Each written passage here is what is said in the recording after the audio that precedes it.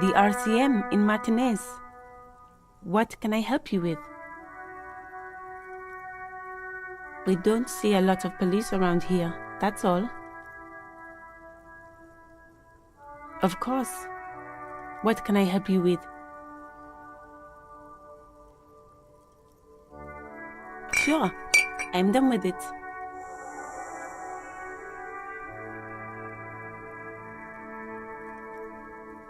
Go easy on that stuff.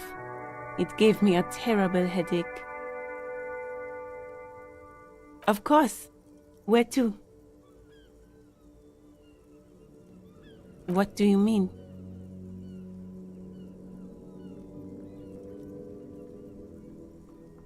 Yes, sir. District of Martinez. This intersection is called Roundabout North. He knows where we are. He just wants directions. No problem. Of course. I won't hold you back. Her gloves. You get the feeling that you need them. You have a dead body to deal with after all. Sure, keep them. I have another pair.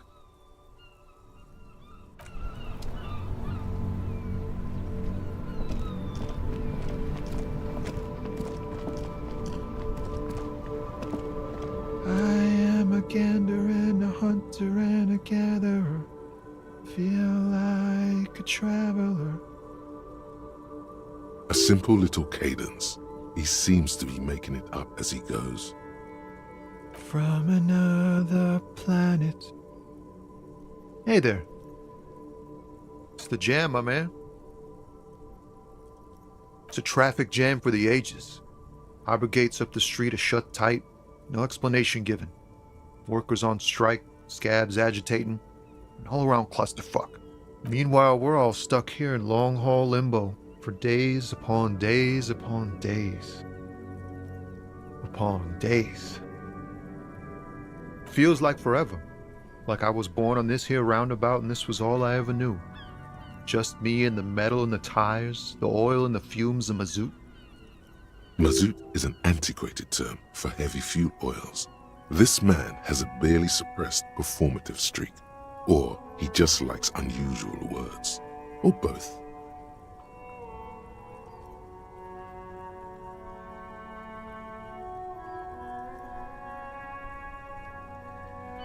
Yeah, imagine. It's been a whole week already.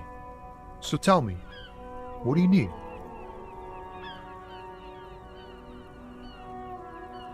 It's like, whatever's going on over at the docks. Workers got a blockade set up, making demands, no way in or out. Some pretty wild stuff, I hear. Like a giant new power crane in half the company? I forget what exactly. Good on them, I guess. I've heard talk there's a company rep in town too. Like a strike negotiator type. They'd know what's up. Precise demands and so on. Ah, yes, from the Wild Pines. We'll meet her soon enough, I'm sure.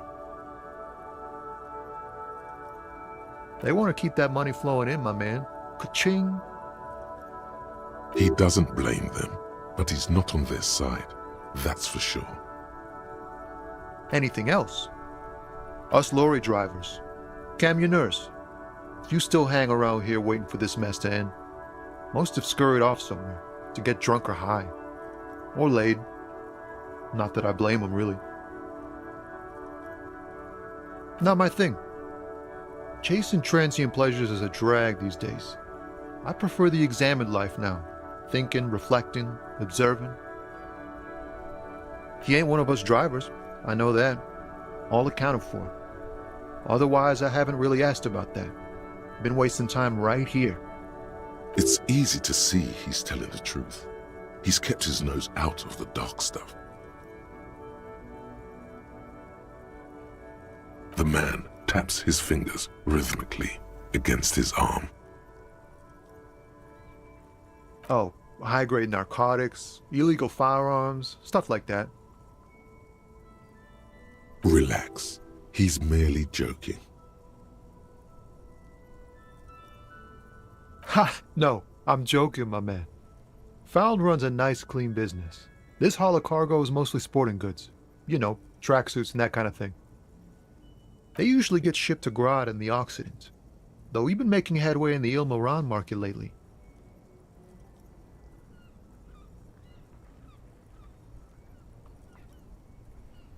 We're pals and all, but I can't just freely hand out the merchandise. The bosses won't be happy. This rockin' beauty. Sure is, like a rash you can't get rid of. A motor lorry, also called a camion, on Caillou and neighboring islands. This one looks roughed up enough to be some sort of found rust bucket. Maybe the A6? Good eye, my man. Yup, she's an old one, but reliable. Me and her spent a long time together. The man taps his fingers rhythmically against his arm. Don't be a stranger.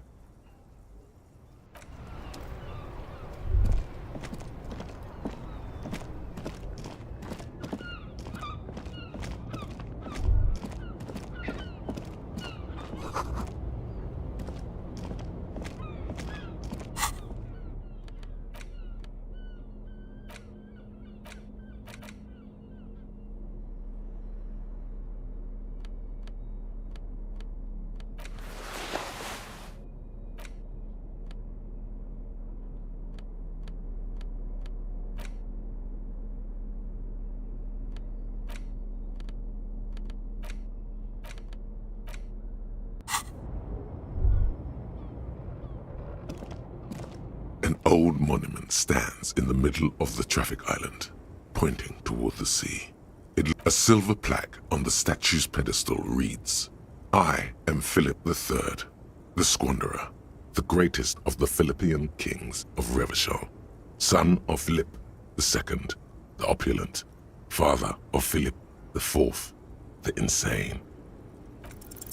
Even by the standards of the Philippian kings, old sumptuous Philip was known for his profligacy. Well, he blew through the whole national treasury, starting the decline of one of the penultimate century's greatest superpowers, the suzerain of Revachol.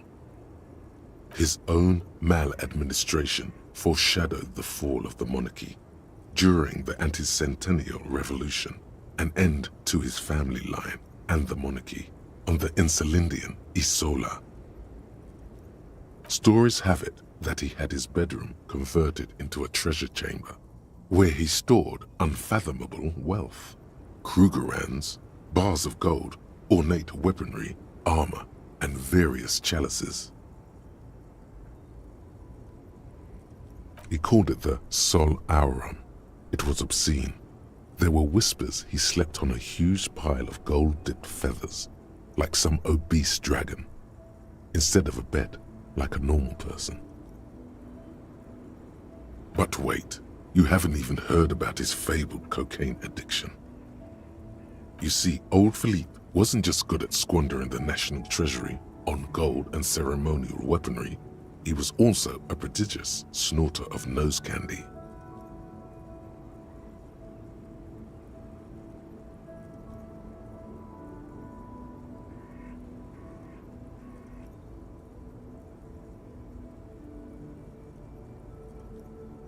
That's what the revolutionaries said 150 years later, right before they emptied out the royal mausoleum and dumped His Majesty's mortal remains in the Insulindian Bay.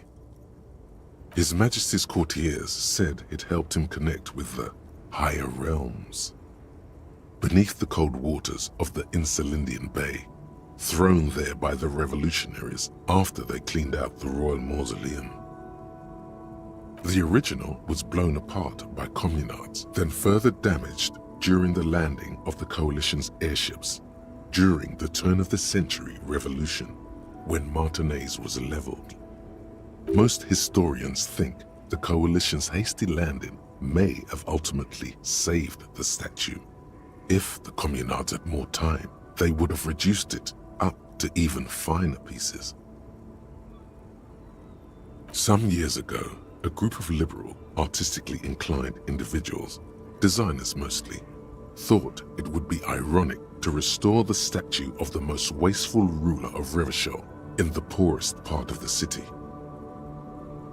The statue is supposed to capture the moment it was blown apart, like an instant frozen in time, a rare butterfly trapped in amber, floating on a sea of shit. People in Martinaise tend to disagree, as do many prominent art critics and thought leaders with more nuanced social awareness than the young ironists. Those critics might have it wrong though. There's more to it than just ironism, but you can't say what precisely. Perhaps this art mystery will be solved at a later time. Philip III, the Squanderer, however, with his bronze face up in the air, doesn't seem concerned about what the hoi polloi think of him in death. Not that he ever did in life either. A silver plaque on the statue's pedestal reads, "I am Philip III, the Squanderer, the greatest of the Philippian kings of Revachol, son of Philip II."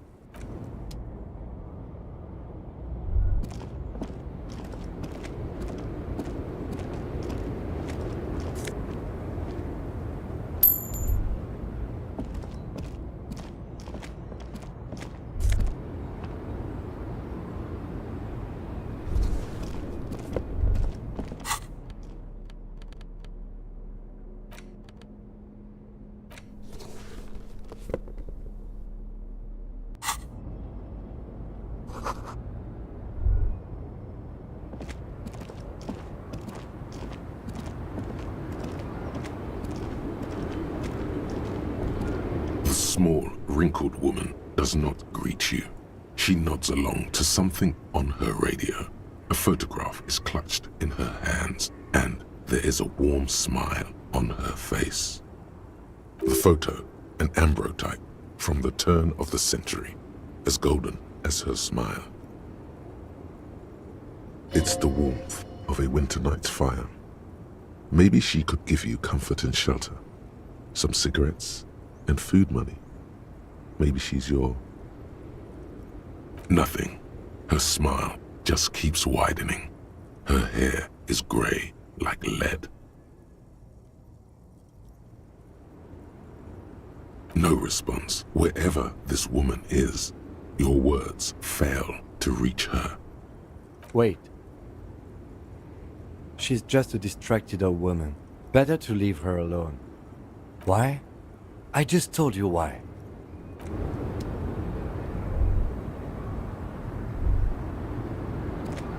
Yes?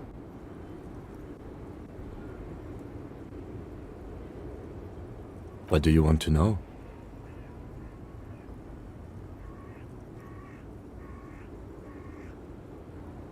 Maybe you can tell me what you do know to help me narrow it down a bit. Then you are not that far behind, actually. Do you want me to brief you?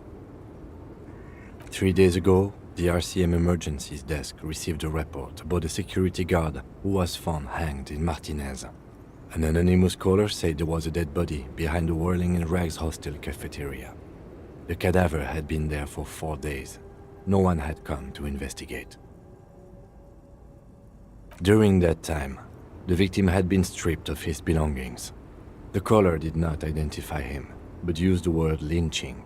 There is an ongoing labor dispute between the local dock workers and the logistics company Wild Pines. I was told we should approach the death as part of this dispute. A security guard or worker of some sort hired by Wild Pines. This was just hearsay from Martinez, of course. We need to find out the truth. They didn't identify themselves in any way. The tone was muffled using a device of some sort. The desk could identify neither the caller's age nor sex. There's a strong prejudice against involving the RCM in what's seen as union matters. The dock workers' union is the de facto police in Martinaise. Now it appears they've started executing too. We cannot allow that. Just to be clear, we are police officers. It's our job to find the killer. That's the case. Uncover and arrest the killer.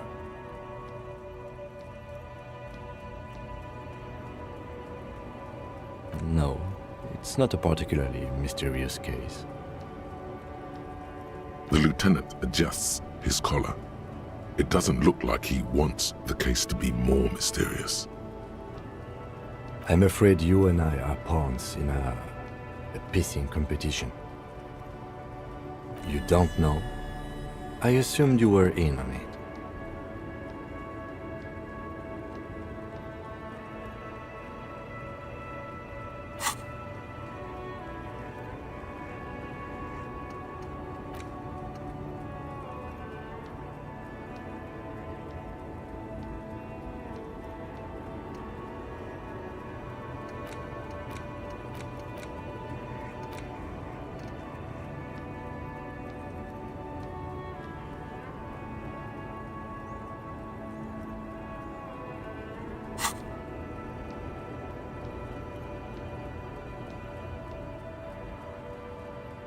Better still than an imbecilic cop-off. It's just stupidity. We shouldn't waste any more time on it. If you want my take, ask me after we've inspected the victim.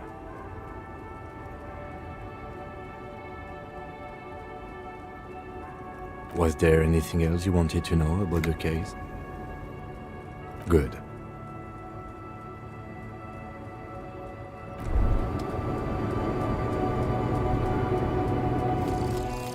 Guillaume Lemillion. Bad news. Guillaume Lemillion did not become a cop. In '38, he went on a tour to the Sinyao province in Safre, where he died of autoerotic asphyxiation. His body was found hanging from a decorative dragon tree in his junior suite amid drug paraphernalia, unwholesome objects, and the Sylvia Trainer single Wonderland skipping in the background. And yes, you can take this as a metaphor for Revachol in the 30s, and also as a warning.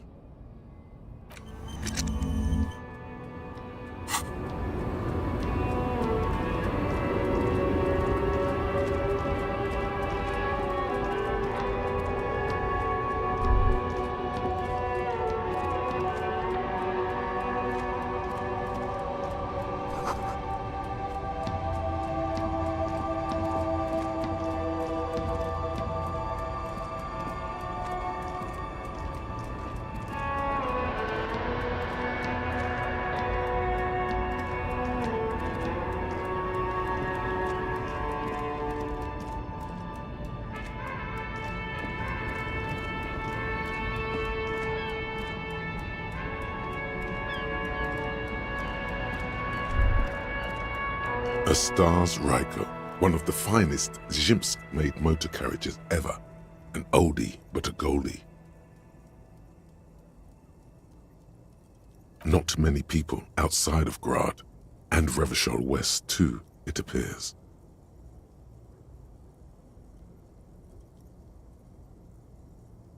A Stash Ryko KK2. That's a classic model. Never thought I'd see another one repainted after what happened last time.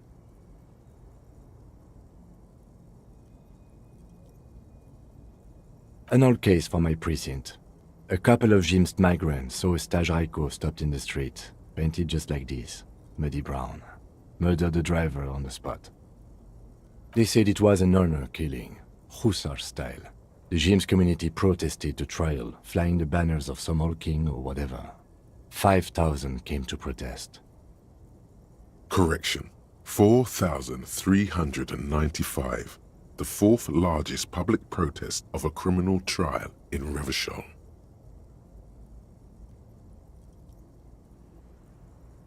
Is that so, officer? I'll take you at your word. People we are paid to protect. Let's leave it at that.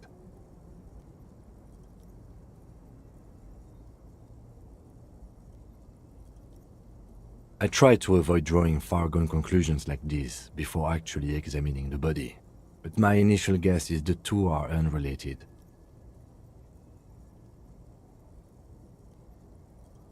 Yes, detective?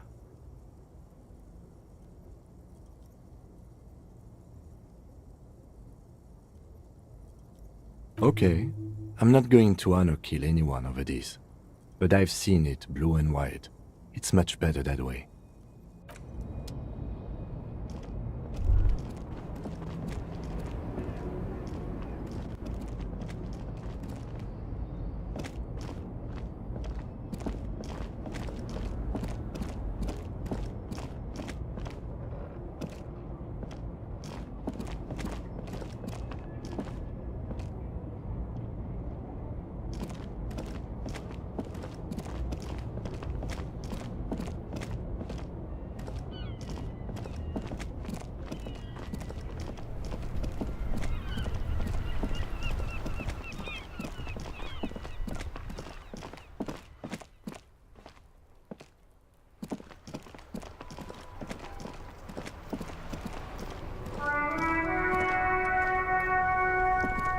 Inside, you see a set of steering levers, a radio microphone, a pull-out toolbox, and a metallic drawer slides out from under. Take what you need, officer. It's going to be a long case. I'm not protective of my tools, like some men are. He's clearly a little protective of his tools. But what can you do? Work is work.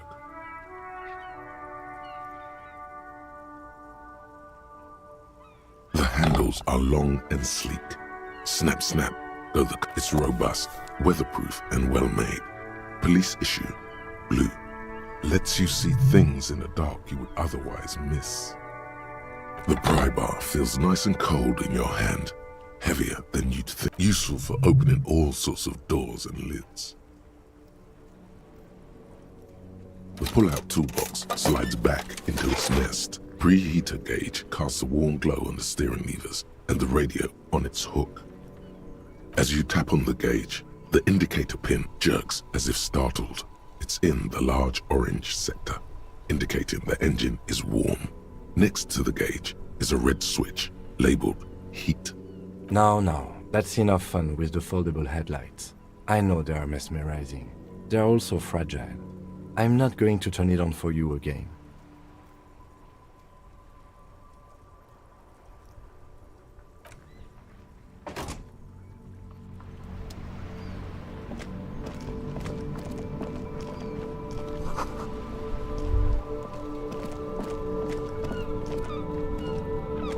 This Post Lavantorie mail collection box has been heavily vandalized with graffito. A closer inspection reveals 2 bullet holes in the front.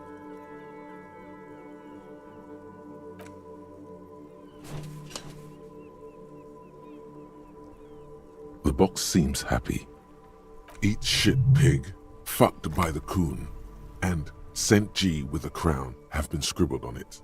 Jenny is a whore, and best set mailbox also.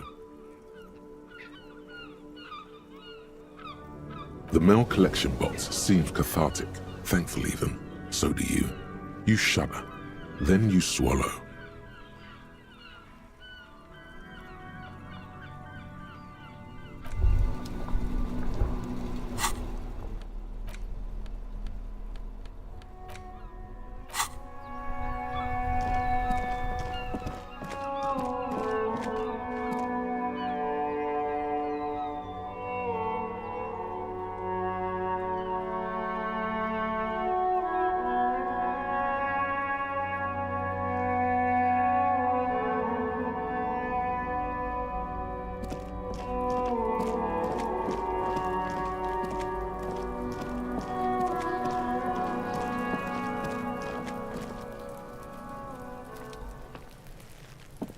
There he still is, looking right through you with his white eyes. The body below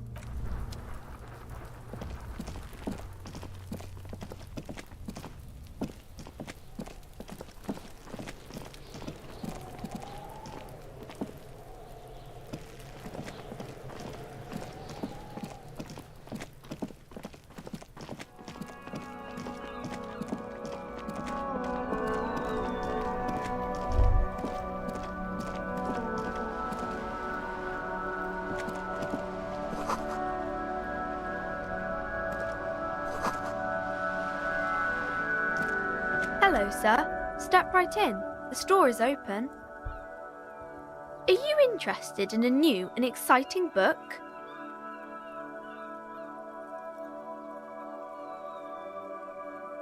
Okay, sir. I'll try to answer any questions you have. I hope they're about books. My name is Annette, sir. My mum, her name is Plaisance. She owns the store. She's inside minding the register or organising the stock. Feel free to step in and browse our wares.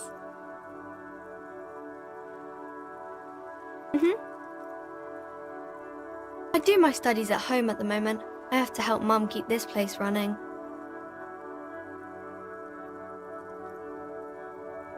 Mum says it's necessary to do both because it builds character.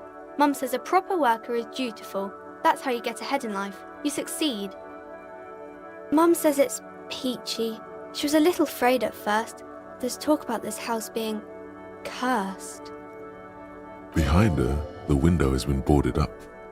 You sense the boards creaking, twisting for a second, and some kind of doubt in her tense shoulders. Cursed in the way that makes them say that no business has ever really thrived here, sir. That they all go... Exactly, but we've been doing fine so far.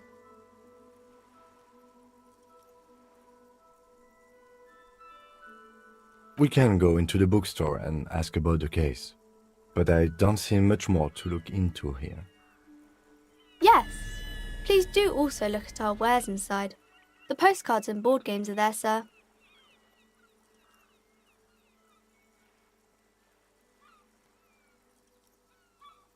It does not manifest itself in any way. It does not exist.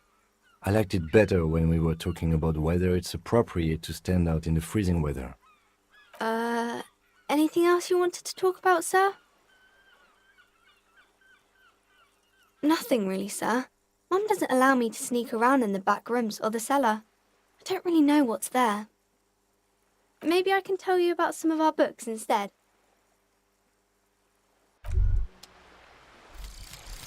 Some kind of superstar.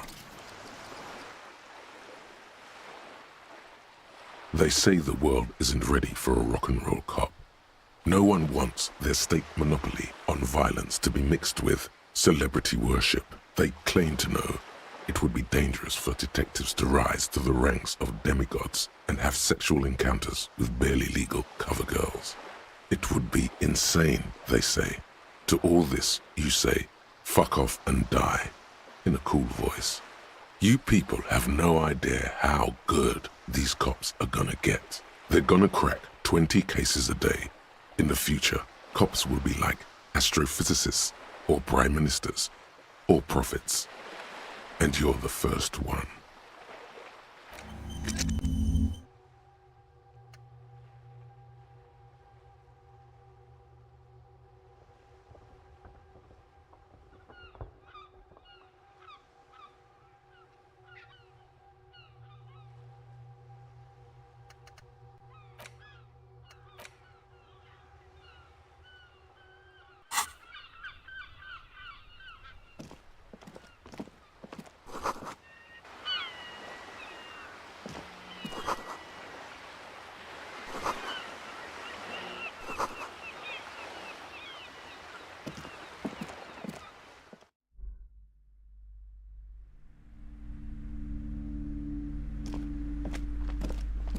Welcome to Crime, Romance and Biographies of Famous People. My name is Plaisance. Be welcome, and please take responsibility for the energy you bring into this space. I am the proudest owner of our little shop of culture.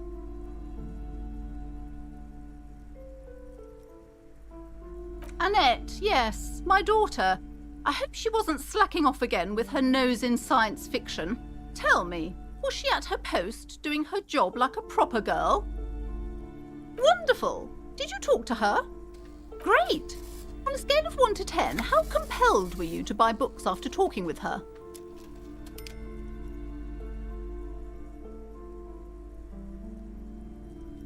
Come now, it's not personal. It's about proper sales practices and market research. I expect an answer. My precious, her dedication brings joy to my heart. If you have children, I hope they turn out as great as my Annette.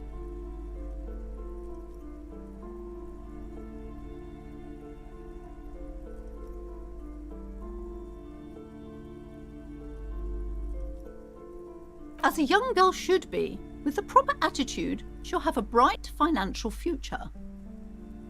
The woman before you scans the store, her shoulders rigid and tense.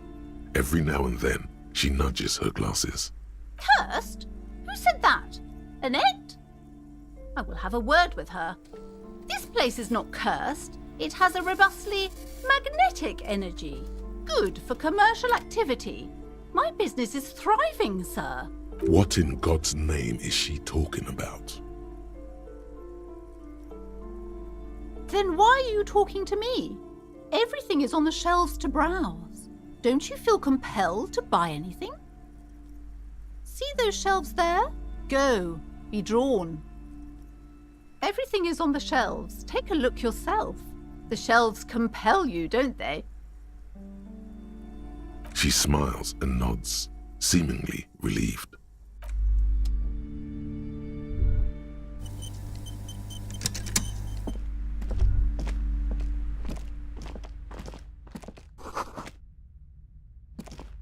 The display rack is brimming with worn paperbacks featuring an extremely muscular, sword-wielding barbarian on the cover. Nearly all the titles contain the word Heimdall somewhere. Oh, Man from Heimdall. A very popular series of adventure novels. They're awfully immoral and violent books. Blood and violence, scantily clad women, epic narratives, all those mystical things he encounters. They're bound to grab those with little imagination and nothing to do. What does it matter? They're all the same. However, the customer is always right, they say. If you're a novice of the series, I'd recommend Heimdallaman, the Man from Heimdall. It's supposed to be a good introduction to the series. Rows and rows of Heimdallamen blur your vision. You make out some titles. Man from Heimdall and the Mammoth Riders. Man from Heimdall, Return to Heimdall, and the solipsistic Man from Heimdall and the Heimdall Man. Maybe 100. Man from Heimdall and the Sages at the End of the World. The display rack before you is burdened under piles of Man from Heimdall novels. Nothing of interest. Only silence and the cosmic background pain radiation.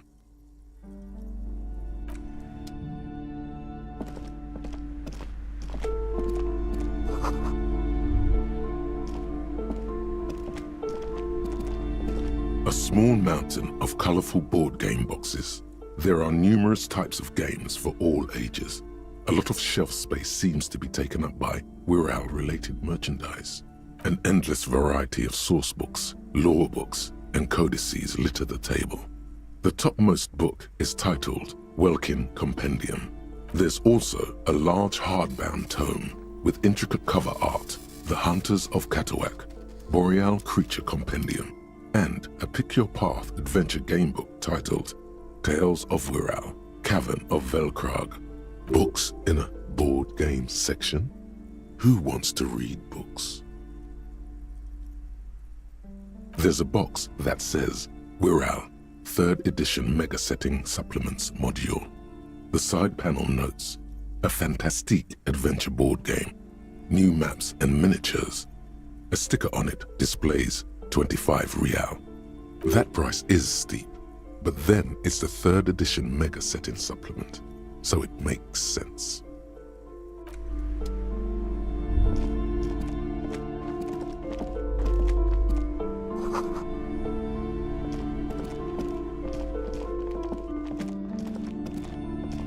You see a set of tattered curtains blocking the way to another room.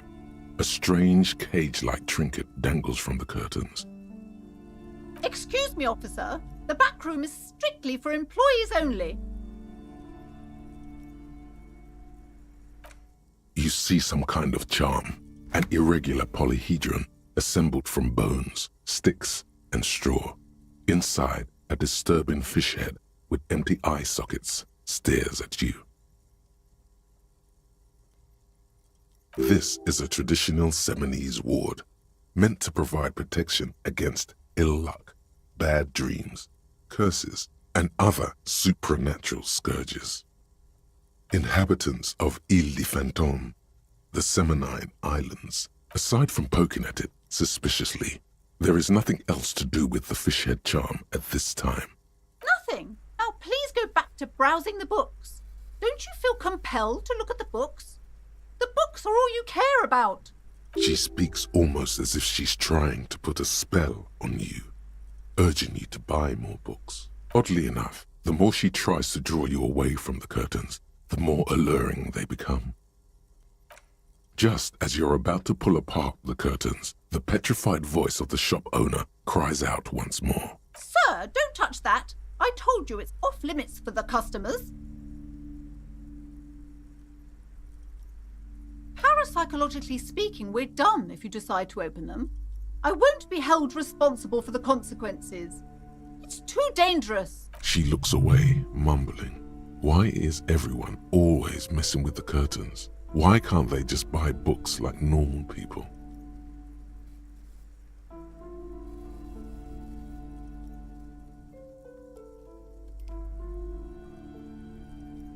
No, it's just a storeroom for the employees, I told you.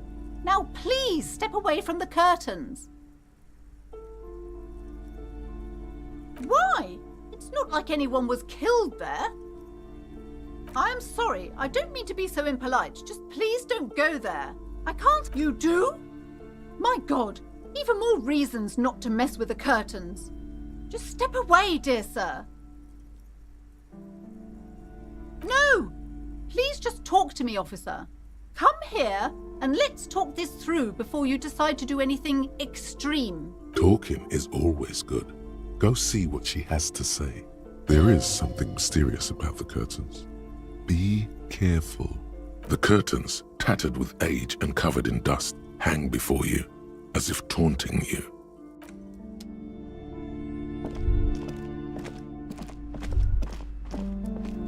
These shelves are overburdened with books from the same series. Crime fiction. These books greatly overstate the excitement of police. What's more, they completely ignore the psychological hardships of year after year coming into contact with people during the worst days of their lives. Not a single mention of all the stress this work creates upon the officer's family. Detective fiction just doesn't tell the truth at all. Now, would you like a list of all the books found on the shelf? Shelves filled to the brim with crime novels.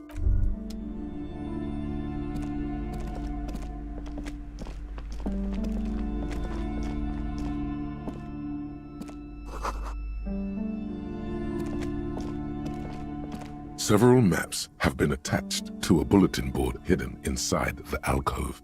They're held up by small pins. The board has come loose from one corner. The maps look old and faded.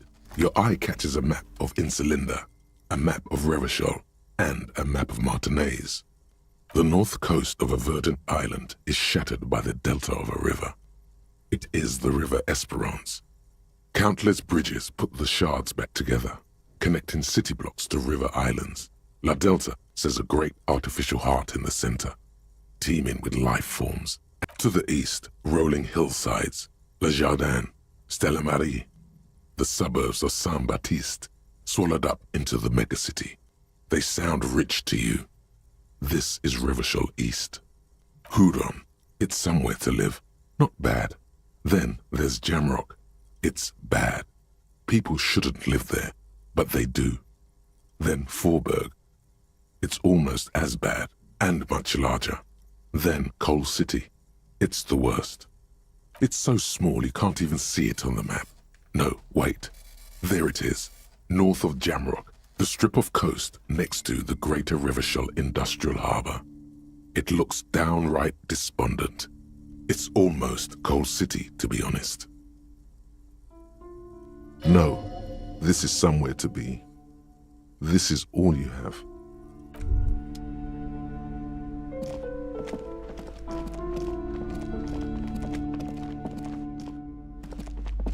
Hello again, esteemed officer, and welcome to Crime, Romance. I already told you, it's just a storage room for employees. I don't understand why it's so important to you. Just let it go, officer. Go by. She recites it like it's a poem. Or like she's playing a role she's grown tired of.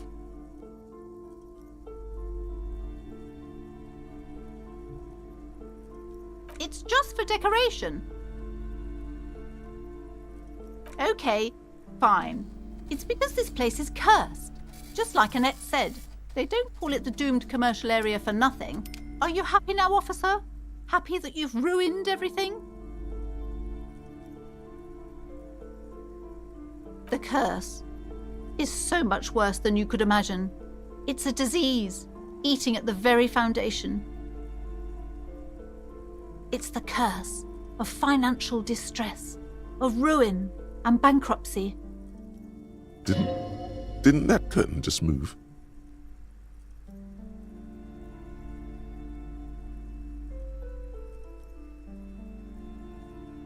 It's not just that, officer. We're dealing with something supernatural here.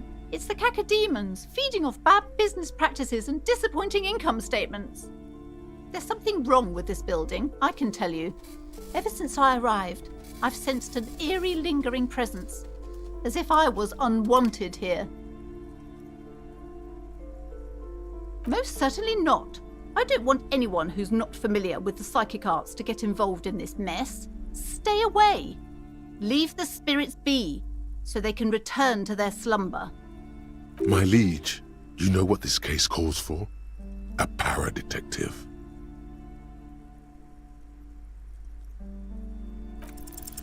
Slither up to her, you silver-tongued fiend.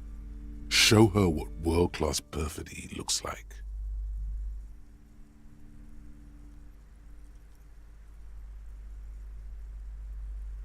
Are you sure?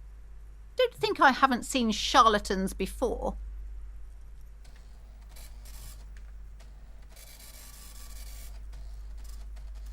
You're no para-detective. You look nothing like one. And you're clearly a drinker. Pardon me for being so blunt, but... You look like one. The lieutenant keeps his usual stony calm. He silently picks out his notebook. Go ahead then. Rock her world, he thinks. I'll compose some notes.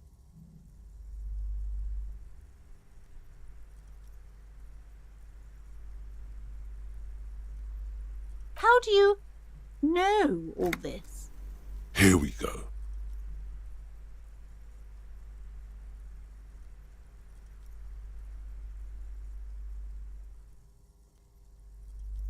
You're part Simonese. Oh, it means our meeting couldn't have been mere chance. The hand of fate guides us. But I am not the only one at risk. I have to think of my daughter. You are certain you can help us? Keep us safe? I can't allow any collateral damage to hit us. If you promise, good officer, then you might be our last hope. Do you swear it? Thank you, sir. There's one more thing I haven't told you about yet. The entity.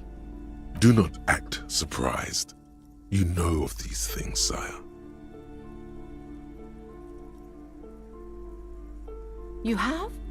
The entity takes the form of a woman, a witch probably. I've suspected that she must be connected to the curse ever since I first saw her. Did you know that she lives inside the chimney? Yes, that chimney is part of the building's central furnace, and it's enormous. She has barricaded herself behind some metal security curtains. God knows what she's doing there. Some unnatural magic, I assume. You should go find the entity and ask what happened to all the companies in the building. What is the source of this curse? Here's the key to the warded door behind the curtains. Take it. Oh, and please do return to me after you've looked round. I'm quite anxious to know what she has to say about the curse. What you discover in there. Unbelievable darkness and ruin. What you discover?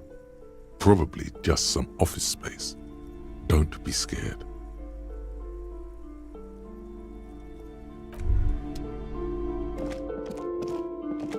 You see a set of tattered curtains blocking the way to another.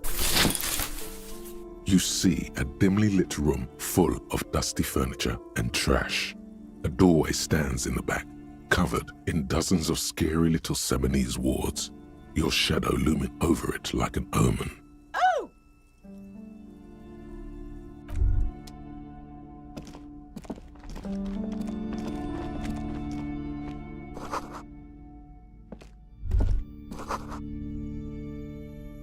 A heavy door with a missing handle stands before you, covered in dozens, if not hundreds, of Seminese trinkets and charms.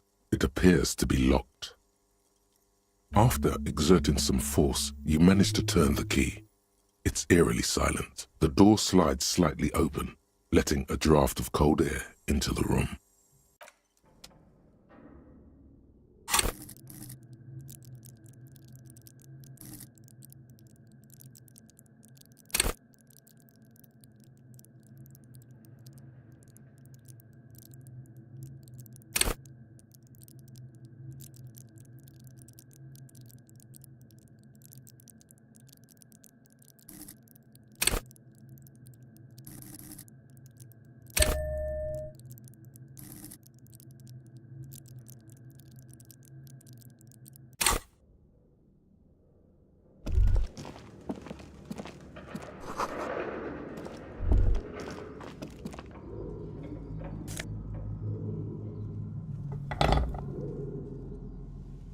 What is this place?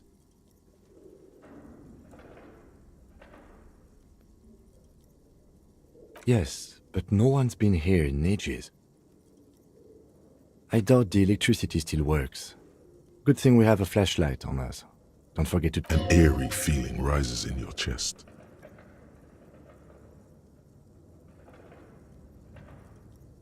Sounds good.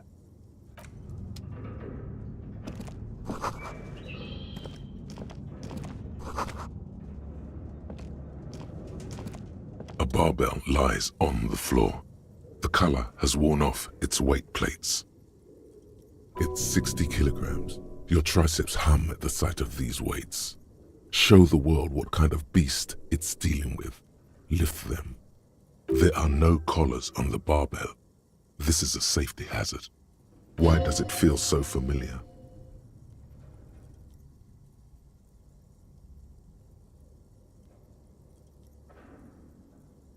No, it's not that.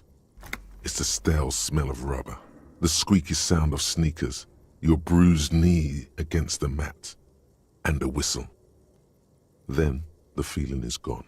It's just a memory from another life, when you were young and fit.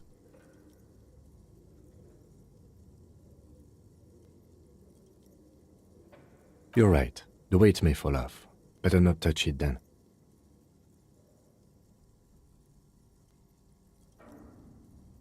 It would be a violation of EPIS safety regulations if the gym was still operating, but it isn't. No one's supposed to come here anymore.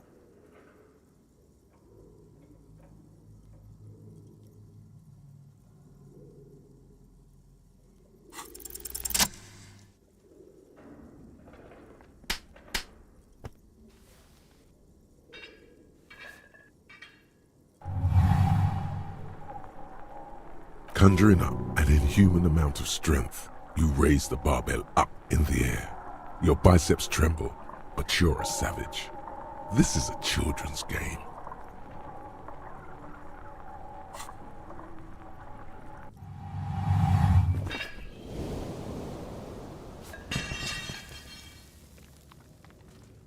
A warm wave of accomplishment washes over your head as you drop the barbell to the floor.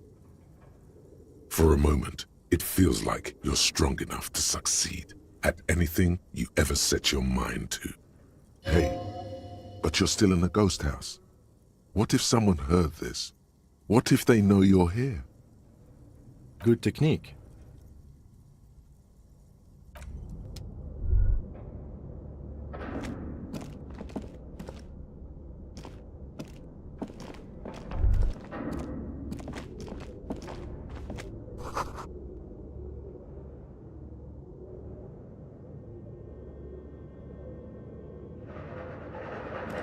It's dark. And the flashlight works a lot better if you hold it in your hand.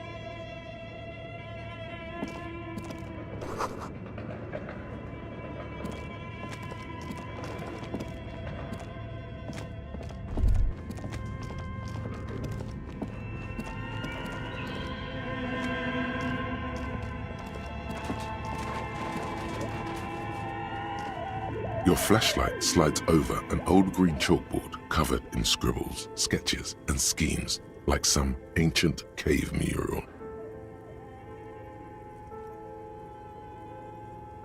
Some of the writing has faded with age, but you can still make out sections here and there. Photos and drawings have been pinned to the board. These lithe, pointy-eared creatures appear to be different types of welkins. You make out autumnal candle welkins casting wax-based magic. Translucent welkins with organs shining under their skin, and even ether welkins hailing from the vast emptiness of sidereal space. Who are all those creatures? Fantasies of a tortured, feverish mind? You should adopt one of those welkins as your persona. No longer a mere man, but a welkin. One of the welkins, towering among the rest, appears to be different, however.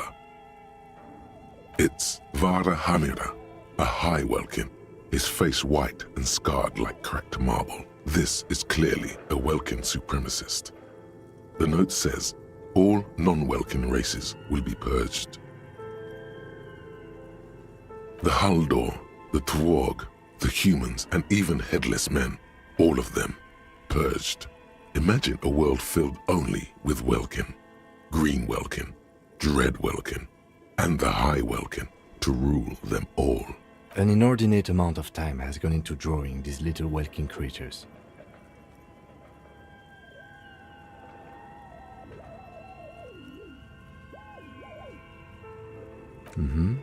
Political commentary. That one has a great beard too.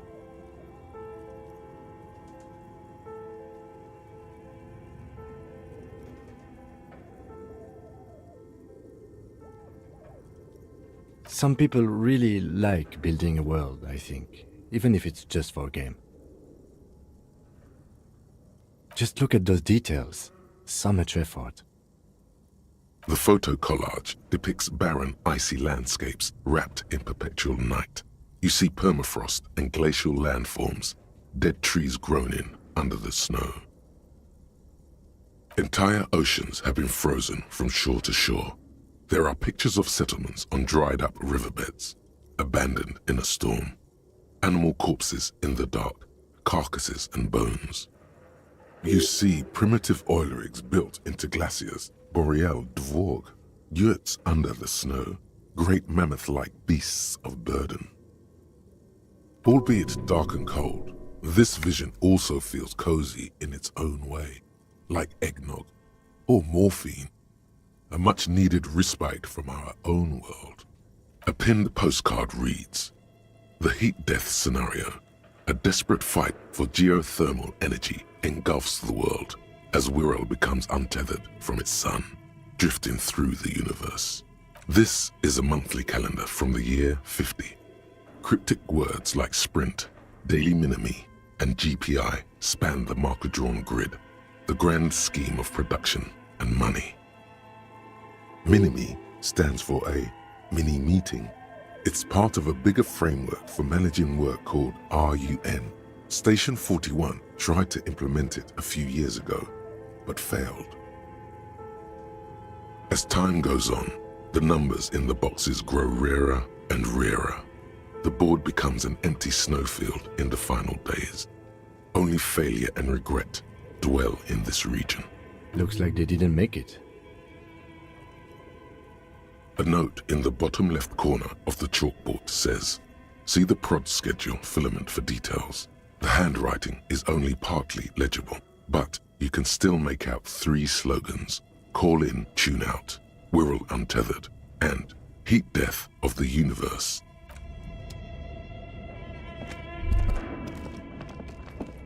This old fireplace is covered in lines drawn in blue and red marker, the mesh spreading over the stone like blood vessels on alabaster skin. It looks ghostly and strangely ancient. The whole thing resembles Kadran mosaic tiles. Very pesantic.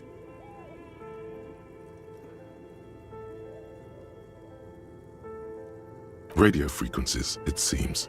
UKV 123.6, UKV 123.7, UKV 123.9.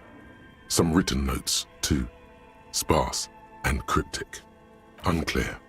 It looks like a cardiovascular system split into veins and capillaries. Very advanced.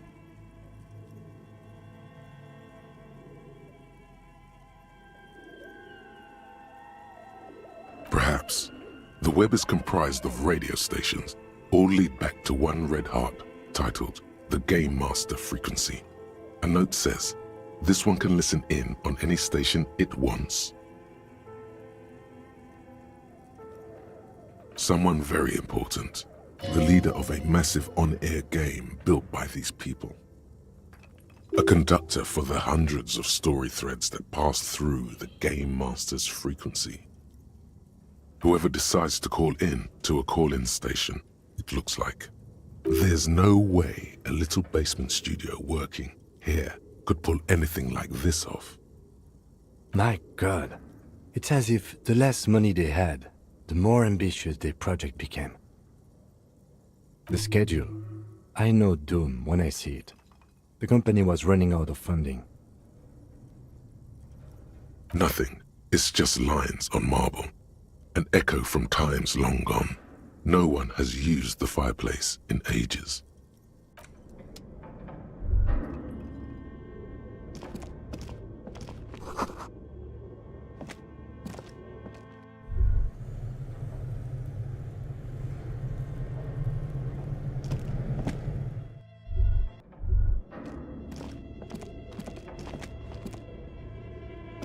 This appears to be some kind of machine with a cube-shaped heart and a wired framework. The keyboard has a rectangular on-off button. A piece of paper still hangs from the printer. A radio computer.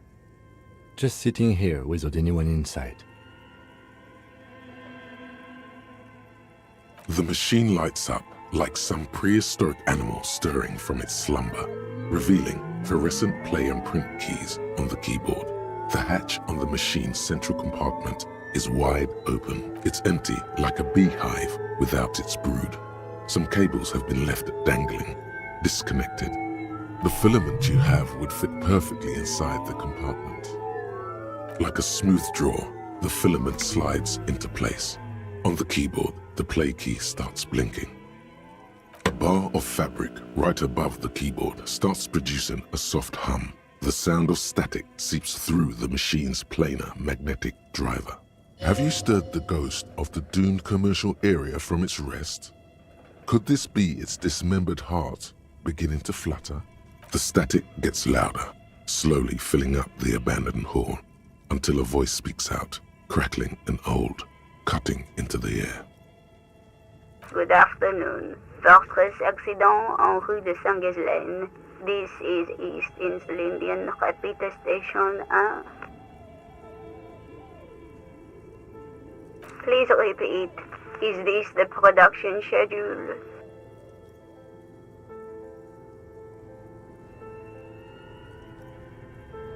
The filament you have inserted into the reader.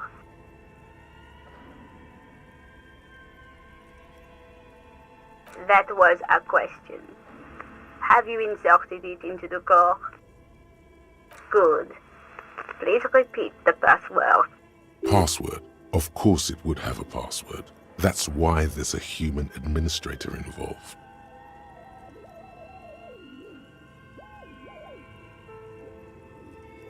No. A hint system is not part of the protocol for repeater stations. Still no. I am contractually obliged to protect the privacy of the filament holder for Fortress accident. Without filing a warrant with Lintel, I cannot give you access to this filament. I'm afraid we are not doing that, unless we want to wait for a month. Now, can you please repeat the password? Received. I will register this login attempt. Don't worry. Passwords have a way of turning up sooner or later. Fortress accident. Is there anything else I can do for you today? Fortress accident is the company on whose name the terminal you are currently using has been registered to. One moment. Fortress Accident SCA produces revolutionary interactive call-in radio games. That's what the catalog says. That's not bad.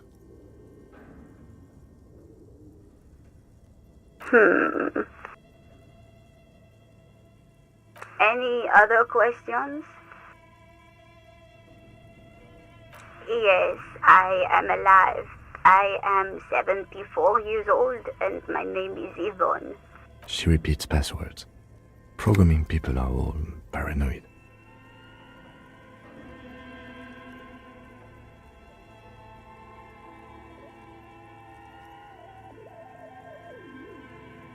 They are merely cautious. It's my job to protect their filaments as a password repeater at the East Insulindian Station. I work as a repeater at the East Insulindian Repeater Station. It's my job to know where you are, Fortress Accident. As for me, well, I am sitting in my cubicle, surrounded by a wall of radios. Now, please tell me if there's anything else I can do, Fortress Accident. Thank you, and goodbye. Tiles on the cube are still smoldering, casting the framework in a soft glow. Nothing happens.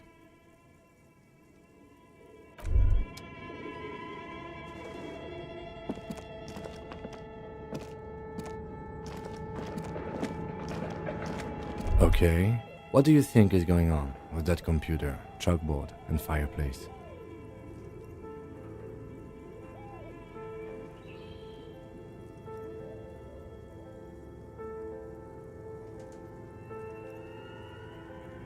Yes, that is the question. It looks like one of those popular pen and paper role-playing games, only these people were trying to automate it, make it work on radio computers. Utter madness, he thinks, as a compliment. Indeed, those Welkins are a dead giveaway. Role-playing people love that stuff. The world looks like a modified version of the WeWorld board game, with hit death thrown in. Super cool. Someone should give them millions of real immediately. This game is too good to be left unfinished. Not to my knowledge. They make automated games in Graz, Messina, Königstein. You know, places with industry. Not in Revachol West, among the ruins. But I don't think anyone has attempted to create an inter-isolary game before. We just don't have the technology.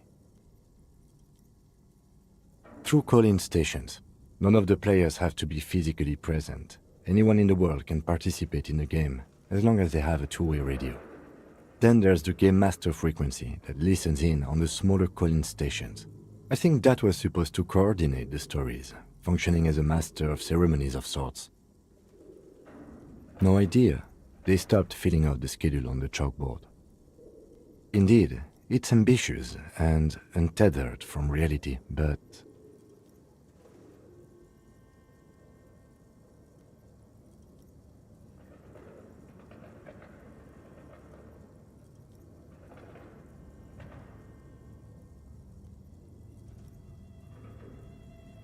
It's too late for that, I'm afraid. Okay, let's keep moving.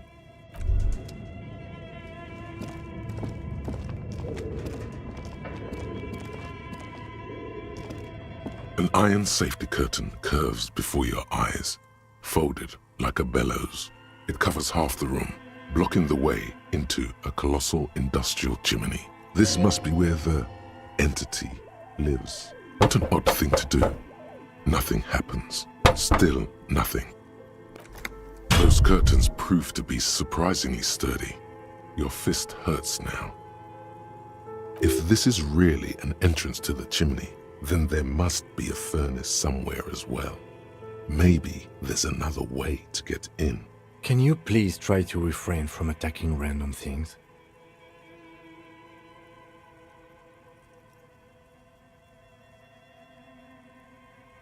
Why do you think there's something on the other side, necessarily? In any case, there's no way we can get in right now.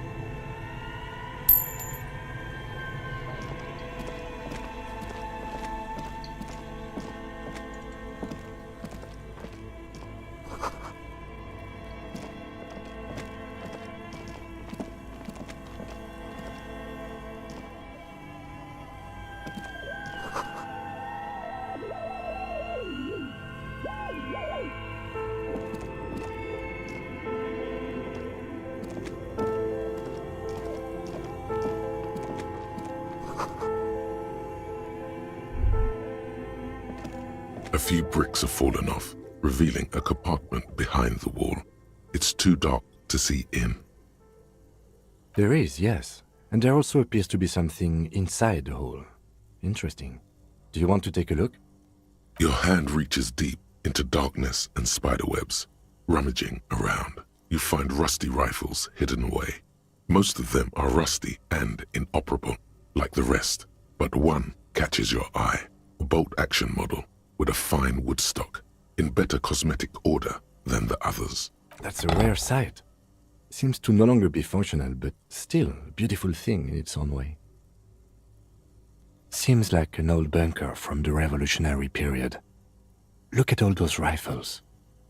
Must be an old weapons cache. It means there are firearms, albeit inoperable, still lying around in Martinez. It's an interesting coincidence, I would say. Might come in useful in the future. He likes this find.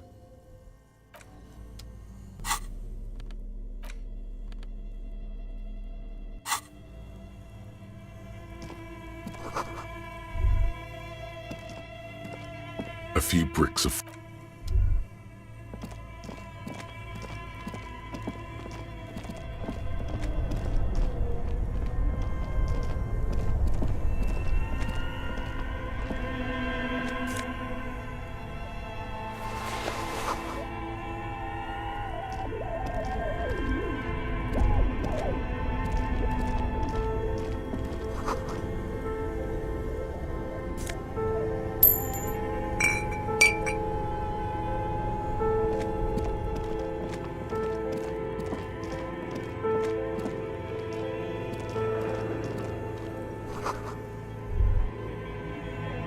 A thick layer of coal dust covers the furnace, coloring it pitch black.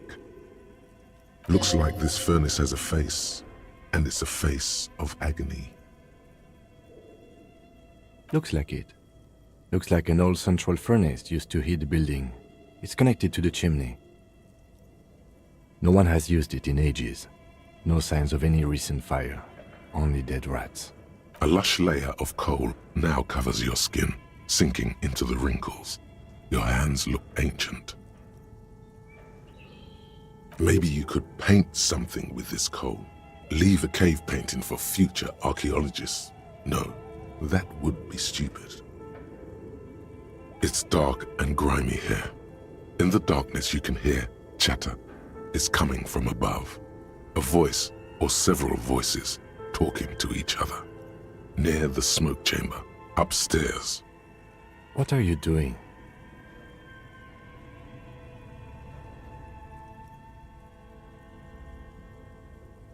Wait, really? Maybe it's coming from behind those safety curtains we saw upstairs.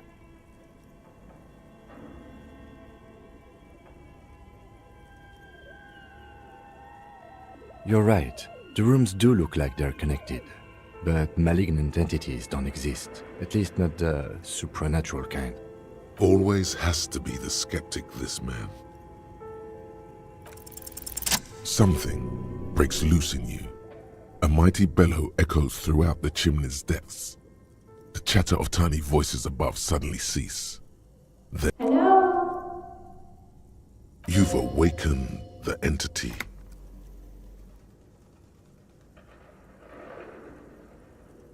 Hello? Did you say anything? I can't hear you. Please come upstairs. There's a safety curtain on the second floor. I'll open it. You hear a low rumble upstairs. The sound of a curtain being pulled aside. After you, officer.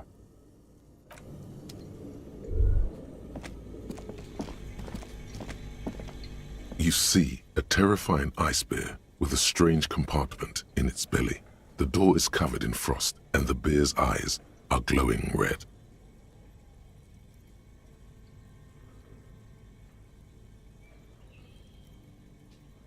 The bear looks oddly realistic. Is it taxidermy? The lieutenant doesn't answer. His eyes are glued to the animal.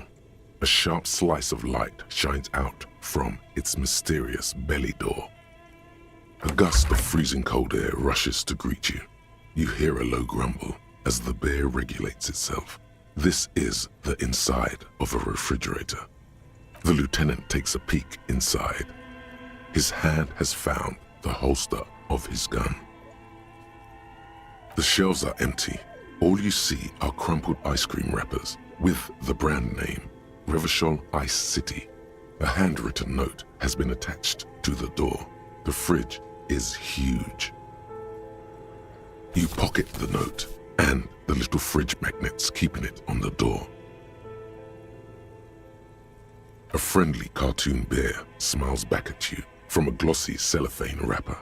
It looks nothing like the fridge. Good question. It looks like an ice cream fridge. I know. What an unfortunate marketing choice. What is even worse, the bear is still costing them money to this day. The fridge buzzes with energy. The electricity bill on this thing must be catastrophic.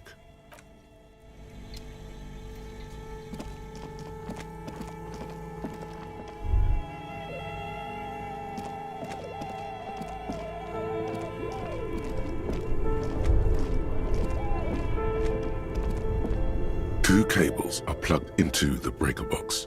The red one leads to the ice bear fridge and the black one to the ice cream maker nearby.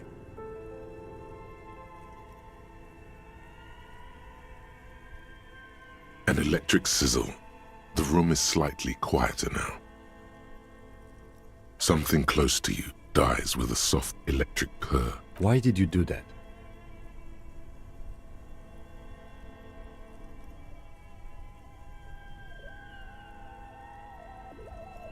The lieutenant raises his brows, but doesn't say anything. Somewhere in the dark, a giant electrical mammal stirs to life. Somewhere, a machine hums along with the current, happy and contented.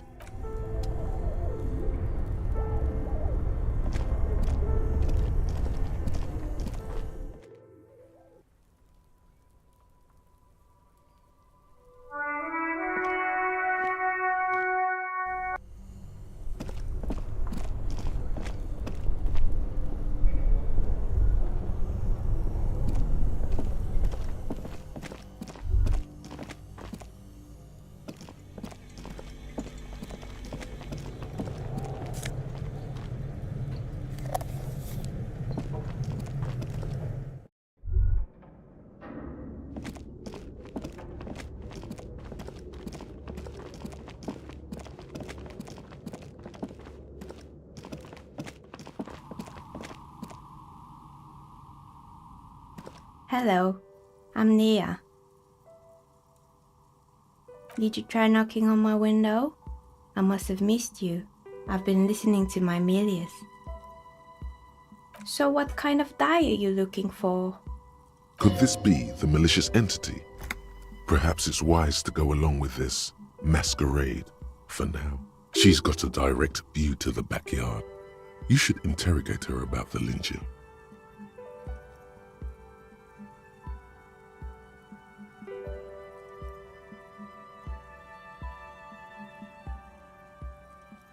Then how did you get inside? By the south entrance? You know what? It doesn't even matter. What matters is that you're finally here. Let's talk dice. Did you have something specific in mind? I'm a novelty dice maker. Tell me the name of your role-playing system and I'll make the die you need. That's why you're here, yes? Role-playing games? You know the one made by Fortress Accident. Does that count?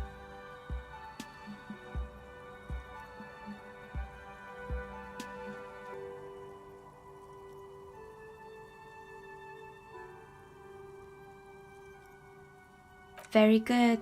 My rate is 10 real per set, unless you want something really unusual. Take a look around and see if there is any particular stone you want to use. It almost looks as if the stones and dice are a natural part of the room, growing out of the shells like stalagmites. No falsehoods are present. She's a novelty dice maker and doesn't have anything to hide. Ask what you need. How did I become one? It was a business decision. I was a regular jeweler at first, but that's an unfocused field with too much competition. Some of my friends were role players. They asked me to make some polyhedral dice out of cobalt. That was my first order. I grew it from there. Not especially. I like working with rare materials and a steady pay. And role players as customers? They're nice people. Some of those nice people have big bucks to spend on novelty items. Of course. Tell me what you have in mind.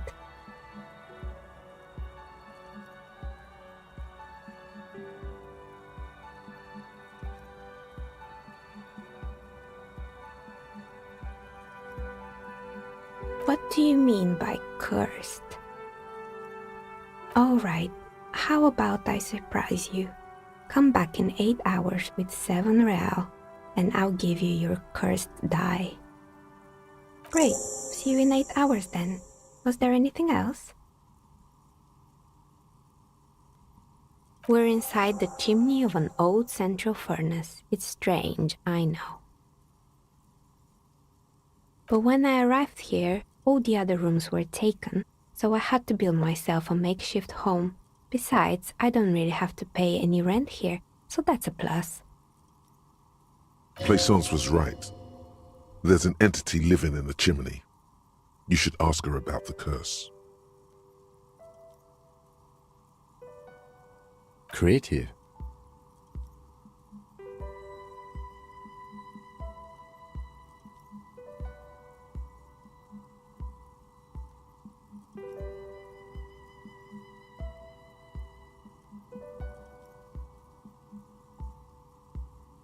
Nothing really.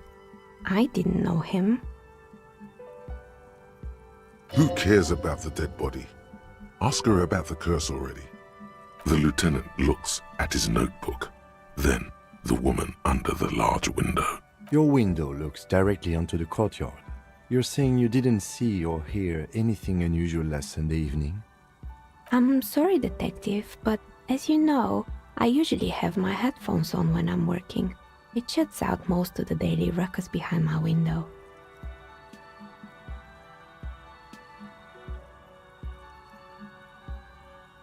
Well, there's always something going on in the Whirling's backyard. During daytime, there are usually those kids, and lately I've been seeing a lot of drunk workers hanging about. Must be because of the strike. She's heard of the murder, but did not see it, sire. But I never saw anyone during that fateful Sunday night, I'm afraid. It's an odd profession, making dice for people, but I like it, and I prefer doing this to sitting at home. I might have, but in this case, all I would have seen is my own reflection staring back from the darkness. It's light here, but dark in the yard at night. It's really hard to make anything out in the yard when it's dark outside. Besides, I rarely get up to look out the window when I'm in the zone. She nods. Anything else, officer? I've heard the stories, but I don't think those stories are true.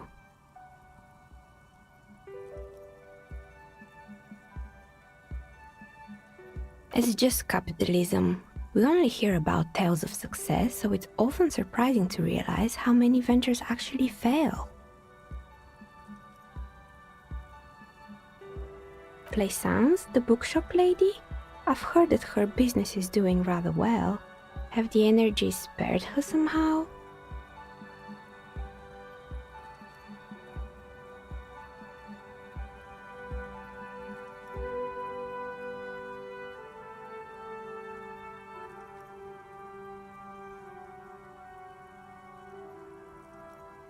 All right, but it's not just the bookstore that's still up and running. What about the whirling in rags? Some people say it's part of the building complex.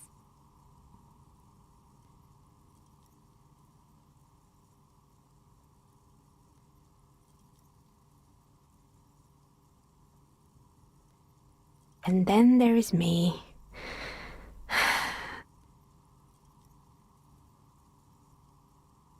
I've been here for 14 years, selling novelty dice to role-playing enthusiasts.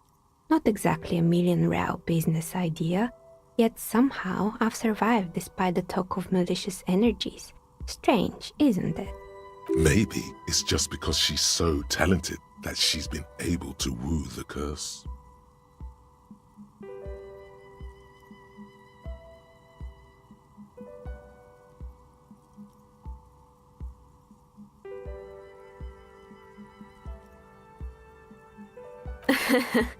What, so the curse only affects people with poor work ethics?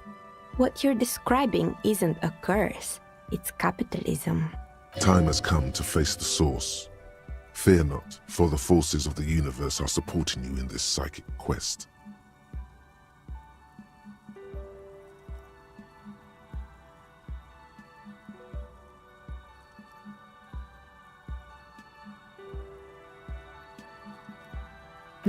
So I'm the Grand Dragon in the cave. Might I ask what supports this claim?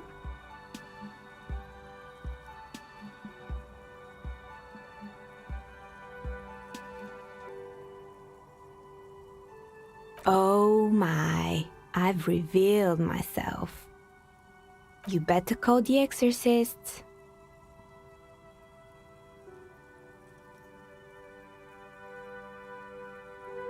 Of course, how convenient.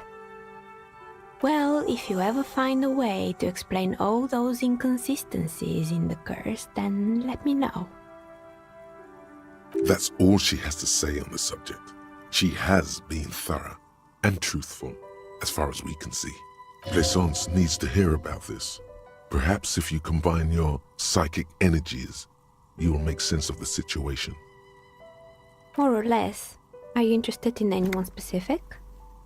Oh, quite a lot of them spring to mind. Yes, I think it was called Androgynous Orlando or something similar. They weren't a big hit around here.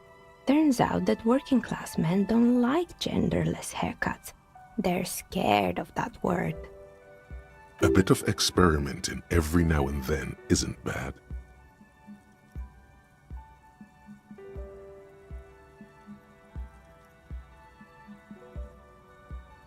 Me neither. I just want it off my face.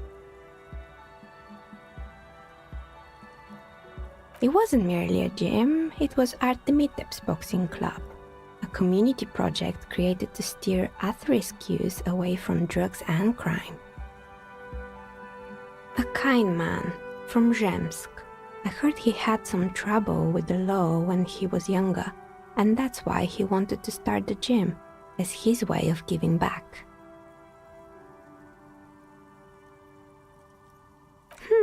Kune. Who's Kune?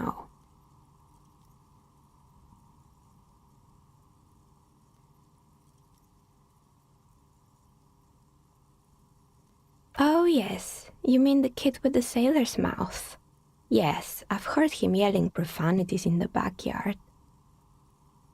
I think it would take more than a gym to help that kid.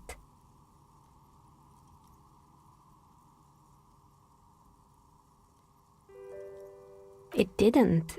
If anything, it made the youth situation in Martinez even worse. At some point, someone started a rumor that the punching bag downstairs was full of amphetamines. It's not really full of that. No one would store their drugs like that. Eventually, the coalition took away the funding and the club went bankrupt.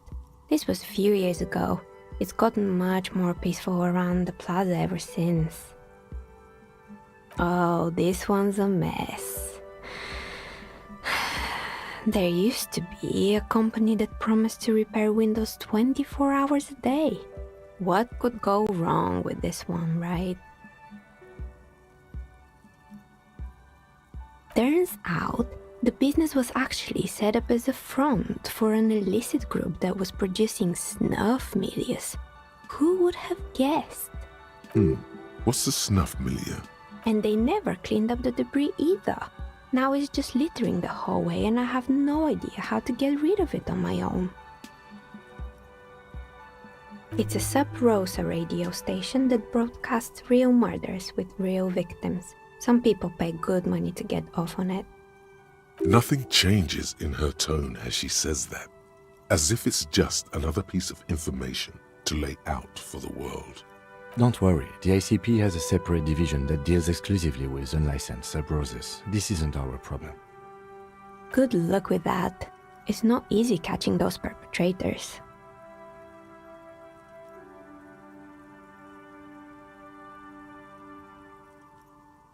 You mean Mr. Fabron, the taxidermist? No, he mostly just did drugs. Anything else? There used to be a fashion atelier here, but I have forgotten the head designer's name. They were doing well for a couple of years, until the insect rights activists came.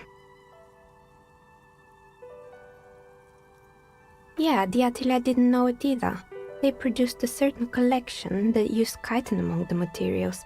Apparently chitin is made in the Occident, where it's extracted from beetle wings. And you know how all kinds of political movements are big in the Occident. The activists shut down the biggest chitin supplier, which of course caused the price to skyrocket. And, naturally, all the most fashionable tastemakers refused to be seen in chitin from then on. The atelier went bankrupt before they could finish the collection.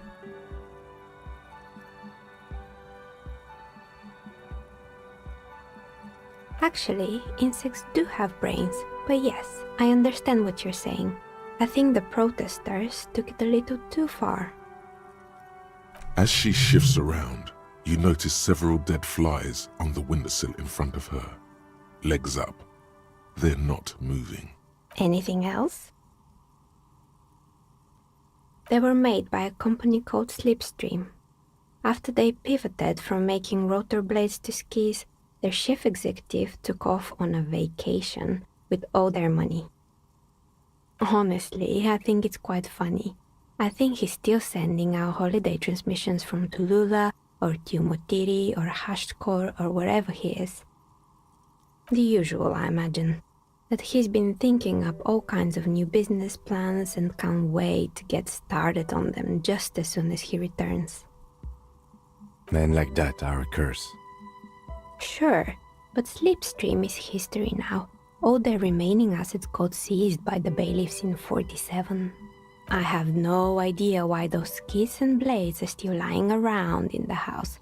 Not much use now, I guess. They were just props. Why return them? Fortress Accident, the radio game studio. They were an interesting bunch. We talked about role-playing systems every now and then. Once, I even saw two of them get into fisticuffs over Wirral. They certainly took their work very seriously, even if they seemed to be chronically liberal with their schedule. The usual, they ran out of money and couldn't get the project done on time. Well, I did hear them talking at times. They seemed to believe they were historical individuals on some grand quest. She sounds almost mocking when she says that.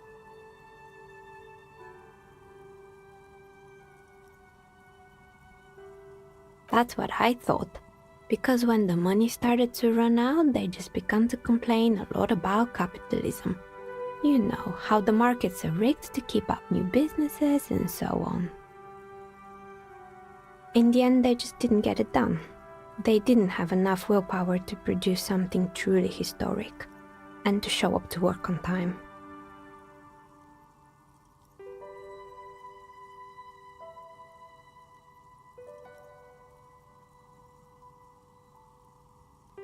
Still, not everyone is going to make it. That's the nature of the game.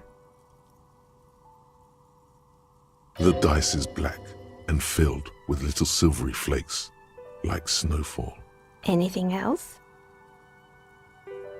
Oh boy, the fabled Revachol ICT. You're in for a treat here. The place was owned by two guys who had some rather innovative ideas about marketing. The bear was one of them. Now ask me about their other ideas. Indeed, what were the other ideas? There was really just one, and it involved picking out the prettiest girls in the neighborhood and paying them 20 cents per hour to man the booth.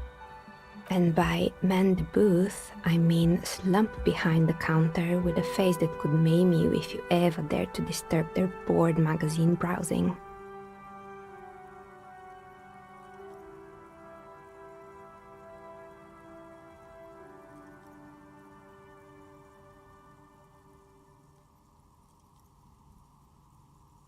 Oh, but they did. They did show up to work, and not alone. There were also acne-ridden girlfriends and gorilla-like boyfriends loitering near the ice cream stand, and they already had the bear. The bear. Of course not. The bear was terrifying. No one wants ice cream guarded by a hostile apex predator. To make matters worse, the fridge didn't work too well either, and half the ice cream came out malformed and partially melted. Eventually, Ravishore Ice City lost the price war to its rival, Glacé 5000. Glacé 5000 sold caramel sundaes for only 5 cents a piece, out of regular fridges.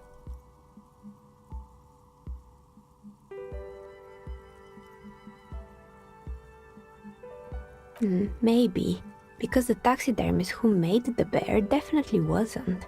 Doing his job, I mean. He said that the bear was his vision beast. He said he met his vision beast while high on desiccants. Called it Megatherion. Sounds cool. It's an imaginary beast that guides you through life, by telling you to do more drugs, mostly. Very good. You shouldn't do them. You're a police officer after all. Anyway, now you know the story of the fallen ice cream empire. Anything else? Another failed business, perhaps? I've been here for a long time. Oh, right. I hope you didn't try to ring me. I think none of those doorbells work, including mine. I'm still in the middle of connecting the wires. Sorry about... The doorbell with the empty name card must belong to her then. That's right. I haven't even written my name there. As I said, it's quite useless right now. It doesn't work yet. Sure, I'm listening. Good. I hope it clarified things a bit. What else? You feel nothing. If anything, it's uncomfortably warm in here.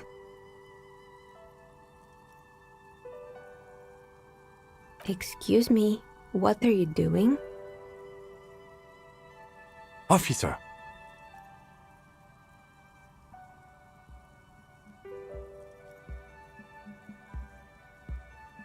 No, I don't feel hot. We're in a derelict smokestack. If anything, then it's cold here. Oh no, not the zipper. And why would you do that? And what technique is that?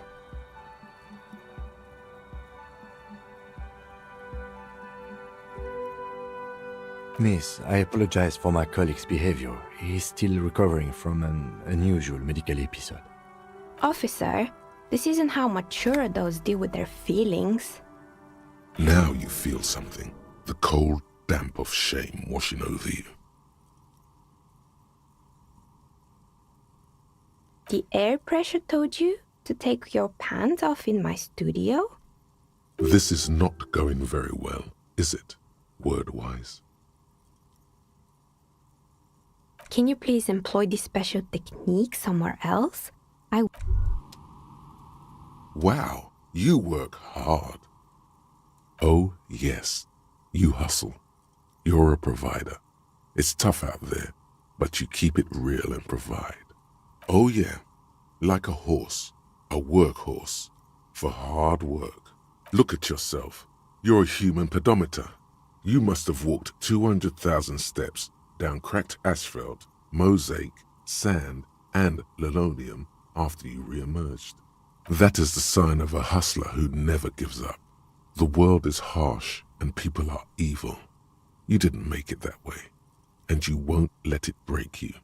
You ride. That's just what it's like, life and death. But you got gills on your side, baby. Got those black papers with the faces of the innocents on them. You bring in the Franco-Negros and the Solas. It ain't easy, but you do it, day in and day out. You didn't make the rules, but you won't lose. You're a cop, and a sprinter, and a money printer. Sure. And has it been easy? Is life easy? Have you not gone into cardiac arrest? Are you not about to have an anxiety attack or shoot yourself in the mouth?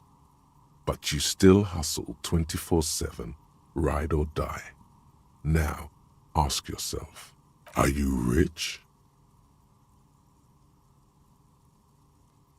Get out of here. You're a pauper. You work harder than anyone. Almost rode yourself to the grave, and you're still practically a hobo. Why is that? That's right, 100%. Fucking G-Man's got his jam-covered sticky fingers in your pocket, stealing from you every time you buy, sell, walk, talk, fart, so much as sneeze. Aren't taxes almost non-existent in the Gossamer state that is Revachol? You and I both, but they got those indirect modes of taxation. Sales tax, excise duty, extraction tax. This tax that doesn't even have a name. Plus, there's the stuff people in other countries pay for that makes them ask for more money from you here. The Gossamer state's a myth. In total, the coalition government is taking 98% of all your money.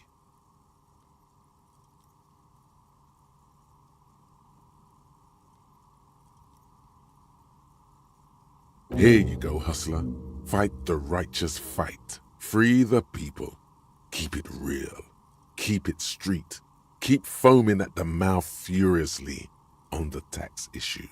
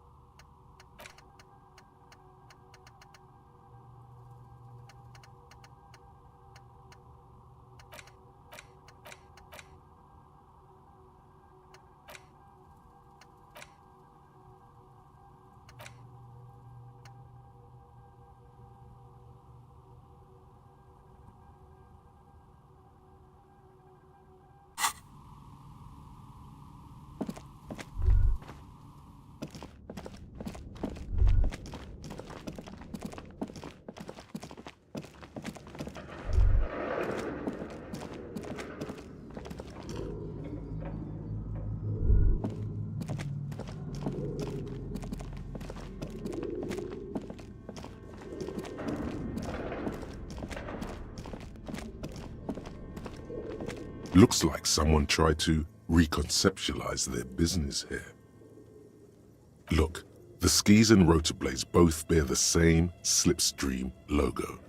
It seems likely that they started out making one, failed to turn a profit, and then pivoted to producing the other. That's a good question. Reality is ruthless.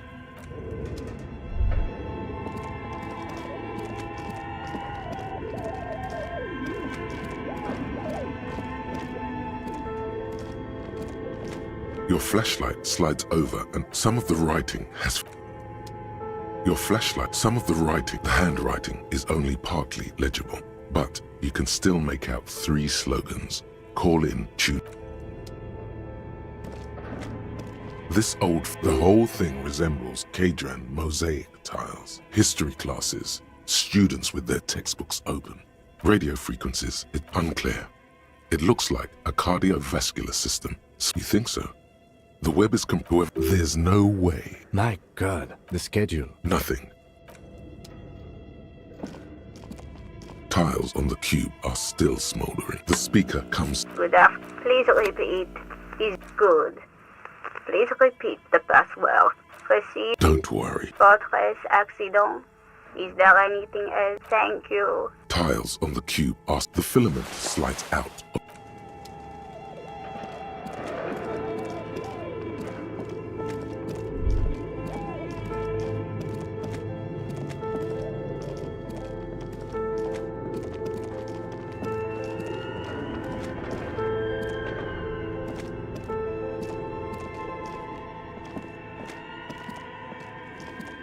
The barbell waits patiently.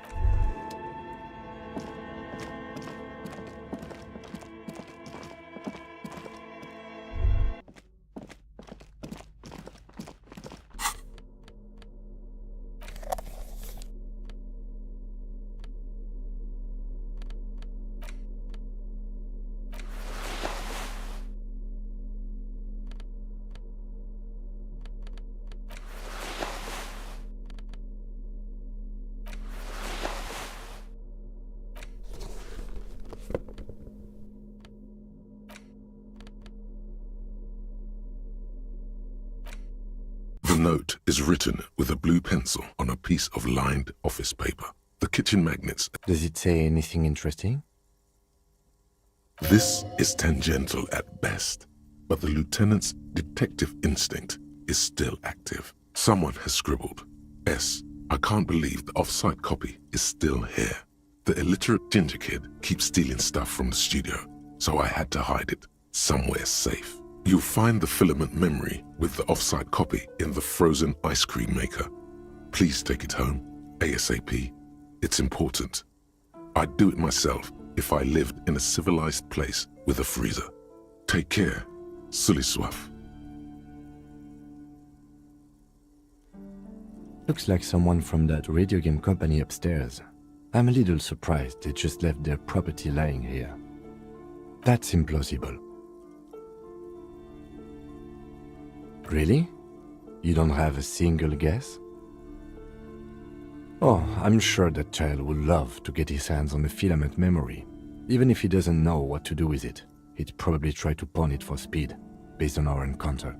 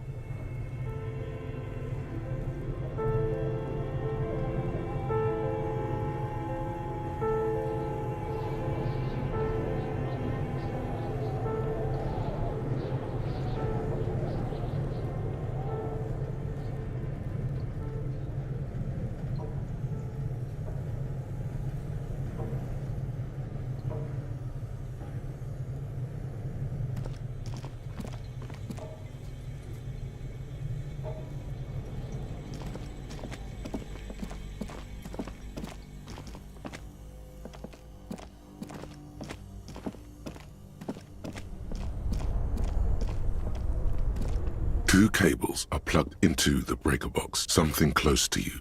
Why did you do that? The lieutenant raises his brows, but doesn't say anything.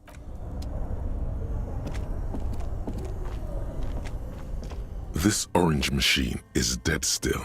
It has a hand-cranked ice cream churner and an electric freezer. The ice turning the crank feels oddly satisfying, like stirring your childhood dreams.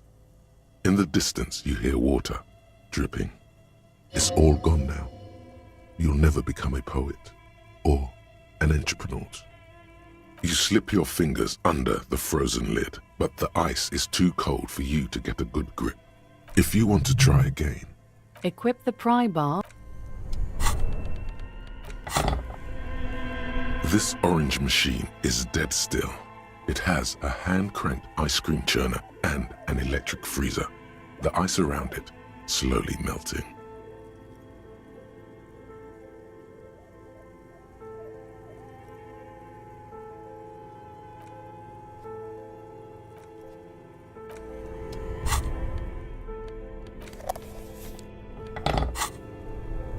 This orange machine is dead still.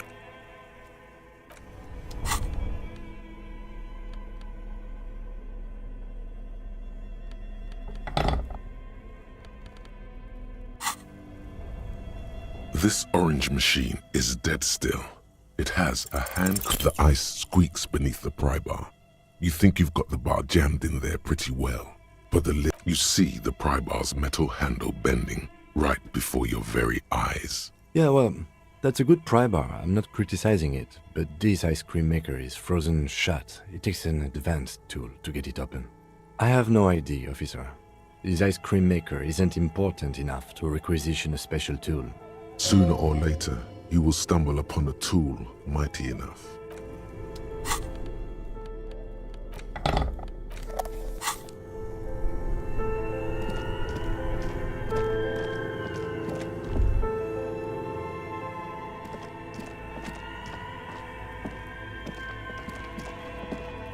A few bricks have fallen off. Seems like an old bunker from... Seems like... It means there are... He likes this fun.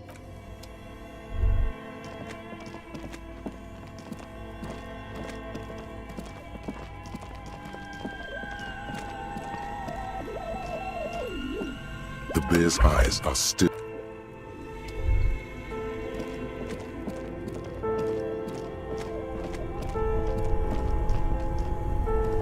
Only the red cable is plugged. An electric sizzle.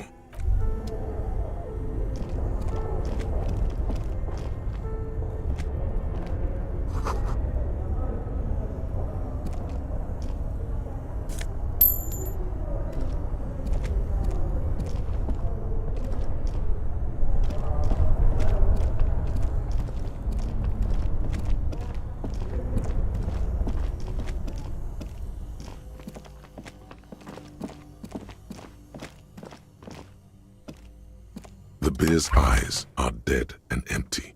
Ice inside the fridge slowly melting. The power has been cut off.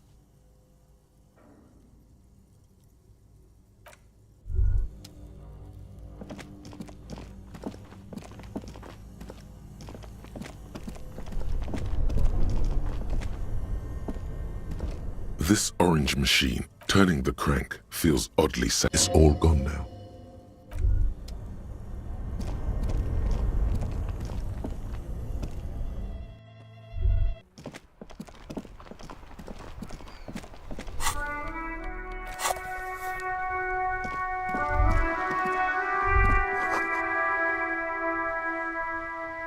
Hello, sir. How is the investigation going? Found any curses yet?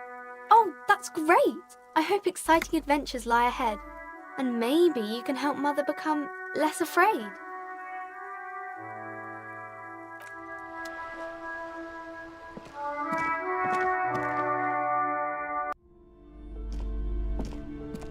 You're alive and well.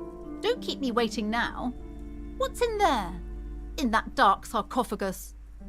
Yes, yes. How was it? Tell her how ghastly it was. You know it's what she wants to hear.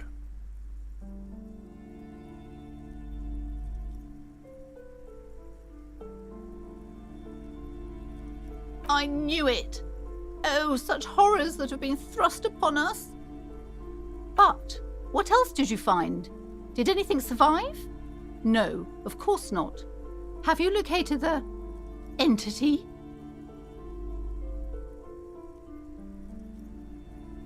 novelty dice maker? Well, spit it out. Why does she need the dice? For some kind of sorcery? Sometimes they use the ankle bones of sheep.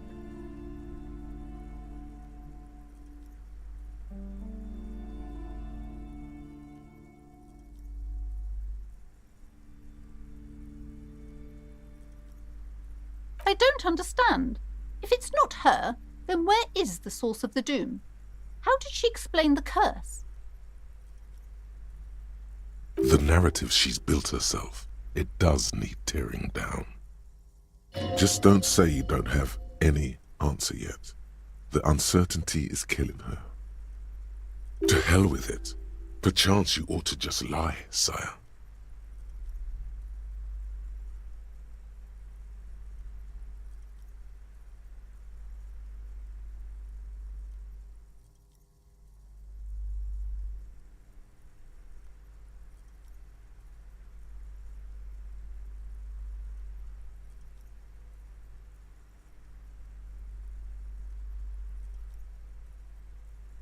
Oh, how horrid!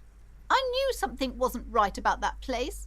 Tell me, did you find a way to break the curse?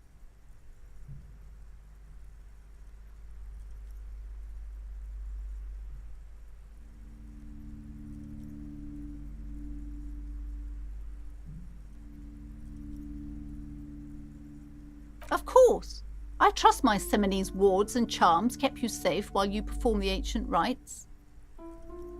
All that matters is that the energies are retreating. I can already feel the curse lifting. It will be a long time until we're fully free of it, of course, but still. Thank you, officer. Truly, you've brought a better psycho-emanation to this humble bookstore, and that's no small achievement. She so badly wants this to be over. She would have believed anything. It will only last a day or two, a week tops. Then her mood will sour and she will feel the curse again. All right then. All's well that ends well. Should we return to our ordinary lives?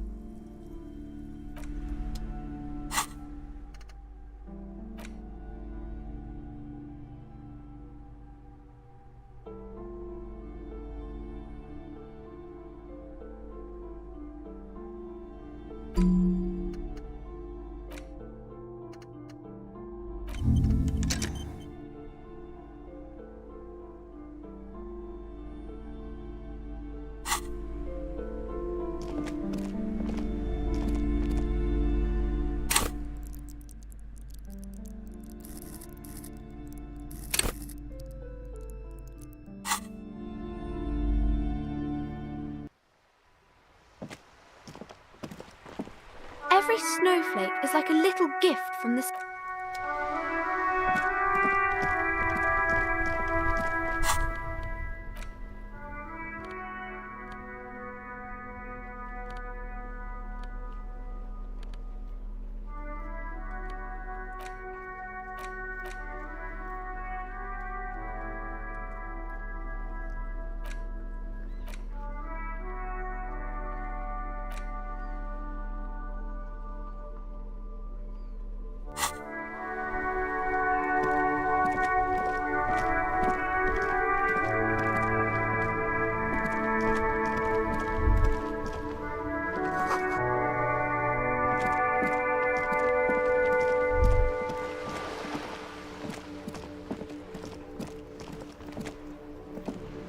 The worn and beaten wooden planks of the bench do not look overly comforting.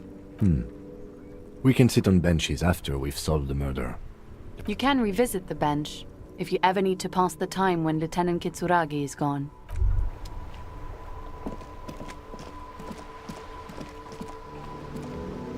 Have you no shame? Whining about your back every time you bring out the measuring tape. René, you're a man with a fork in a world of soup. Please, let's just try to enjoy the game, all right? I'm trying to, but you keep breaking my concentration. You're old. I can see that. We're both old. Now stop grabbing your ass like it's a girl. These manly men are playing balls. This is a ball game. Grab a ball and play it. Don't ask questions. Shoot first. Ask questions never. That's the spirit. Don't even waste your breath asking about the game. They wouldn't know anyway. They're way past their prime.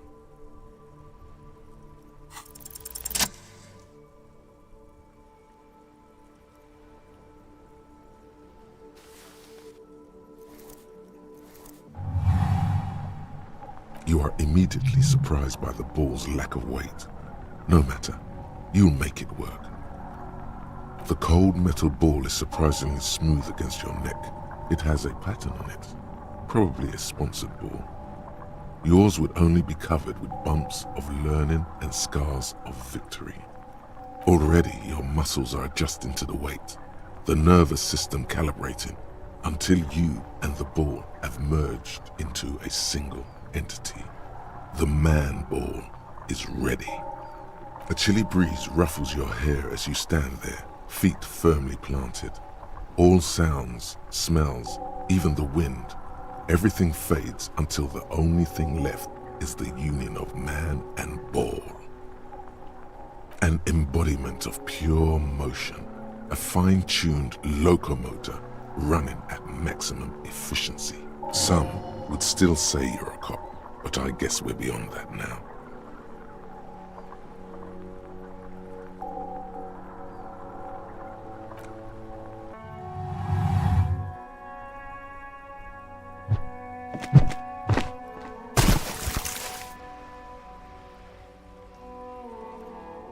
Merde! Bordel de merde! A whorehouse of shit? It wasn't whorehouse of shit. The shot was at least 23 meters, probably 24, and then some. Nothing to be embarrassed about. What the hell is your problem?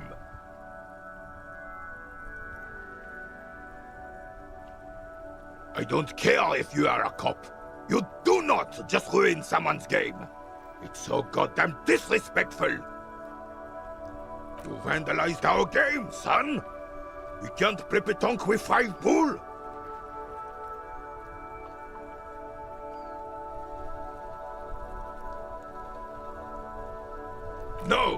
No, you don't. Our pétanque game is ruined. We want our bull back. Take it easy, René. This is just a misunderstanding, isn't it, officer? No harm done. Of course there's harm done, you orange slug. You owe us a goddamn bull. Will this... No, it will goddamn not. Thank you, officer. This is really something. Honestly, I think it's better than our old bull, even. Mon Dieu.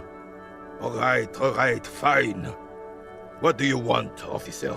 Yes, why did you come here? It's unlikely they know anything about the murder. You never know. He might know something. This is a good vantage point. Unfortunately, I don't.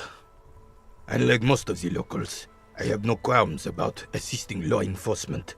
But this affair has passed me by completely.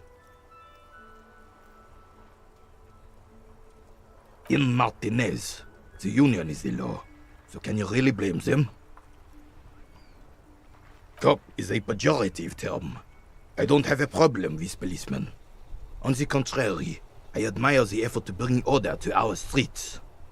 He doesn't know about the crime. Your time is better spent discussing politics. I'm confident they are indispensable in regard to all the paperwork and other administrative duties.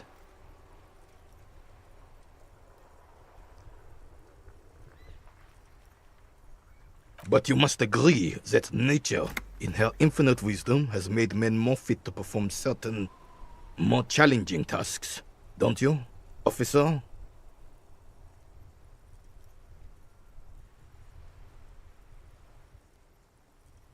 No reason to even feel bad about that. It's just the way of the animal kingdom. Ah, yes! King Philip III, on his steed, a reminder of what Revachol once was.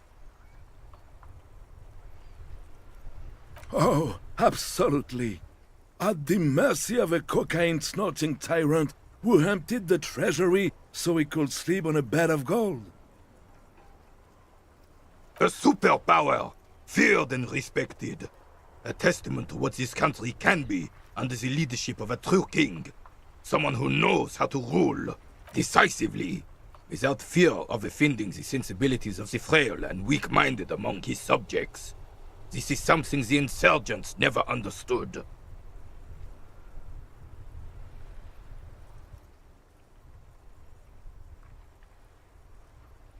Revachol would be a different place if more people realized that.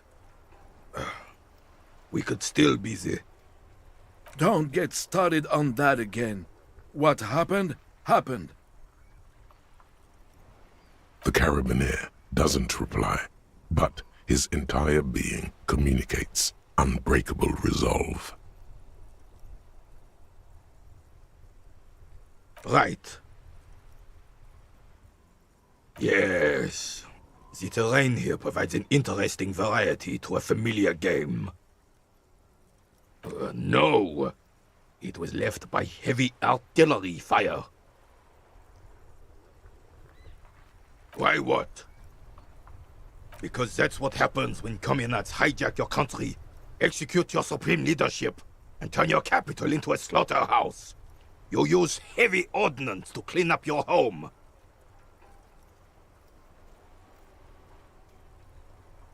Commies, communists, socialists, anarchists, call them what you like. They just chose the name to feel special. Senseless sentimentality. Sadly, no. It was the foreigners who brought them to their knees. We fought valiantly. Too valiantly. So valiantly we got licked.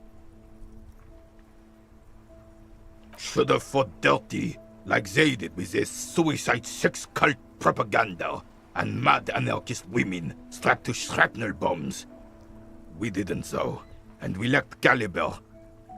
God bless him, but the suzerain's cannons simply weren't big enough. It was probably a bit more complicated than that.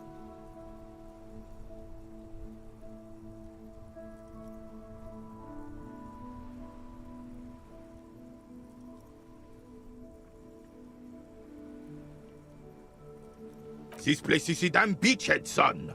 They had to soften the commies up first. Yes, the military coordinated amphibious landing to take back Revachol.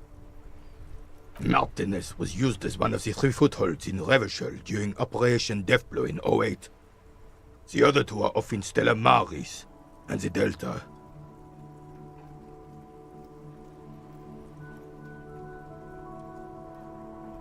This here is Blood Ground, where Coalition boots first made landfall and cleaned those rabid dogs out.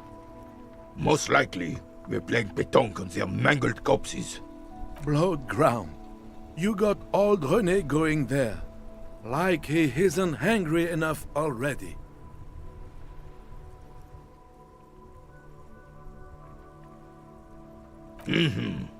Don't get me wrong, officer. I hate those foreign dogs, but... the enemy of my enemy and all that. They're the lesser evil.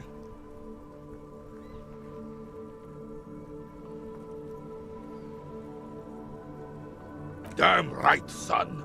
They laid the fire of hell on the city before they stormed it. And it worked, too. The rest of the city got cleaned up, but Martinez they keep as a monument. And now the Union Socialists are practically running the place. Well, it's your own damn fault. You, we, the coalition, Revachol, whoever you want to blame, never finished the job. Officially, the party never surrendered. Of course they still hold influence.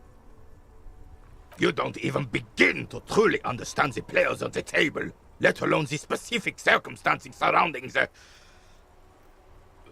What the... Thinking men have opinions on these things. Present one.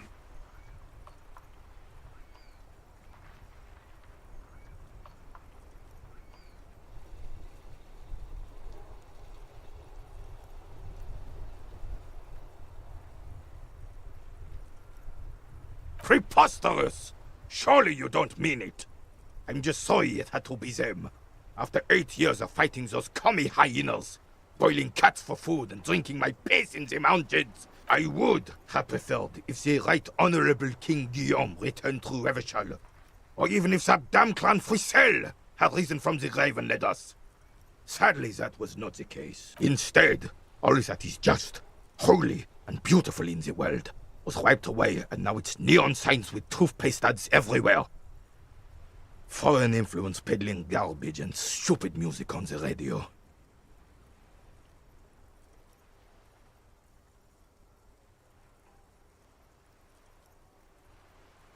This is just what the commies wanted. This was their plan all along. This is what they wanted to replace the role of the suzerain with. It doesn't. That was 100 years ago. It had nothing to do with anything. Damn Frissel. He was the king we couldn't protect. The Carabineers failed him, and the crown. He died in the hands of the Hyperlay, in a very public execution. A true king in both blood and mind led Revachol before Frissel. He would have been better, but the damn commies drove him into exile. Some manner of self-deceit is present in his thinking. Sounds like this Guillaume abandoned him, and he doesn't want to admit it. The suzerain is the king! Has everyone forgotten already? They've forgotten already. It's no use talking to you. You were still in Daddy's balls when it happened.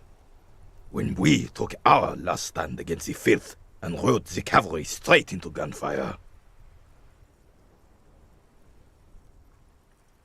It's a Belle McGrave, 4.46 caliber, breech loading, Revachol made.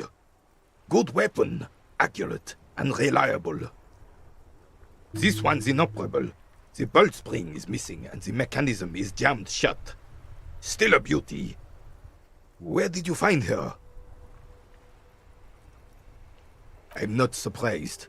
There are probably lots of forgotten wartime weapons lying around here.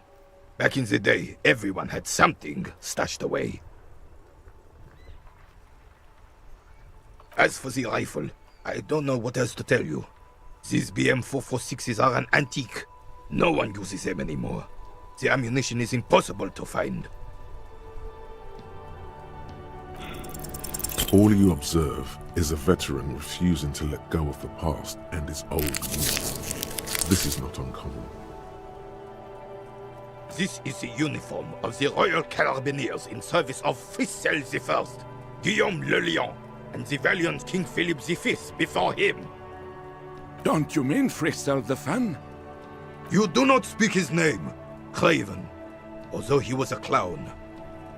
But he was our clown, ours to ridicule and to mourn. There's something you missed. You'll get to it, don't worry.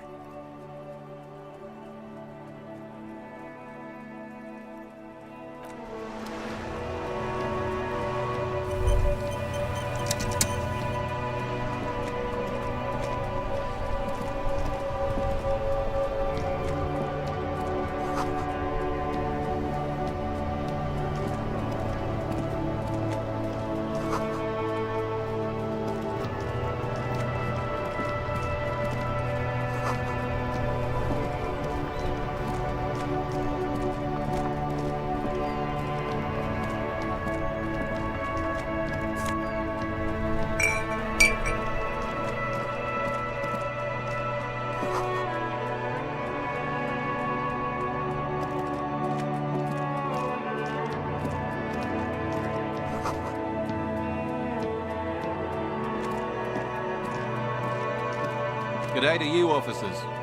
A burly man hangs out by the waterlock, carving up a generous serving of salami with an old hunter's knife.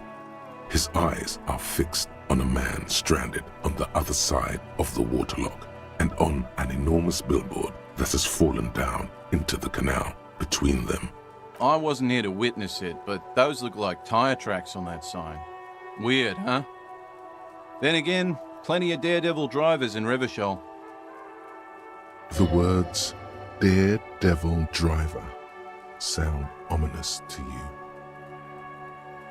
Too bad it also takes a year and a day to repair anything around here, especially a waterlock. The rest of the coast is closed off till then. Well, there's the fishing village, an abandoned fish market, a bizarro church. Not much use to the congregation, though. There always seems to be something wrong with it. Yeah, not really much else. Just bombed out ruins. Sure thing. Want some too, officer? Why not?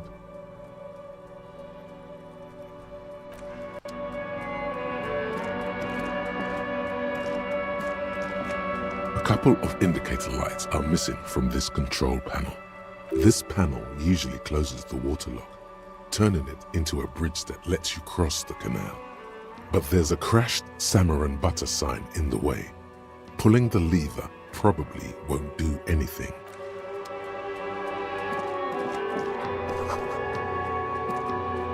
A crumpled billboard reading, Samaran butter soaks in the canal. Two ugly lines mar the bright countenance of the blonde boy depicted. Whatever it is, the boy on the billboard seems very happy about it. Goat milk butter. The Samaran terrain makes it easier to raise goats than cows, and the local goat farmers produce high-quality meat and dairy staples that add variety to other nations' diets. It's an acquired taste. Judging by the size of the impact and the parallel lines of burnt rubber, the cause was probably a motor vehicle. Side slip marks indicated that the vehicle was traveling up the crater at 35 kilometers an hour. The black marks on the roof indicate that the vehicle vaulted from the crater to the roof of the shack. The panel served as a takeoff ramp. The sign broke the vehicle's fall into the canal. The Samaran butter billboard still looks freshly painted, suggesting it took the plunge recently. Within the past 72 hours. The vehicle soared through the air, hitting the billboard and upsetting the posts. Still speeding, the vehicle made a loop and vanished into the fog along the coast. There are two good candidates, the Caprice 40 and the Linéaire G22. It's about the right size, and the tire marks look like they came from the skinny tires frequently found on that motor carriage. The Caprice 40 is a very popular model, with bank clerks, topping pie delivery drivers, secondary school teachers, cops, strippers dressed as cops, undressed strippers. Very sturdy but light motor carriage, more likely than most to survive that jump. The Linéaire G22 is not a particularly popular model due to its peculiar proportions, which the manufacturer's design team probably thought about for too long. You'd have to follow the tracks to be sure. The lieutenant looks on, waiting for you to wrap up your analysis.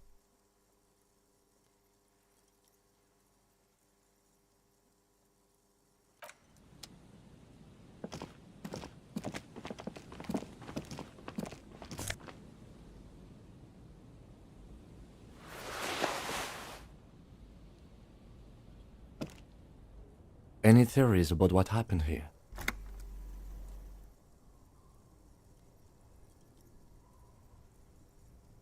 What kind of car do you think it was? That's quite likely, from what I can tell.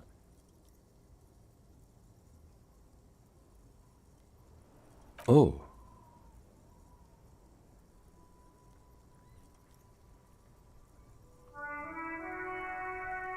The traffic hooliganism? I hope not. Fortunately, we are not traffic cops. Should we get back to the murder?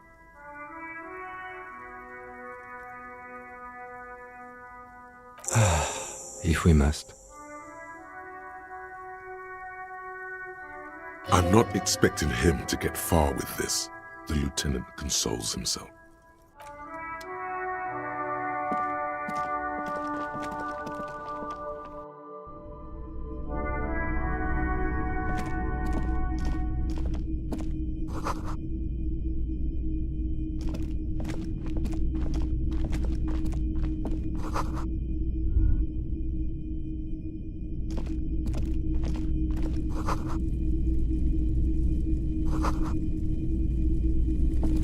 You see rows of toy soldiers guarding the rest of the trinkets displayed on the table. Some on horseback, others in rags, others yet in bright blue uniforms. Try to find something pretty and cool here, then use it to win her back.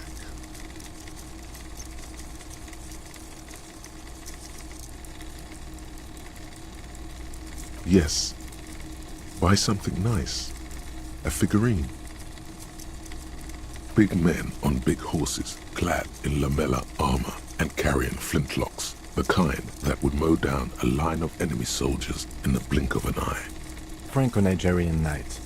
I used to be very serious about these guys. A long, long time ago. They're not all blue. These figurines also wear gold coats and caps, complemented by orange trousers. They are variously posed, wielding swords and rifles with bayonets. This is what the loyalists looked like, yes, at first. Then they wised up and got camouflage. Which ones? Ah, those. Yes, they are. I find the paint job a bit gaudy, but children like the bright colours indiscriminately. This set of soldiers isn't meant to look impressive. A few have rifles, but most of them carry pistols. Some even shovels and tall sticks. You're probably talking about the revolutionaries, yes? Yes, they are soldiers, revolutionary soldiers. I think their poverty has been exaggerated for effect. When you place them next to the royalists, it doesn't seem like they could possibly win.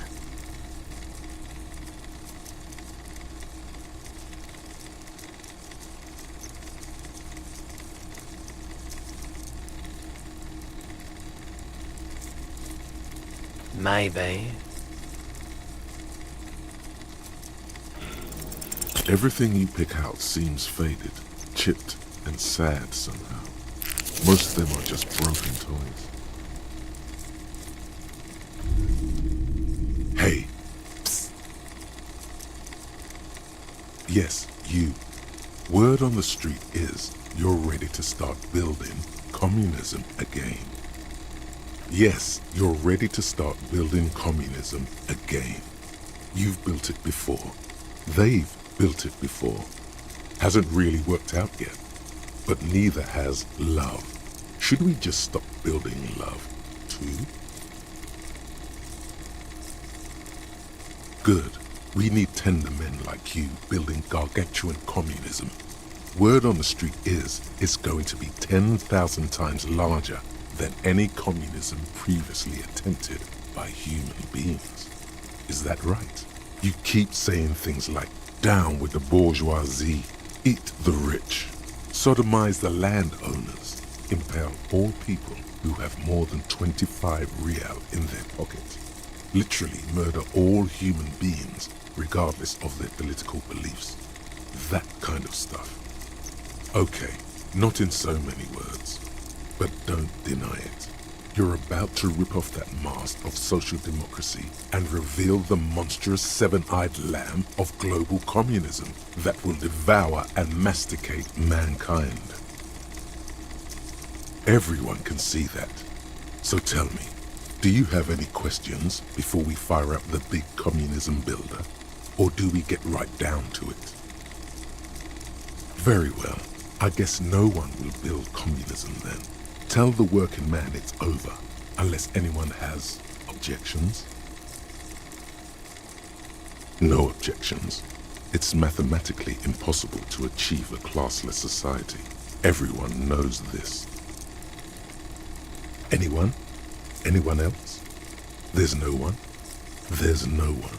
Okay then, lie down and let the water carry you downstream.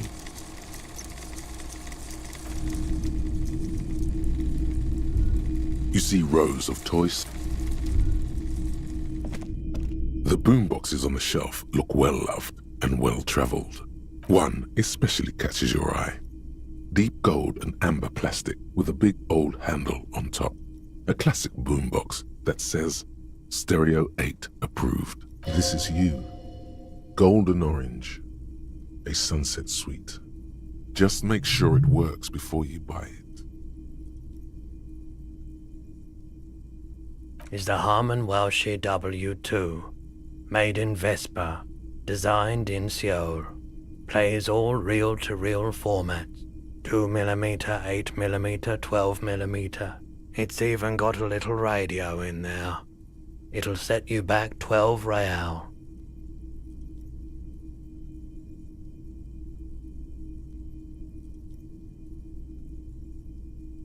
Absolutely. I've tested each one myself with recordings of speech, found sounds and music from a variety of genres. Even though I don't really like music. If police work means playing tapes, sure, you can use it for that. Or any other time you'd need to play a tape. And here you are, quality sound reproduction on the go. It'll play anything, wherever, turn any tape into a conversation of sounds and shapes.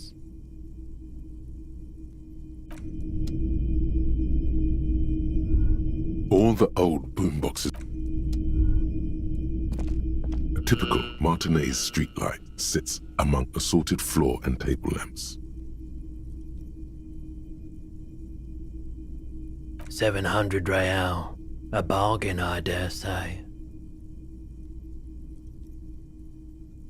Hey, I don't know where it came from, but it's not every day you get to buy and sell something so extraordinary. It was brought to me to be altered. We are not here to investigate the theft of city property. You have to admit it's rather clever what he's done with it.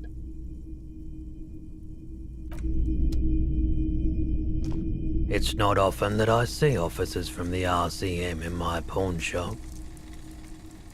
What can I do for you? I haven't had any problems myself, though some of my customers have complained about inconsistent law enforcement. Who are your customers usually? All kinds of people come through here. Locals, travelers, people looking for a deal, people looking for a keepsake. As you can see, I have a wide selection of goods for everyone to choose from.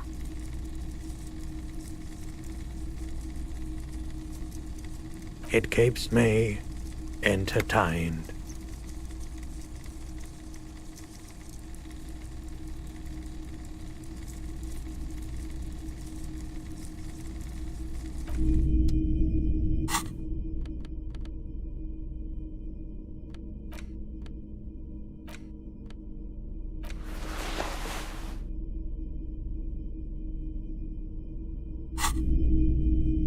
Hello again. How can I help you? Okay, he definitely is high. Whatever it is, you've probably done it.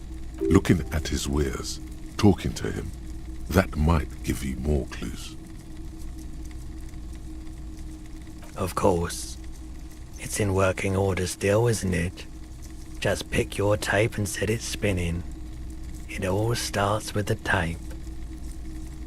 Someone else came here earlier today asking the same question. I promptly sold her the gun you pawned a couple days back. This is a pawn shop, and it did feel as if you've met before. Oh God. The lieutenant shifts from one foot to another. Alert.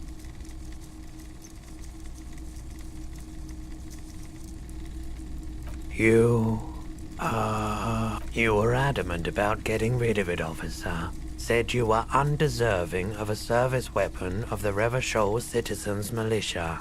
and I don't like keeping guns around the shop for long. Off-the-charts photon emissions, the unhealthy kind. She didn't seem like a policeman, although she kept referring to herself as a pig, which was odd.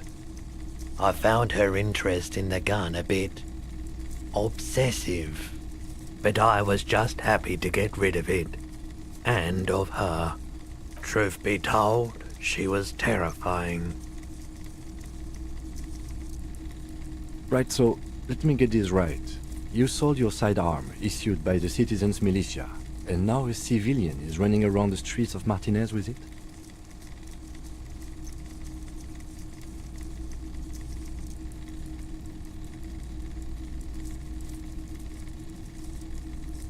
You're right that she could cast aspersions on the force.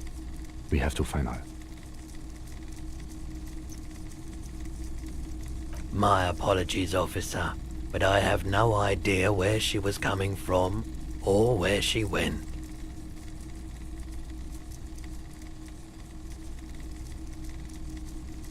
A needle in a haystack. There is nothing you can do about it now. You'll just have to hope you luck upon her somehow. Of course.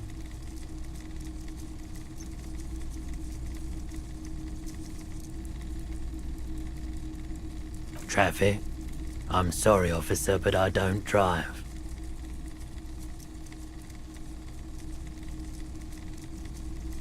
Now that I think about it, I do remember hearing a thunderous noise the other night. Some kind of powerful electric vortex hitting the shop and then moving on. That sure narrows down our list of suspects. Yeah, it was pretty wild. I didn't really know what to make of it, but I know it meant something. I doubt it, but I can try and answer any questions you may have. I do my best to keep my distance from all manner of butchery. Bad for business, bad for everyone. He doesn't know anything. The pawnbroker's gaze is already fixed on the dancing colors. Let me have a look. Anything else you're thinking of selling?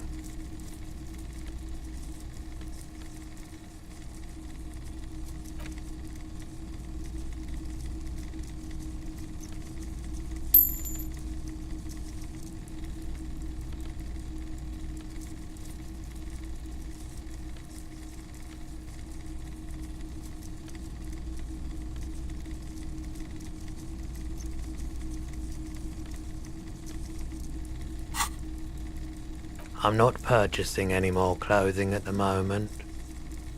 Another time, perhaps.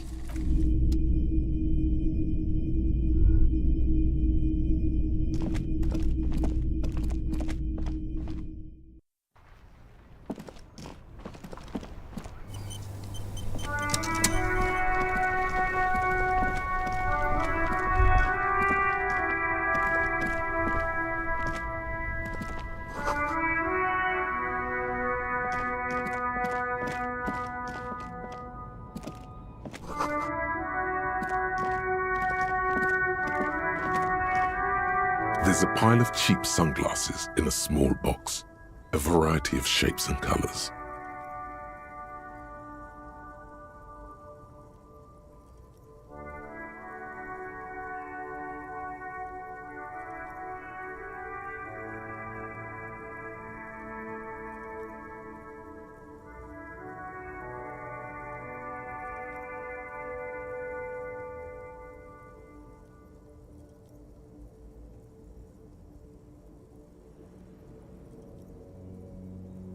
You like sunglasses, officer? I've got the latest styles right here. Abort. These are hideous. What's more, they don't even fit your face. You can feel them pinching your nose and chafing against your brow. Damn, officer! You look like a mega secret spy. Very secret. They're practically made for you. I'll let you have them for 2 real and 50 cents. They're perfect for concealing your bloodshot and baggy eyes. No, you are definitely not buying those. Are you sure? But they look so good on you. You should think this through, officer. These are all boring. Boring third-rate ho-hum sunglasses made of cheap Syrahese plastic, the kind of plastic that melts in the sun. Those UV stickers are almost certainly just there for the show. If anything, these lenses probably direct more UV light into your pupils. These are all first-rate sunglasses. Premium design, superb material, very cool, UV resistant. These will definitely keep your eyes safe and cool while doing your dangerous police work. No luck. All you find is this lime-colored cellophane visor produced by a bargain sportswear brand called Amphibian. Oh, that visor is perfect for you, officer. It'll definitely keep the sun out of your eyes while you're shooting criminals. Bang, bang! And all for a mere 6 real. I hope not. You don't like it? Sure, Square Joe. No problem. Let's get you some real shades.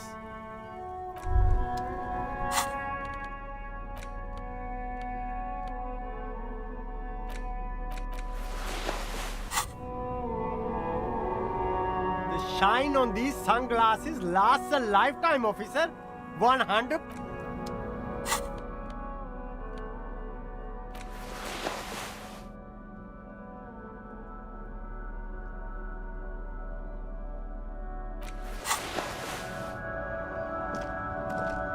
There are clothes inside.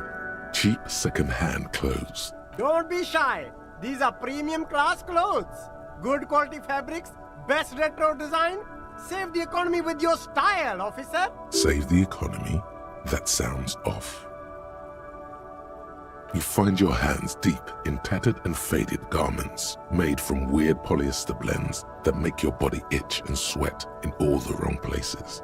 Economical, but also trendy. Look first-hand, buy second-hand. Keep the economy moving. Something cold grazes your hand. Synthetic and sleek, a windbreaker. Surf, it says, but also wind, summer, 100% waterproof, and sport. All in different typefaces. Good choice, officer. Mega sporty. And it's only $4.50 for you, sir. Haven't you heard, officer? We've got to be economically conscious. Recycle your cash, keep it in circulation. Don't buy new things. Buy eco. Very cool. The economy thanks you, officer.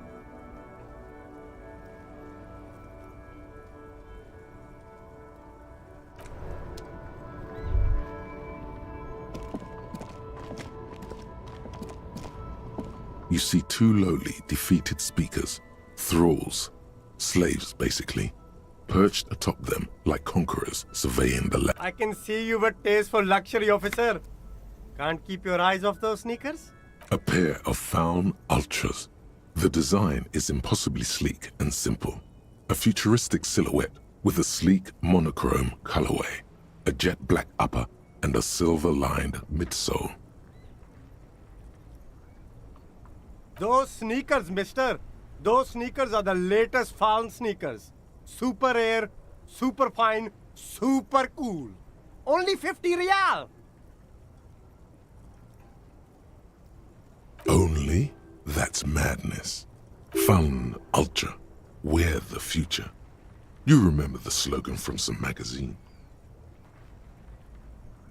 These once respectable speakers have been conquered, reduced to a mere prop by the indomitable Faun Ultras atop them.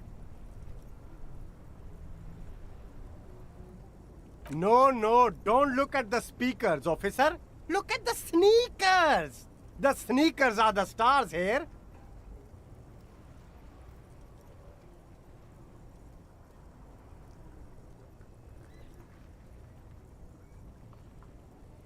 These, officer? These speakers are Samaran garbage. I'm ashamed to even use them for props. Don't waste your time on them. Samaran trash? That sounds like they're from the Samaran People's Republic, produced under the dictatorship of the proletariat. No way, officer! These aren't for sale. They're bad speakers. Low-fi socialist junk.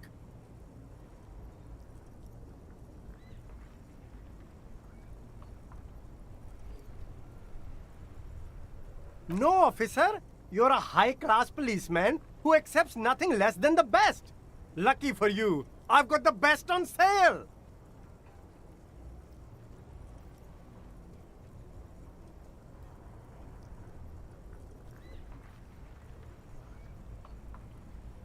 You do, officer, you do.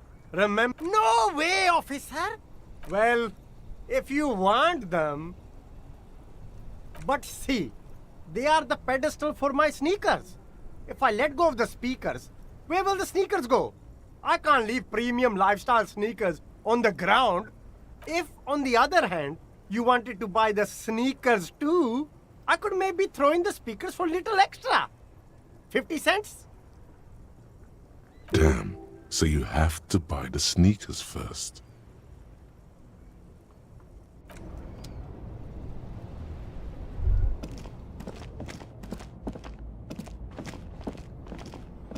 The shine on these sunglasses lasts a lifetime, officer. 100% guaranteed.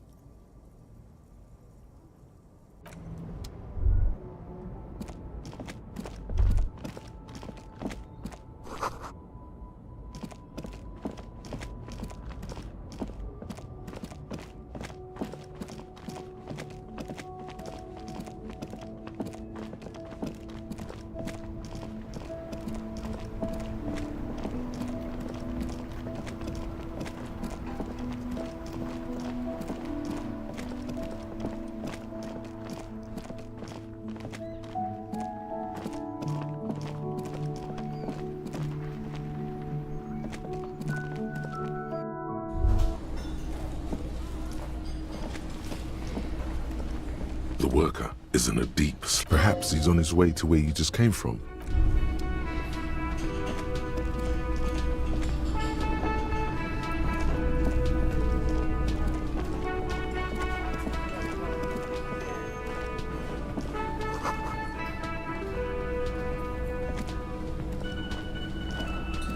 A thin man is smoking below an exhaust hood, occasionally sipping from his mug. This must be the Whirling's cook. As you step in, he nods toward the table and says something in a completely foreign language. The only words you can make out are Garansi and Kubek. Okay, it's definitely not his name. Whatever you do, please don't call him Garansi Kubek. Please, it's not funny. The man puts his cup down and replies something, his left hand drawing arcs in the air. He smiles and bangs his ladle against each of his pots in turn. It's almost like music, especially with the sounds of assorted dishes boiling and simmering on the stove.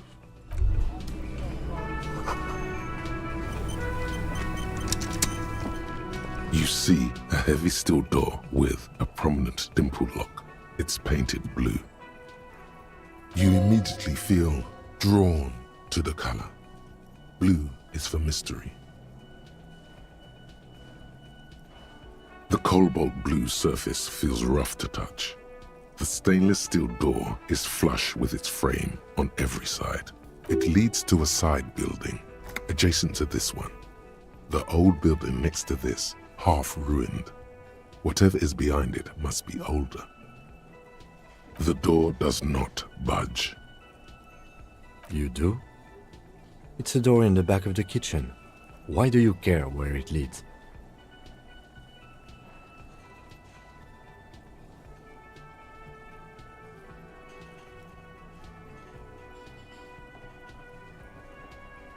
Eccentric. But okay, I suppose we could look into it. As a side investigation. It's hardly a side investigation. You already have a name for it.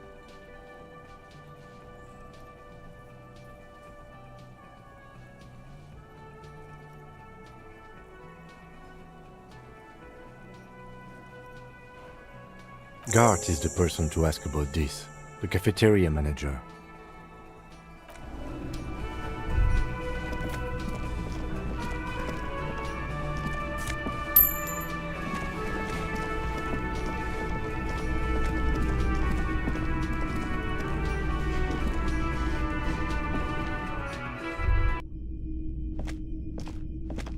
The door is closed.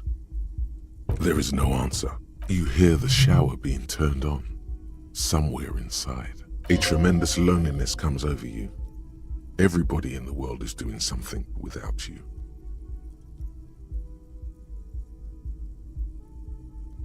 The door is mute and indifferent. Your despair is a joke to it. This door can only be opened with a key or from the inside. Still no answer. Still nothing. The lieutenant gives you a quick glance. Still nothing. The lieutenant gives you... You should pick that fat, juicy cigarette butt from the tray, light it up, and smoke the living shit out of it. Who knows what you are? A monster, a murderer, the gnome of Jeroma? You feel like a smoker.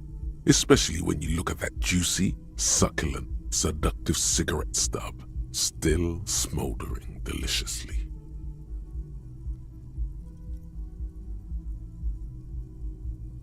How very astute of you. This renders it ineffectual. You should look for a whole cigarette, or better yet, an entire pack. Strike that. A carton.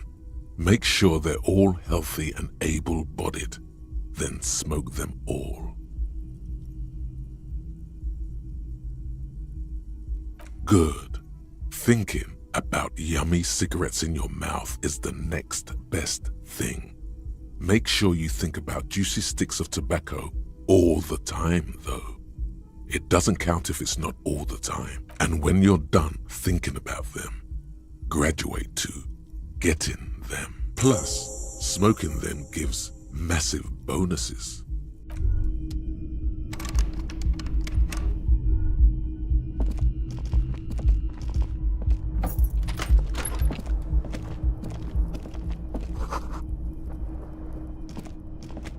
The bed is cold and not particularly inviting, but it's yours.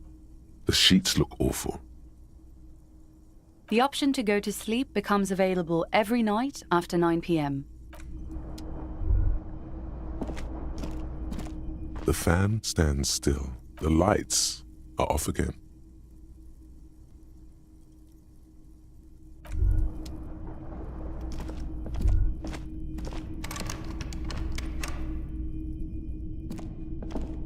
A mirror hangs on the bathroom wall.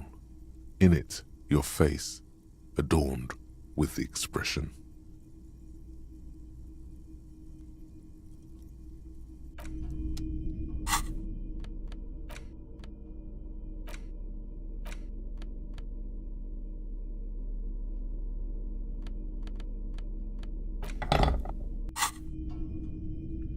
A mirror hangs on the bathroom wall. In it, your face, adorned with the faucet is quite terribly mangled, but you just might be able to twist its parts into place. You handle the chain cutters deftly, applying just enough pressure. The faucet regains a recognizable shape. The steam stops. Told you that you needed those chain cutters. Everything is connected. Everything has a purpose. The mirror begins to clear slowly without you having to wipe it.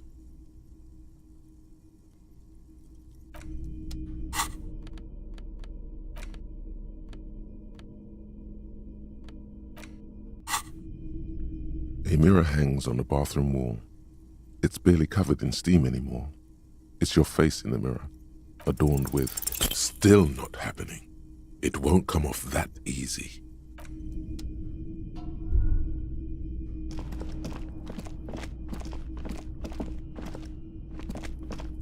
Kim also tries not to look at the pile of taped viscera on the carpet, or the weird suitcase on the hat rack, or the potted plant dying in the corner.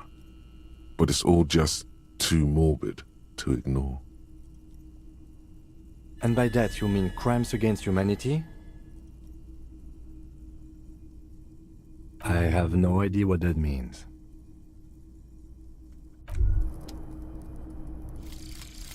Indirect modes of taxation. Turns out those Financial Oversight Committee gangsters stuffed millions of hard-earned dividends away in the last place anyone thought to look, the hearts and minds of everyday Rivasholians. You need to spread that deregulation gospel to the people. Tell them about that foreign fair tax. Preach that 98% gross burden. Preach it, preacher man. Set the brothers free. Tax.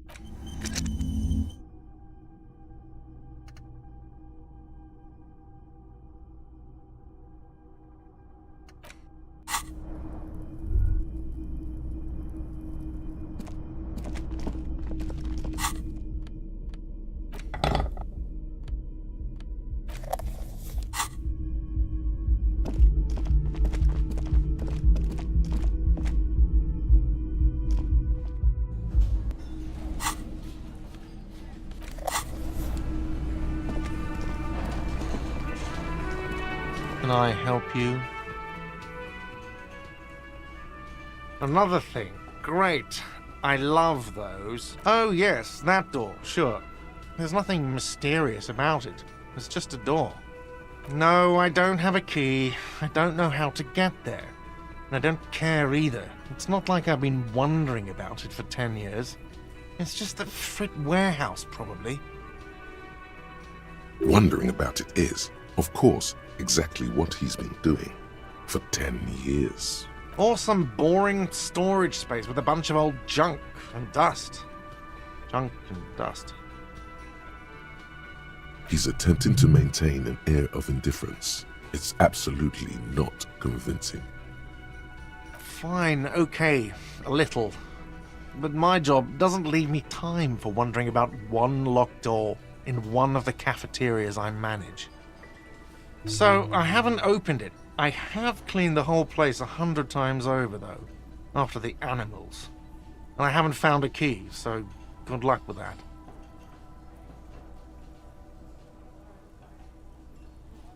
Yes?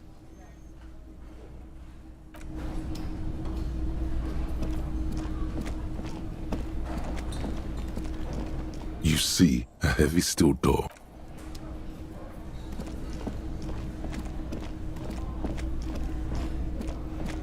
Hello again, sweetie. Oh, sweetie, I heard your conversation with the manager about your financial troubles. When do you get your next paycheck?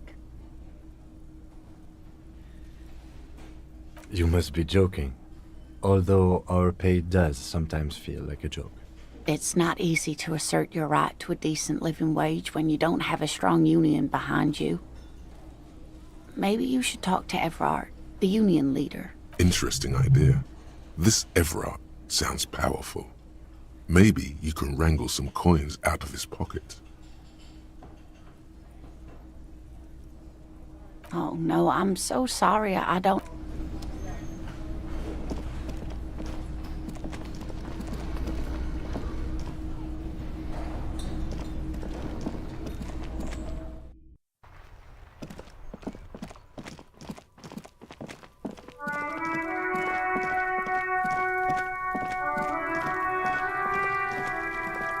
There he still is, looking right through you with his white eyes. The body below is entirely dedicated to that. The ammonia only makes it worse.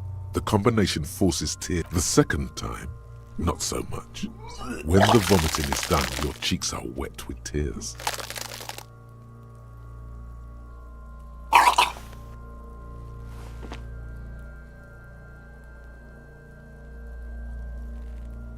Nor does the wind right now. The weight is reassuring. like a krenel on solid fortification. I've seen strong men turn themselves inside out for hours. You are facing tough odds here. Alcohol withdrawal makes it considerably harder.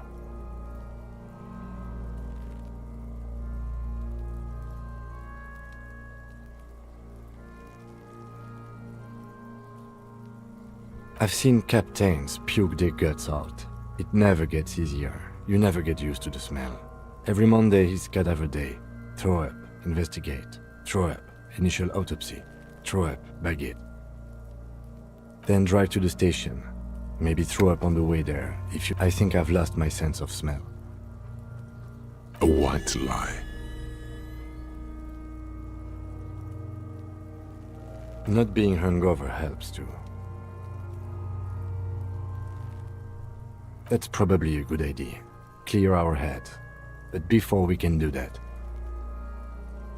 you need to get your shit together.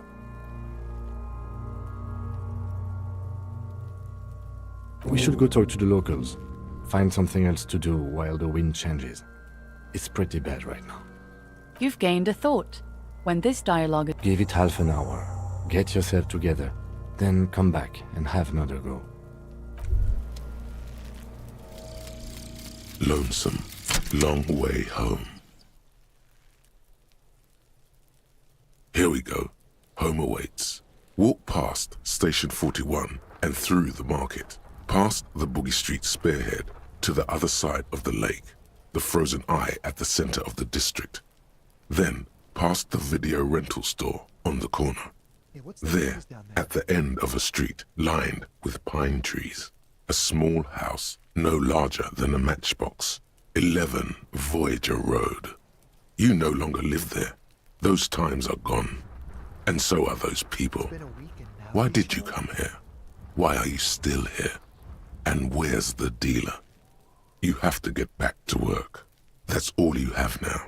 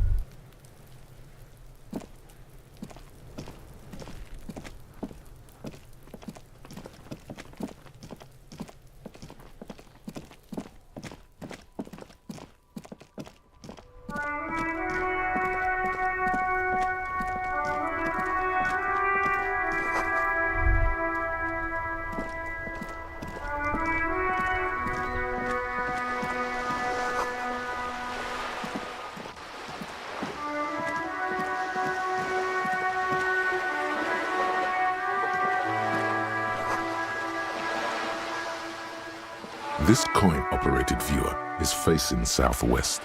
Its coin slot is full of fossilized bubblegum, rendering the machine permanently inaccessible. The metal feels cold and wet under your palm. It looks unhygienic.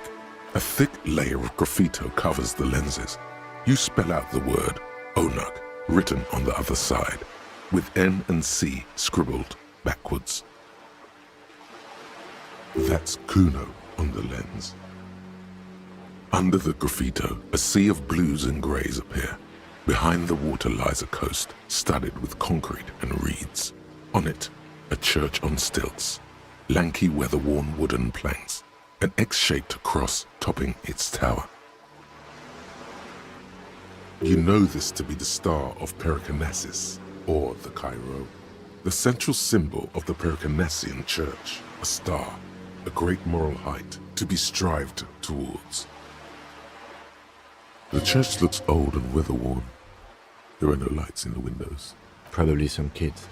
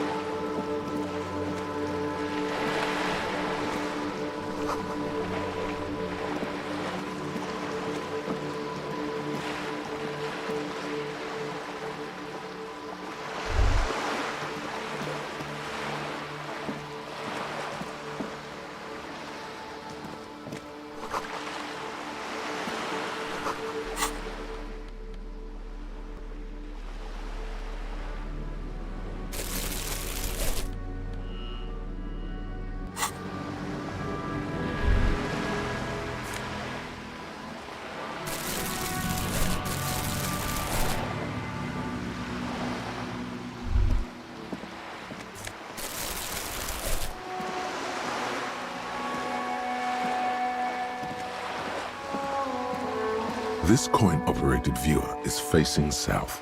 The instruction manual says to insert 25 centimes and pull the handle while looking inside. Then use the focus knob to zoom in if necessary. Why place a tourist attraction in the middle of such poverty? There was a revitalization project in '49. A design studio tried restoring Martinez to its pre-war glory. It didn't stick.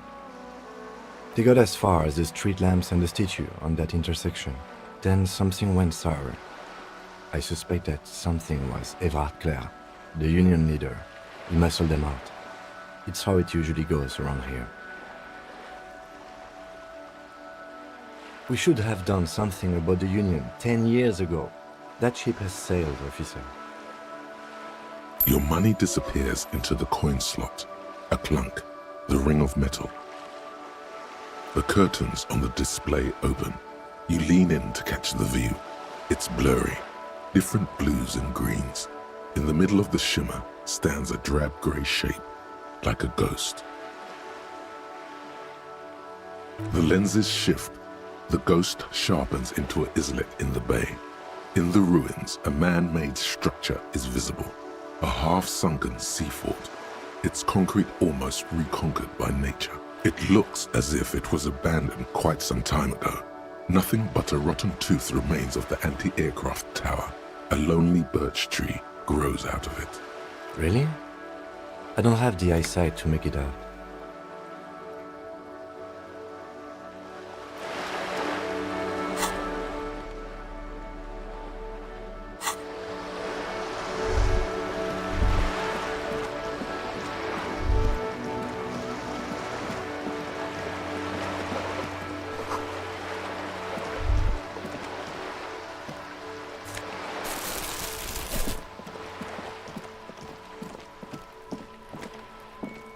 This is a wall on the side of an apartment building.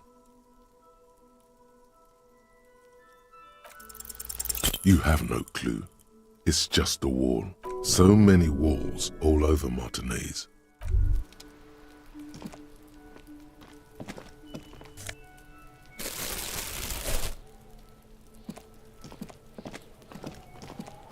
Are you trying to sneak up on me? Come to slit my throat in my sleep? Logic error. She is not sleeping right now. Pig's come to take me out. Trying to snuff me out. Don't get fucking clever with me, pig. You think you're so clever. Trying to sneak up on me. Trying to sneak up.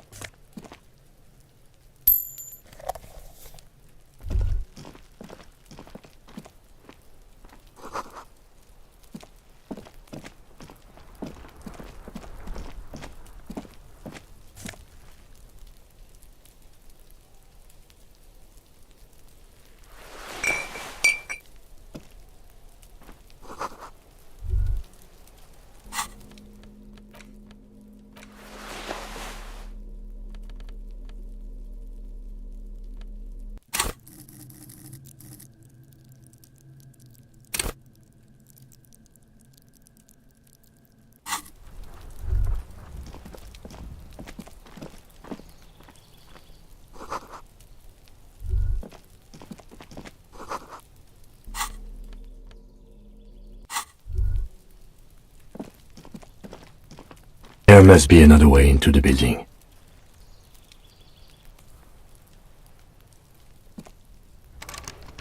Can't get involved in this.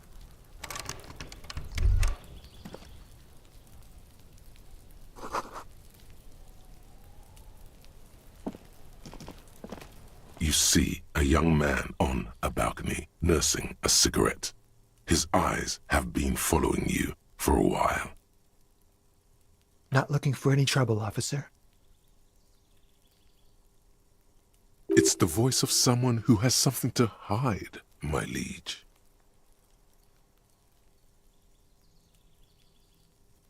I don't want to be seen talking to the gendarmerie if that's okay. I just want to finish my cigarette. Don't let him go. This could be your witness.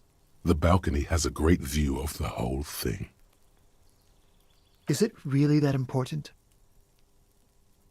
Like a nervous cat, he keeps stealing looks at the neighboring windows. All right, but make it quick. Once I finish this cigarette, I have to run. I'd even go so far as to say that the view is a little too good, my dear gendarme. Do you have an estimate of when the body will be taken away? We will remove the body as soon as possible. Now tell us, where were you last Sunday? Oh. You already asked me that, didn't you? Wait, is someone else investigating the lynching?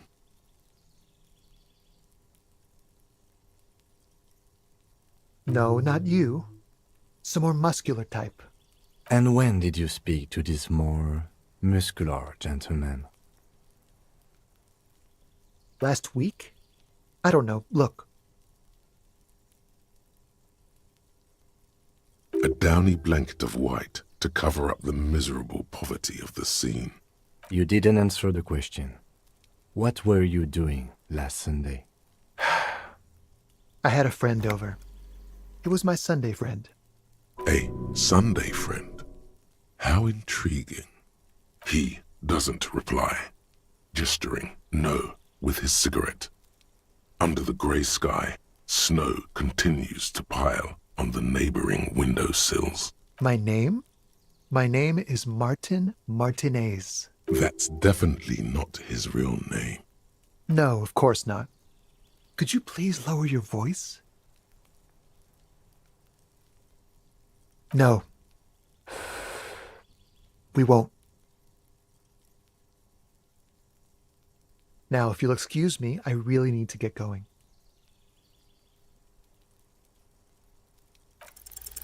Time to bring out your secret charm. Tears and begging. Show him your emotional side. Throw yourself before his very feet like a dog. No, for God's sake, I don't want you to cry. Listen, I really have to go. Ah, there it goes. Wasted. You would have gotten at least a few good drags out of it. Good luck with the investigation.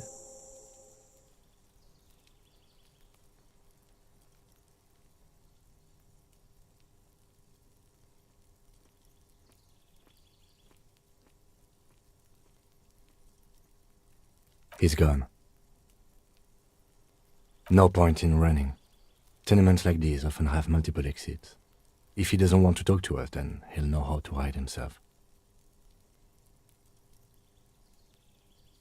He could be a witness. Him or his Sunday friend. Either way, we need to look into that muscular type who's asking about our case.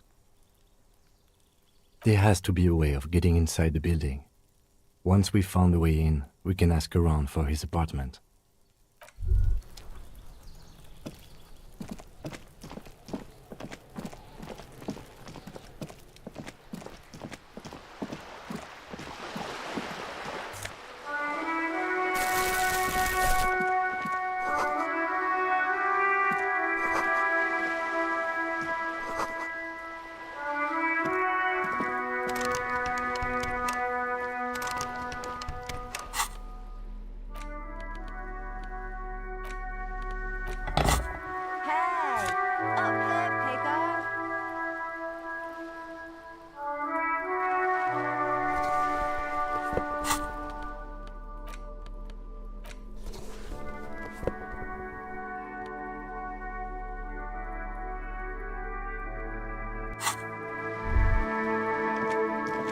Yeah.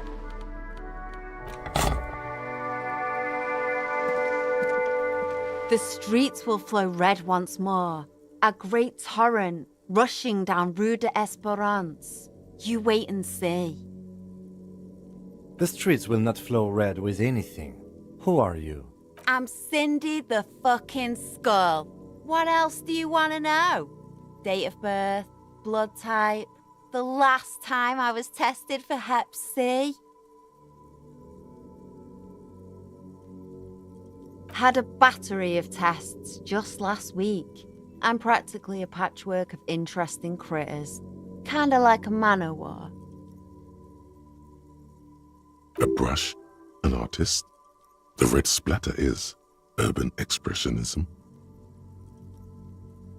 The lieutenant furrows his brow at another one of your eccentricisms. Hatred, disgust, it's difficult to tell which of the two is more present in her girlish features. The woman on the boat does not notice her staring. That is on her. Someone's got to keep an eye on her. Ozon is an archipelago 2 days' travel away from Rivershore. Its moneyed residents, used to posh restaurants and upscale boutiques, rarely have reason to visit Martinez. Probably the Wild Pines rep. We should talk to her. She's a professional negotiator, though. I have the feeling she will be very cooperative while telling us nothing. You should take the lead. Ask her unexpected questions, you know? Do your thing. Don't be afraid to get a bit wacky. Throwing her off is our best bet. Good idea, piggies. Run along now. Fuck her shit up good. Impound that boat while you're at it. I'd like to watch her swim back to Ozon. Can't you tell? I'm painting a beautiful mural, an aereo graffitio visible from low orbit. I haven't really started it yet. I'm waiting for the right words. Have you ever tried your hand at graffitio? When faced with a blank wall, most people write unimaginative stuff, like pigs go home and Mono is here. We rarely see pigs round here, though. Just union cats. And my name's not Mona, so... Yeah?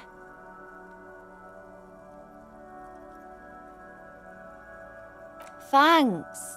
I'm sure the inspiration will come to me now that I have an official RCM stamp of approval. She means the opposite. I ain't no snitch, pigstein. Go forth and forage in someone else's shit.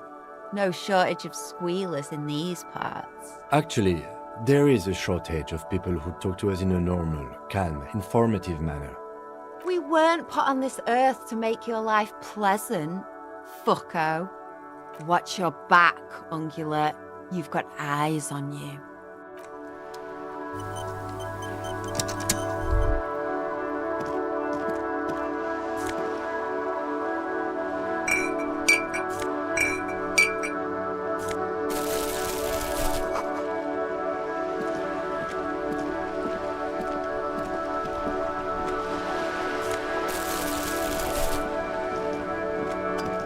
A sturdy metal door guards the southwest entrance to the apartment building. It's locked. This could be a way into the apartment building the smoking man vanished into. The door rattles against your knuckles, but there's no response. The door rattles again, but this time you hear an elderly woman's voice calling out from inside. Stop banging on the door! I'm not letting any more strangers inside. Doesn't matter who I am. Now go on, get out of here. Ha! The police? Everyone knows the police don't come round here. No, I already told you. I won't be responsible for any more strangers getting into the building. Go check the backyard door. Maybe someone there will. Backyard door. With the smoker. You already were there. Didn't work. Good. We had enough problems with bums and drunks and thieves loitering in the hallway. You have no business here. You can't think of anything convincing. Time for some police brutality.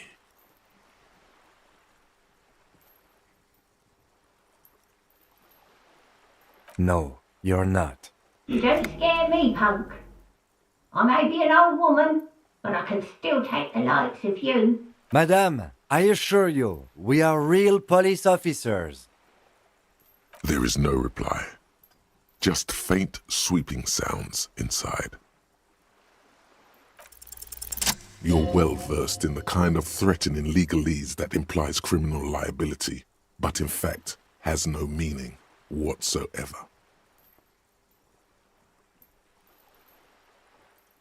Obviously, Look at that vague yet threatening stuff spewing forth from your mouth. I know my rights, and don't you marm me, boy. Miss! Would it help if we offer to show you our badges? Ah, it's like a carrot to the stick. Hold your horses.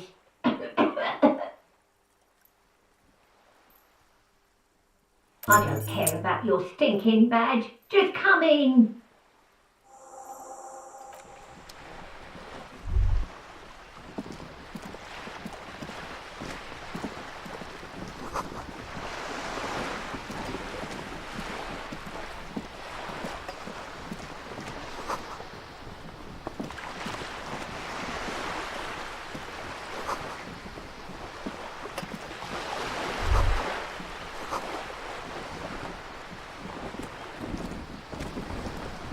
A striking woman leans against the cabin top of her sailing boat, smiling as you approach.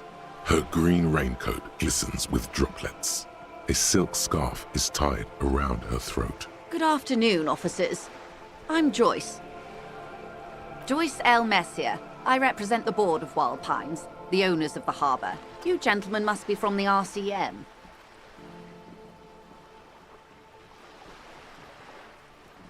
I'm glad to see you here. I was dispatched to handle a strike, not a lynching. Anything I can do to assist the RCM in this matter, I will, gladly. That is good to hear, madame. My colleague will take the lead on this interview. I should let you know that he is recovering from an unusual medical episode. Very unusual. But I can assure you of his ultimate competency. There's a trace of irony in his voice. Mischief, even. This is a tactic. How interesting. I wish you a swift recovery. In the meanwhile, you have my full cooperation, and the full cooperation of the Wild Pines Group.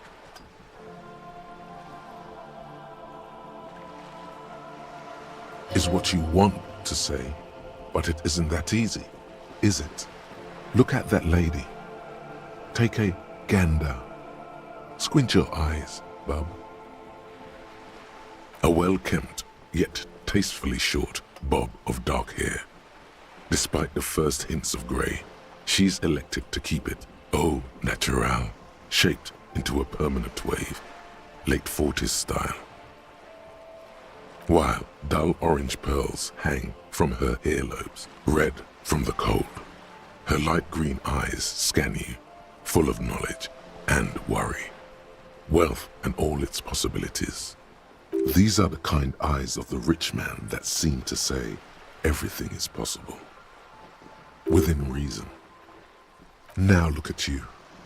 You misery-clad simian.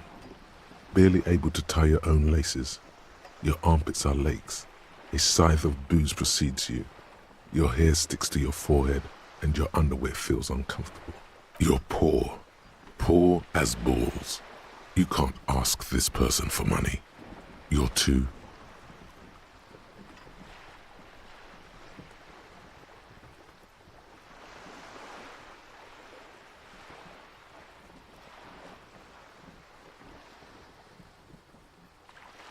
You think your little communism protects you from this feeling? No. The more demeaning it is to grovel at her feet.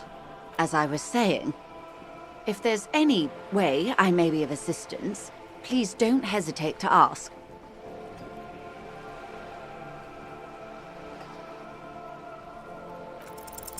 I am sorry. It just doesn't come out of your mouth. What surprisingly eloquent, really. The last one, not the first three. Those are ape speak. Excuse me? I didn't hear you. What you meant to say was... Quite a few things, I'm afraid. The information I'm to share with you includes sensitive trade secrets. For the sake of my employer, I have to ask for your names and badge numbers. Of course, ma'am. We should have introduced ourselves. I am Lieutenant Kitsuragi from Precinct 57. And this is my colleague from Precinct 41. I'm afraid he doesn't have his badge at the moment. I hope mine will suffice. How curious. Why is that, Detective? 'Twas stolen by some artist, surely. Best to pin the blame on them.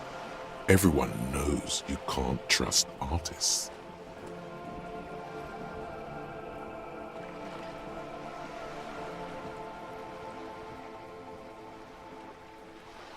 You mean someone stole your badge? I don't, in fact. I'm afraid what I need to tell you is wholly unrelated to art. I really need to discuss it, however, with the RCM, and I need your badge for that. Unbelievable, sire.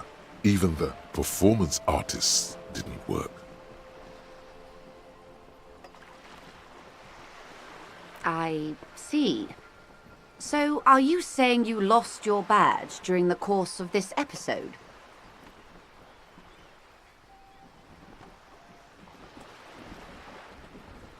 Oh dear. Some kind of encephalopathic amnesia. I don't even know how to respond. I do believe you, naive as that may sound. I simply can't imagine what you gain by faking such a condition.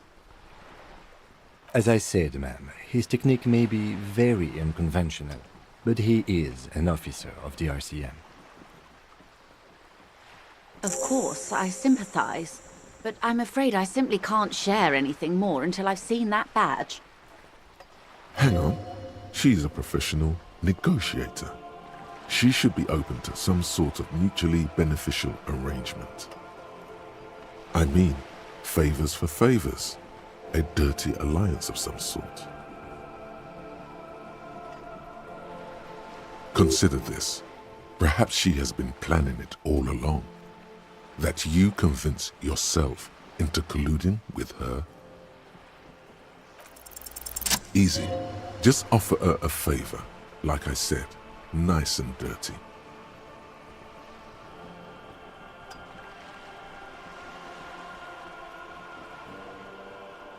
I will be frank with you.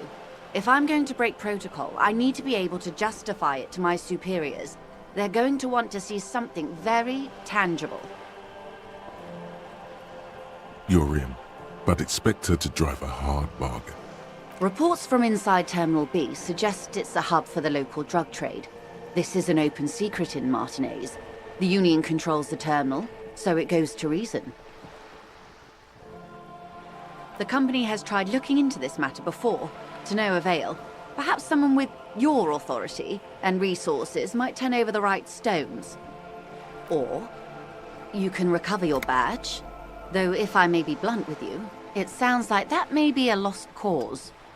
Detective, a word in private before we continue.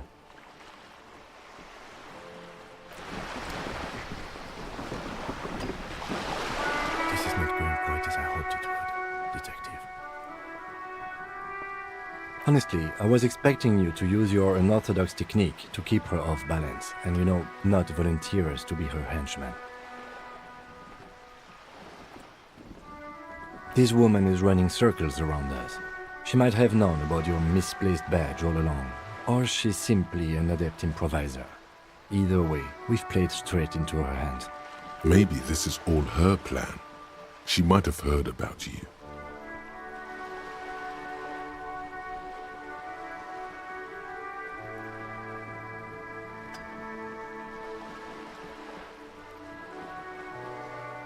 Yes. Knowing this does not really change our position, however. I wouldn't go that far. Her reaction did come off as sincere to me. I think she's just quick to adapt. She's a professional, after all. No. If there is reasonable suspicion, we must investigate. Otherwise, she could claim we are siding with the Union, or that we are on their take. We'd never hear the end of it. What I propose is, we ask her, then we investigate, briefly. But do not share the outcome of this investigation with her. We tell her it's done and demand for her information on the lynching. Oh, that would be fantastic, but do we have the time? The situation might have changed drastically by the time you locate it. Time is of the essence. You could request a new one from the station, but that would literally take months. You're back. Good. What can I help you with?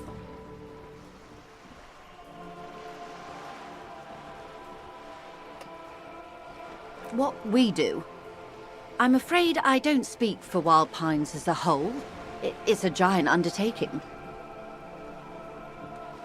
There was a touch of discomfort there. She wants to merely represent. The Pines' core competency is logistics. Container shipping, freight, that sort of thing.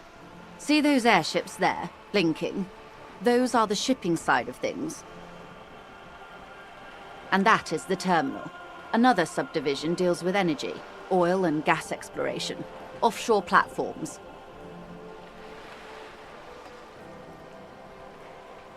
The Wild Pines Group is one of the original Revacholian Indo-tribes. Companies awarded royal monopolies by the king, the suzerain himself, centuries ago. The king is long gone, but several of the Indo-tribes remain.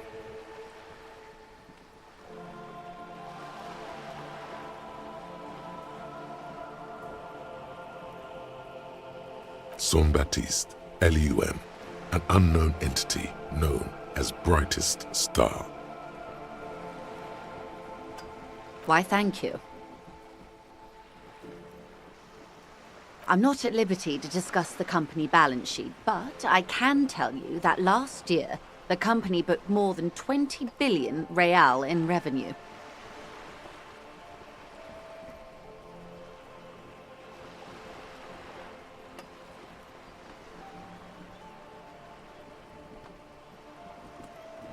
Yes, past a certain point, numbers begin to seem imaginary, but they are quite real for the 72,000 employees who depend on Wild Pines for their paychecks.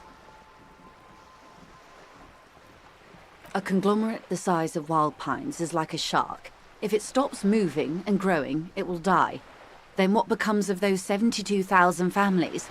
It is a tremendous responsibility.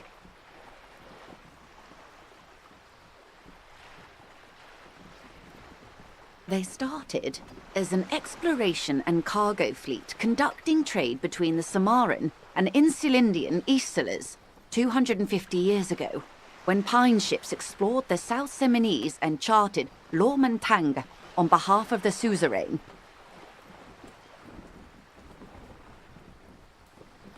Centuries of care, deliberation, and madness have gone into this endeavor.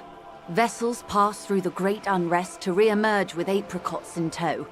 The logic of the system is totalizing.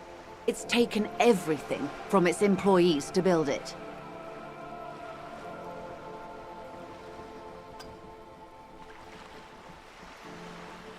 You mean aside from being the terminal's legal owners, who are responsible for moving 8% of the world's cargo?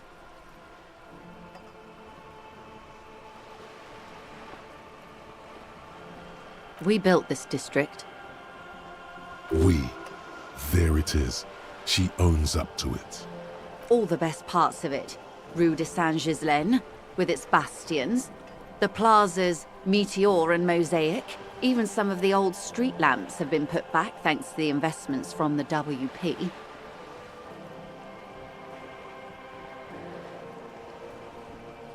Before Martinez was swallowed by the industrial harbour, even before it was part of Revachol, long before Terminal B was erected here, the Pines built it as a resort for its Revacholian employees. A company getaway, for a weekend or a summer holiday. Then came the revolution. But that's another matter. I'm here to make sure the Pines can fulfill their responsibilities to the place they built.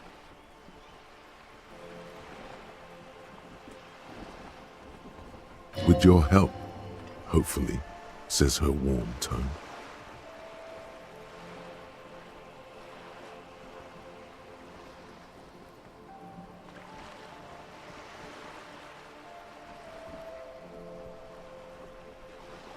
Why, yes I am.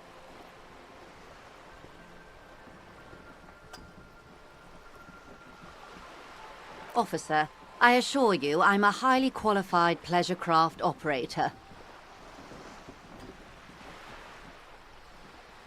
The crowns of her teeth are porcelain, white as the boat's hull as she smiles. Her nonchalance might be related to something called the Wayfarer Act, a law that says she doesn't need a license. Sly fox, you're not aggressive enough to harass her further on this.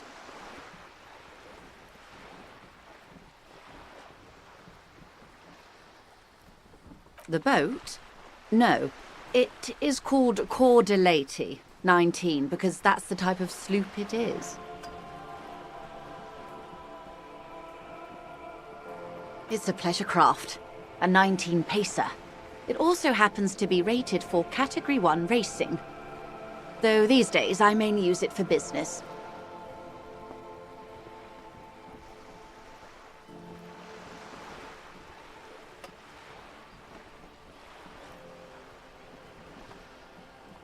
My sloop? I like it a lot. It's the eel's hips, baby.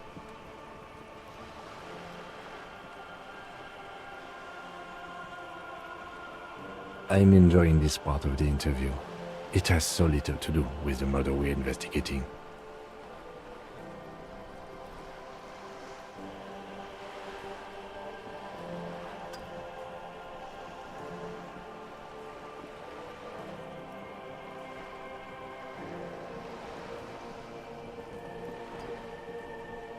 Of course there are.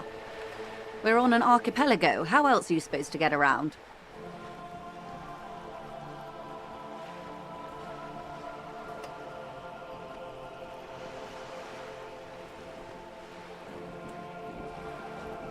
Yes, we are. We are on Le Caillou.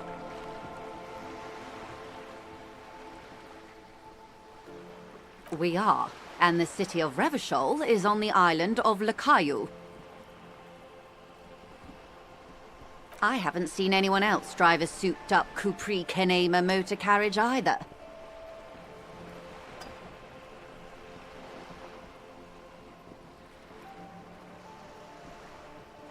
Actually, that motor carriage has been specially issued to serve as a patrol and pursuit vehicle. It's for crossing long distances in the greater Revachol industrial harbor. It's not a toy.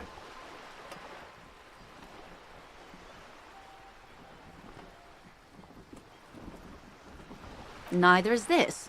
A toy, I mean. It's a machine for crossing long distances in the Bay of Revachol, between the city and the islands.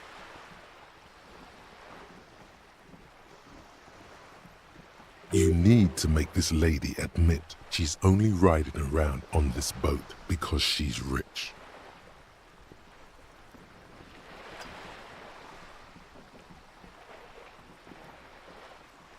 You have the guns and the ammo. Take this Clausen fiend down.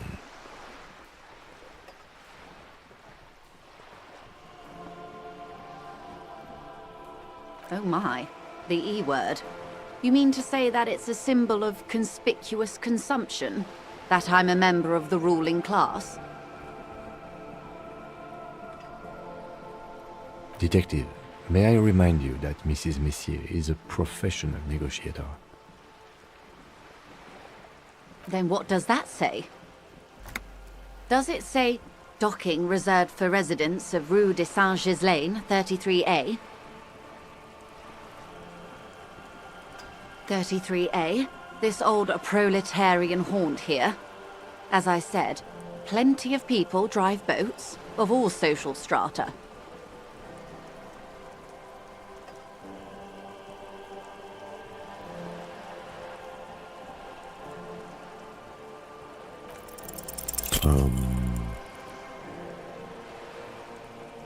She takes a sip.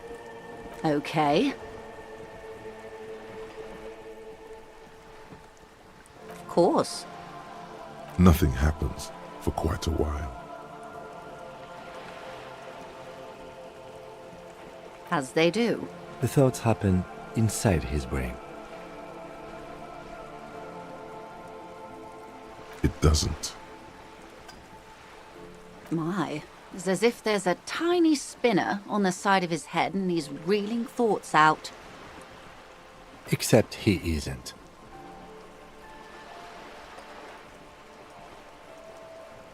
Of course. Lieutenant, I truly don't understand what is happening here. I told you his methods are unconventional.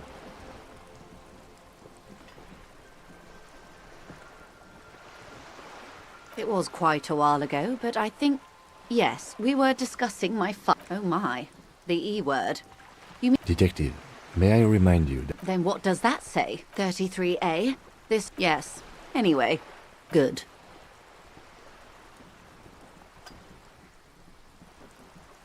Everything. Right up to, but not including, trade secrets.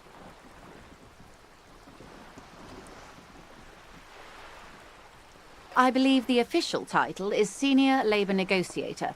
In practice, I'm a grocery clerk. I relay the union's demands to Wild Pines and return with Wild Pines' counteroffer.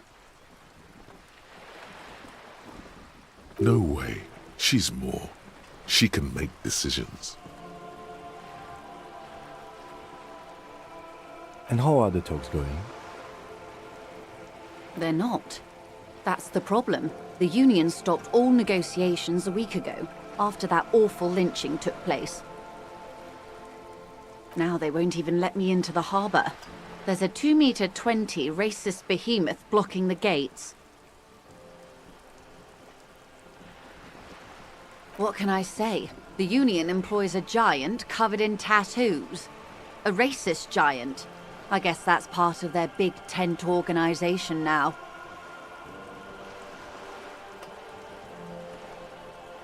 Let's say I was not making the kind of progress I'd hoped for when I first arrived.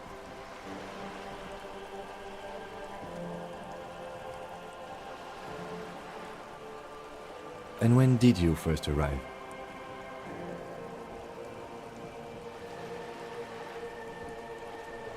I arrived 3 weeks ago. Yes, in the middle of February. The bay was still partially frozen then. I prefer to do these things on site, like the RCM. But the strike began in December. I wasn't the original negotiator here. I took over after Mr. Gaumont hit a wall with Mr. Clare, the union boss. Mr. Clare refused to speak with Gaumont despite concessions he'd granted the union in prior negotiations. This isn't the first time the union has gone on strike.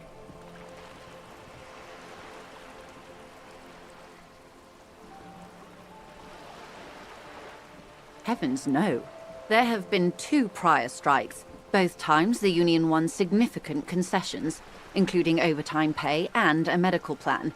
This time their demands are more, I guess you could say, aggressive.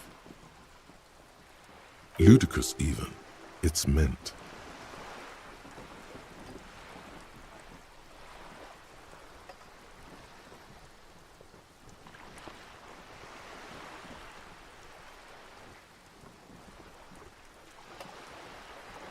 Everard Clare is a man of the utmost integrity. If you can say one thing about him, it's that he always puts the interests of the workers first. Of course not. Everard is fantastically corrupt. I imagine he has a thick, viscous goo where you and I have blood. He is the most corrupt individual I have ever seen, and I deal with men like him for a living. If there is anyone more venal, more irredeemably nepotistic, then it's his twin brother, Edgar. Yes, Edgar looks exactly like his brother, except for that lazy eye. He also talks exactly like Everard does, and when one's term as foreman is up, the other takes over. It's how they circumvent the term limits, you see, with a funny little switcheroo. While in office, they've embezzled God knows how much of their workers' dues.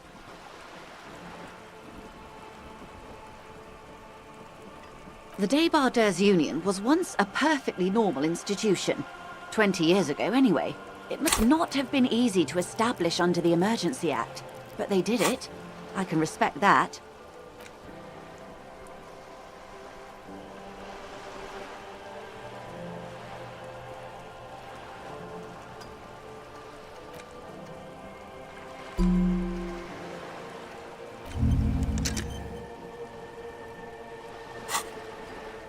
Organized labor at its best, as they say. Then something happened in the local chapter elections. The brothers Clare came and transformed it into a... how do you say?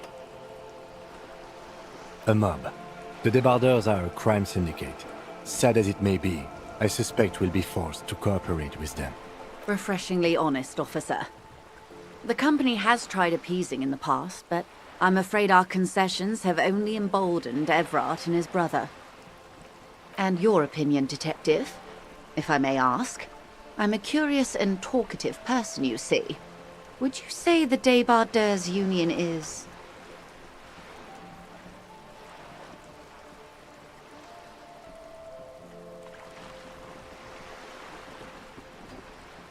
Indeed, and a hungry one. Sadly, Wild Pines have cooperated with what amounts to a crime syndicate for 2 decades. However much you feed the leech always hungers.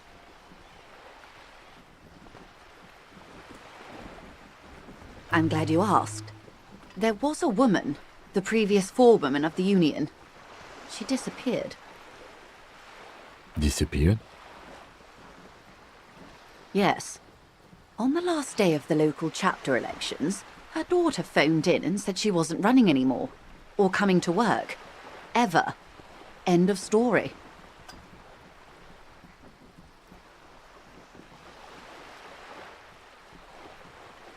Indeed. The company suspects foul play, but there's nothing they could do. It was a union matter. The point of the presentation is, these kinds of things happen around the Clares. Watch out when you're dealing with him. Thank you for your concern, man. We'll be just fine. Mr. Clare told him to... how did he put it? Fuck off, midget. Gaumont is short of stature, you see. Yes. Extremely. Keep in mind, this is a negotiator Mr. Clare has worked with before, and who was more than fair with him and the Union. There are leaflets everywhere, and banners. What did they say again? Oh yes, every worker, a member of the board. Most of the workers probably don't know what that means.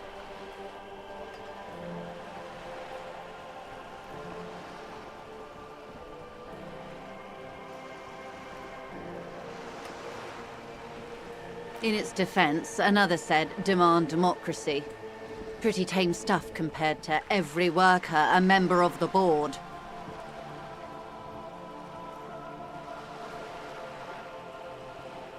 Fortunately, they explained it.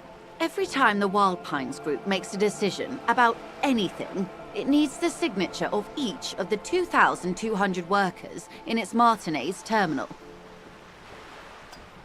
Just so you understand, this is but one of 22 terminals owned by Wild Pines. Essentially, not only are they kings of the company, they are also kings of the 72,000 employees of Wild Pines Group.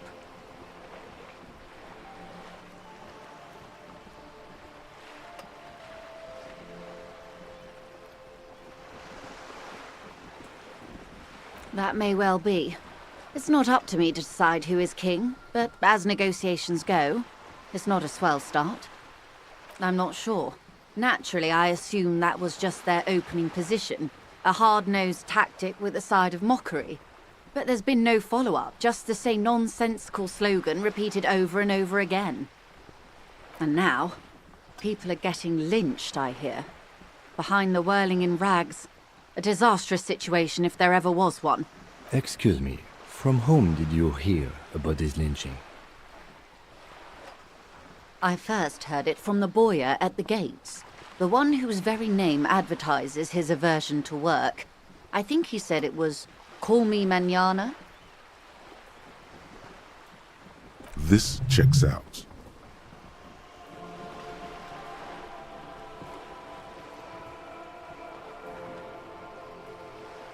Of course. How else can I help?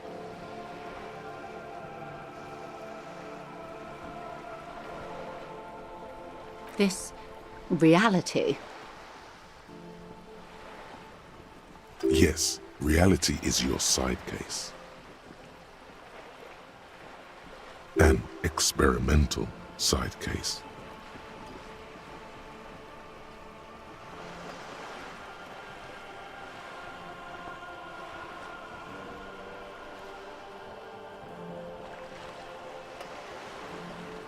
Ah, yes, the episode. Sounds like an acute case of encephalopathy now that I think of it.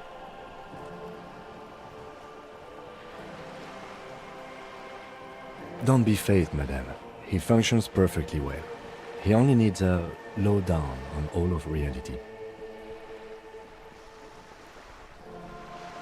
We may be here a while then. Ask away, officer. I'll help however I can.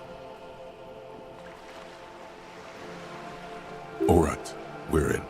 I know these all look good, but begin with the first, okay?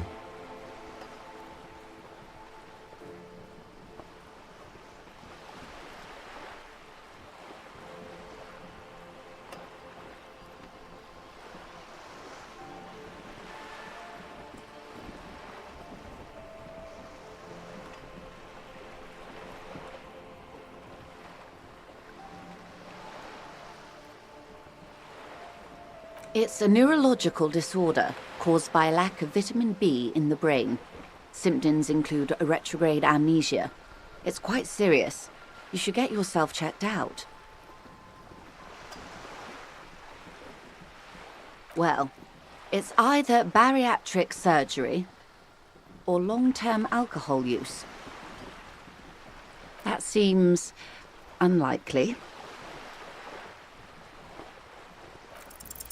It remains a mystery what you mean by this something close. This isn't about you. It's a... What I am not is a basic term of reality. There may be a way to get her speaking about herself at some later juncture.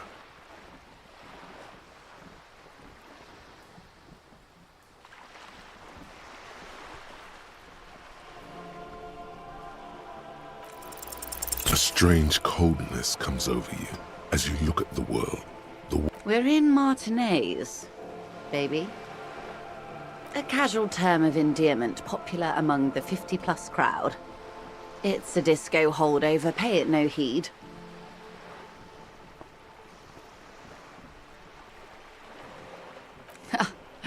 Aren't we all? She refers to your corresponding ages. Martinez is a district of Revachol. A very small district tucked away near the industrial harbour, north of the 881 and Jamrock. You would be excused for not knowing about it. Unimportant, they say. Forgotten, even. Shelled to smithereens during the Revolution. It has its charms, just not this time of year. I would be happy to. What is a preposterously expensive education for, if not sharing? A bird? A sphenicid? A flightless bird of the polar regions? Some sort of krill hunter? No, wait. You're an ancient ruin. A symbol of hubris and decay. Half submerged in some salty sea. Of course you're not, my dear. I'm just terrible at guessing games. Ah! This is the pier of Rue de Saint-Ghislaine, 33A, where the tenants have been kind enough to rent me a slot. Or two. A pre-revolutionary tenement. Old buildings are called tenements, you see. And new buildings, bâtiments. After les bâtiments nouveaux. But 33A and 33B are not nouveaux. This one used to be 8 to 10 stories tall. A real high-rise by the standards of the last century. Built to mirror the skyscrapers across the bay in the Delta. That was before the war, of course. Mostly the urban middle class, I believe. This was once primo real estate, before the cannons lopped 4 or 5 stories off. Splat, splat.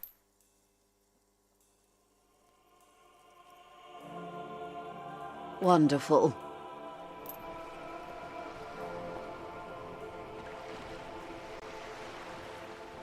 The girl in the old lady rags? Ah, yes. There's something very satisfying about discussing the fundamental facts of reality. Go ahead. These are unimportant times, Detective. You and I were born after the dust had settled. 1,000th of a second too late. For the big time. The revolution. It's quite easy. Every 100 years or so, our species gets together to decide what's next, who gets shot in the head, and who gets the mineral rights. It's a real kerfuffle.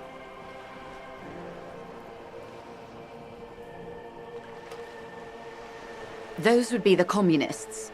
Generally speaking, 40 million people got shot in the head during the World Revolution. But the communists, they all got shot in the head. Oh, and the anarchists too. They shot them well. She likes the totality of it. Did they ever? Before they got shot themselves, they shot 2 million people.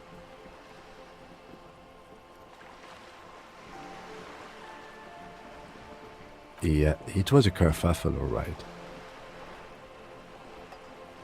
Yes, the Insulindian deluge, they call it. Oh, lots of people. Even the king got shot in the head, or thrown beneath a horse, or drowned. Accounts differ. It was unceremonious. Just as well, he wasn't actually the king. Just the king's nephew. The real king abdicated and lived out a long and productive life as a venture capitalist in Grad. Which one? Actually, it doesn't matter. King Guillaume has always been my favourite. He could smell a PR disaster brewing. So he got out alive, and his nephew, Fricelle, got shot in his place. Him and tens of thousands of his wonderfully fascist kingsmen. It was a wild time. The turn of the century revolution? Don't answer it. It's a trick question.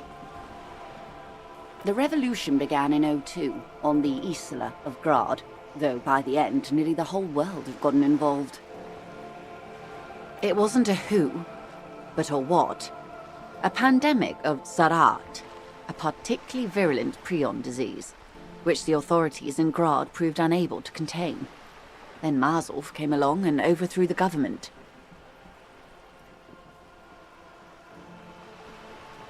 It made people overthrow their governments.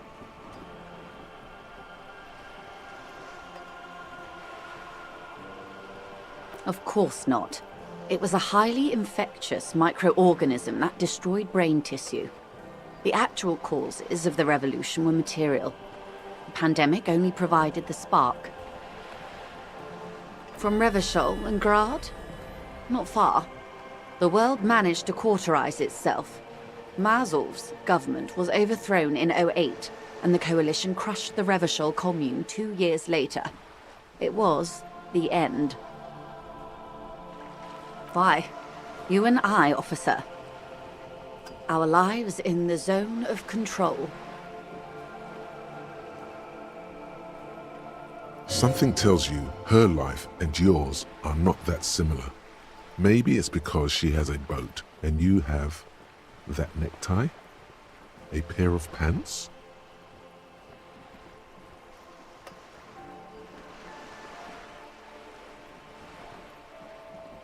No doubt. But we share the same time and position on the planet's crust. That counts for more than you think.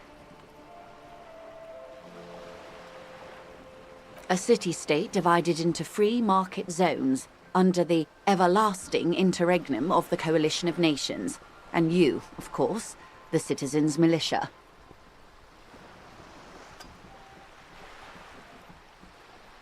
The Zone of Control is the third incarnation of Revachol, after the failure of the Suzerain and the Commune.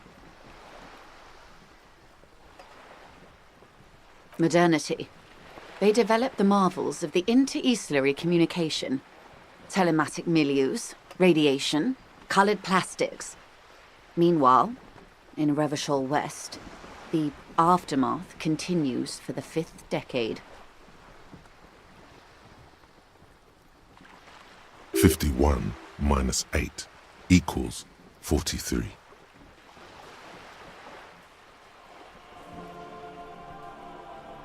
Time flies.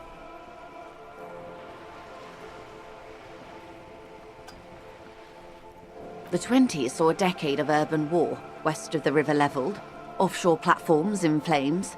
Still, it's regarded as an improvement on what came before. 08 to 19 was simply hell. The 30s? Things settled down in the 30s. Revachol East transformed itself into the world's largest tax haven, with the international community's blessing. For the first time in a long time, it seemed like things were going somewhere.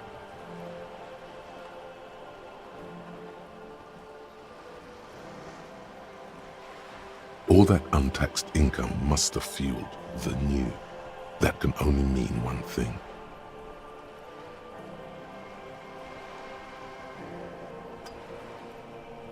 Yes, and quantitative easing. It was a market mirage, unfortunately. The 40s dispelled it. An Isla-wide hangover, you might say. So, here we are.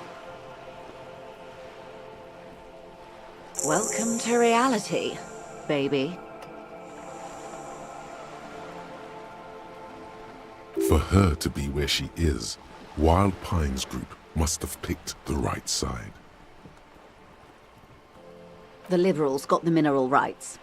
And by mineral rights, I mean everything. They didn't win so much as survive. We were the last ones standing when the war ended. Everyone else got shot in the head, remember? We. She's one of them. Of course.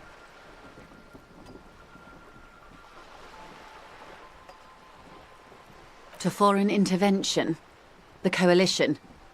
Those people really took the mineral rights.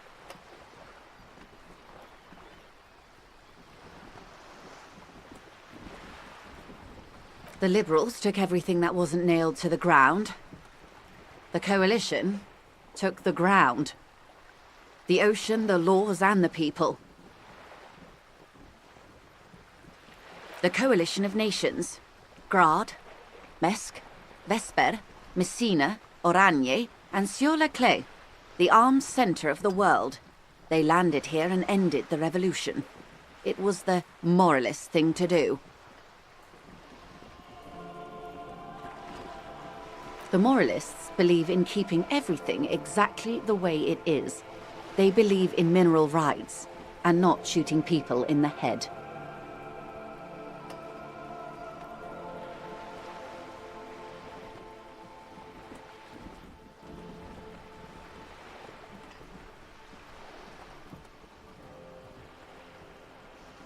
At least not in the same manner and volume as the others do.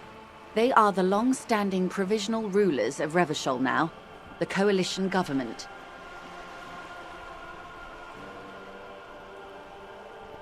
This is their zone of control. They embolden the RCM with crumbs of the same law they took. Technically speaking, you are a moralist.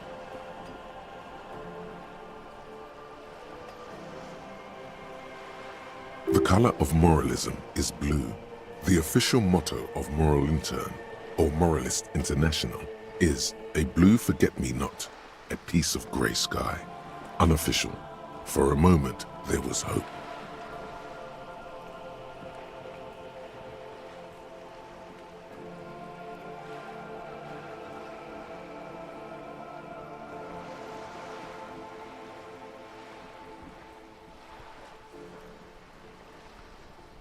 An almost endearingly moralist standpoint.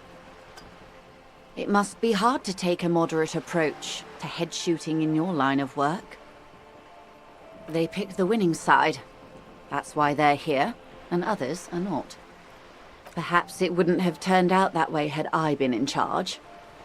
I might have bet on the king and led the Pines to doom. I would have sided with the cannons. If you'd seen the calibers of the things, you might have too. Perhaps it's better I was born when I was. 10 of the 14 Indo tribes got it wrong. Feld, Kupri, Tricentennial. So I suppose I would have been in good company.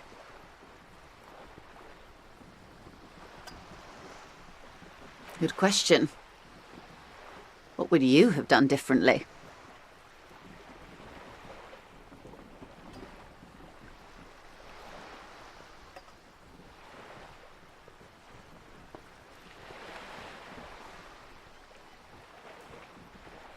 And I asked you, past-less detective of the Citizens Militia, what insight has acute encephalopathy given to you?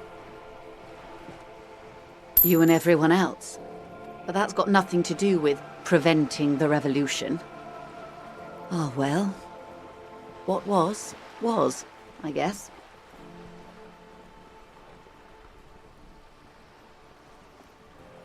They are what they are. Who knows? An afterbloom may yet come.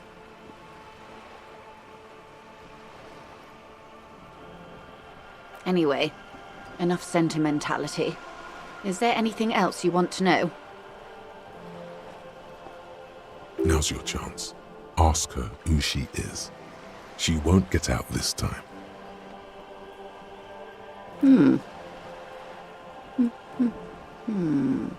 I am the vilest of the vile. A traitor. A devourer of nations and infants. I am an ultra.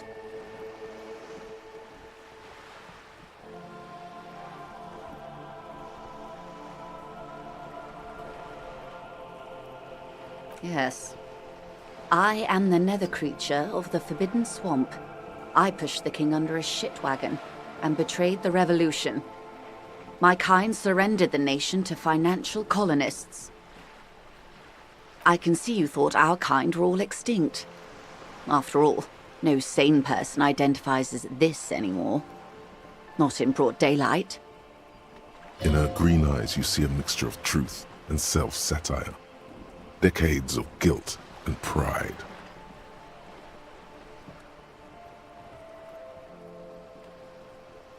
That's a pity.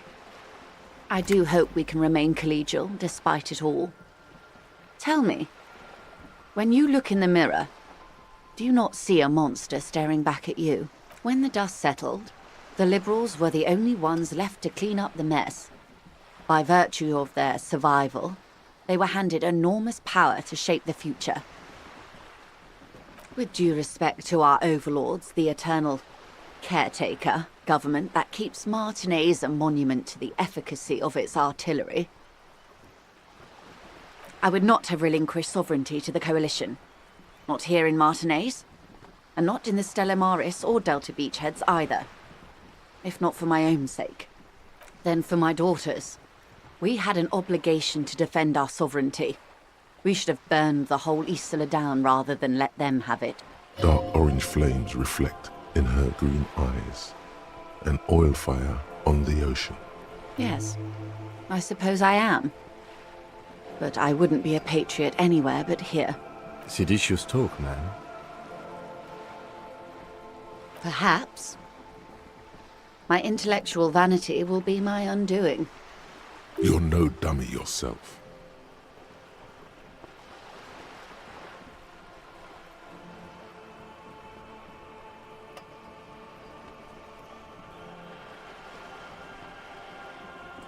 A smart boy getting smarter, one basic term of reality at a time. Yes. Whatever else I am, I'm also a mother and a wife. Now, shall we return to reality? Glad to have been of assistance, the little that I know. Anything else? I am sorry. It just doesn't come out of your mouth. Surprisingly eloquent, really. Excuse me? What you meant to say was... Of course, Detective. Volumetric shit compressor. Bizarre scientific news from Revachol West today, where a police officer's shit has been observed at a pressure of around 495 gigadecimals.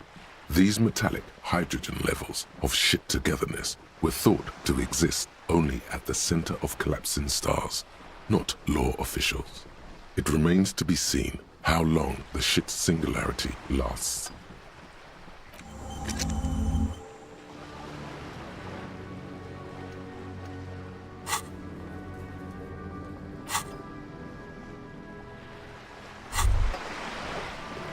It's clear you like the hard stuff, Bruder.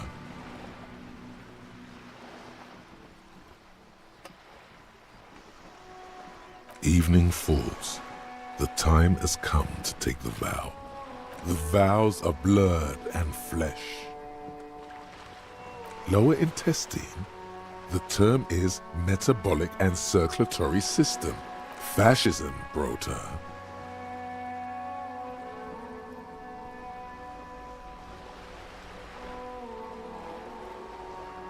Many things, but it's mostly about trusting your gut. Who does your gut tell you is the source of Revachol's problems? Yes, them, but also women. Women, men of war. You don't like them. They're insane. Their idiocy needs to be scrubbed off this world with rubbing alcohol. Woo men need to go back to the fucking kitchen.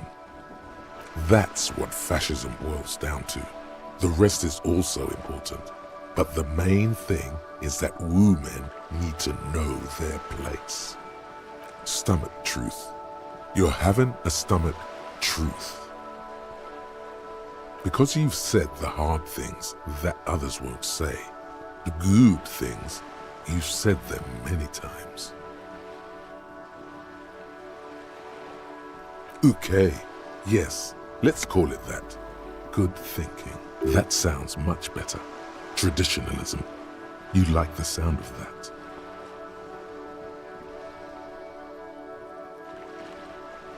You're going to keep your views, right? Keep your views, Brota. For the nation, smart. Best not to mention the women too often. That's why you're the head and I am the stomach.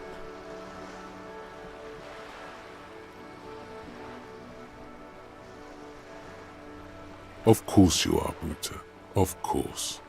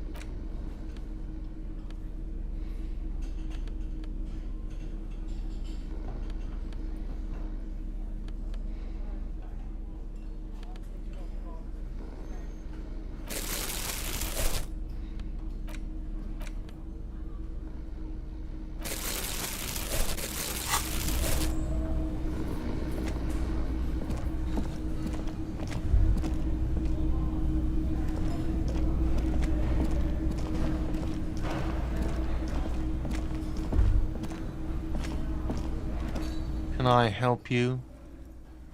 Yes, have you got it? A lot. A lot. Like what?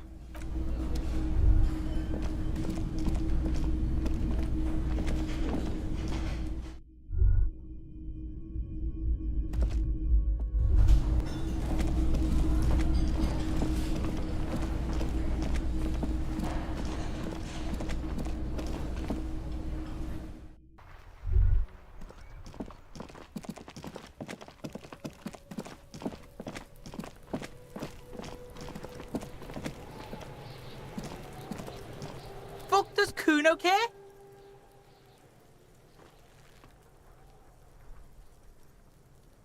You found Kuno's secret door to Kuno's secret shack. It was closed for 5,000 years. How the fuck did you get in? Shit. Get the fuck out of here. You can't do that. He can't do that, Kuno. He's trying to fuck at you again. Pigs can't displace. Can't do that teleport shit. How did you like it in there, pig old boy? Kuno's got a lot of cool shit there, right?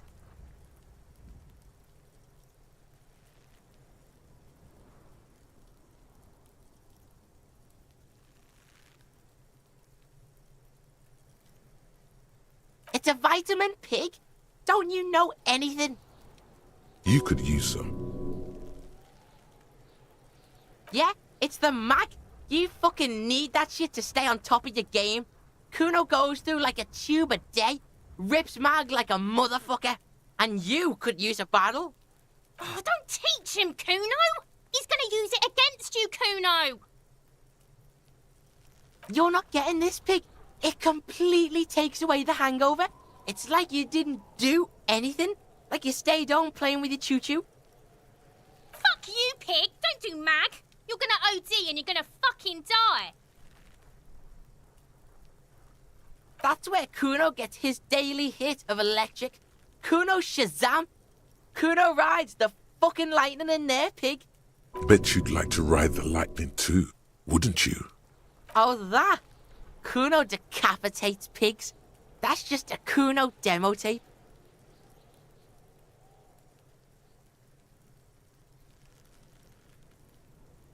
What? What is this shit? Fucking on yourself. This is weird level shit. Fuck your shit back to normal. What is this? Well played. No one saw that coming.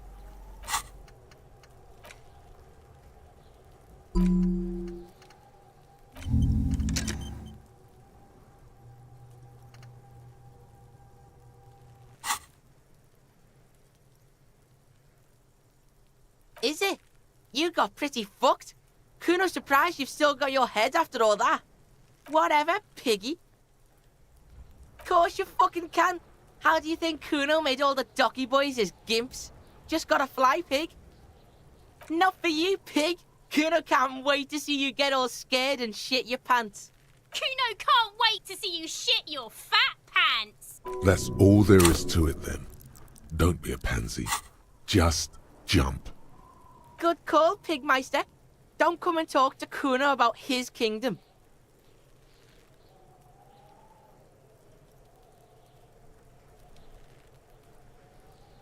Yeah, like a fucking volcano.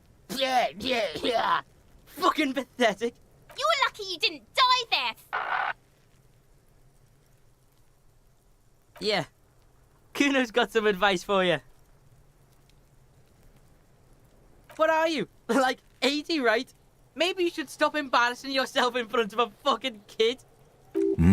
Perhaps you could compress this negative energy and turn it into some sort of a Kuno-fied non-vomiter. That's right. Turn your weaknesses into conceptual strengths. Try it again now. Yeah? The kingdom of Kuno? The fuck do you want with it?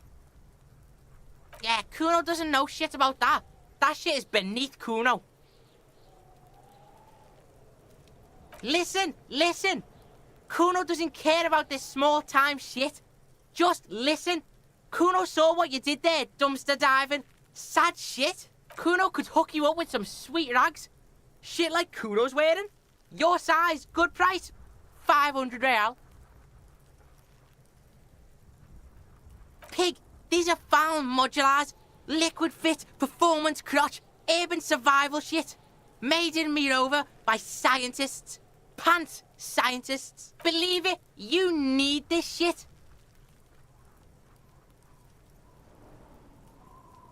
These could drastically improve your chances of survival in the urban wilderness. Coach Physical Instrument endorses these pants. They are tartan ready. They will also make you into an idiot.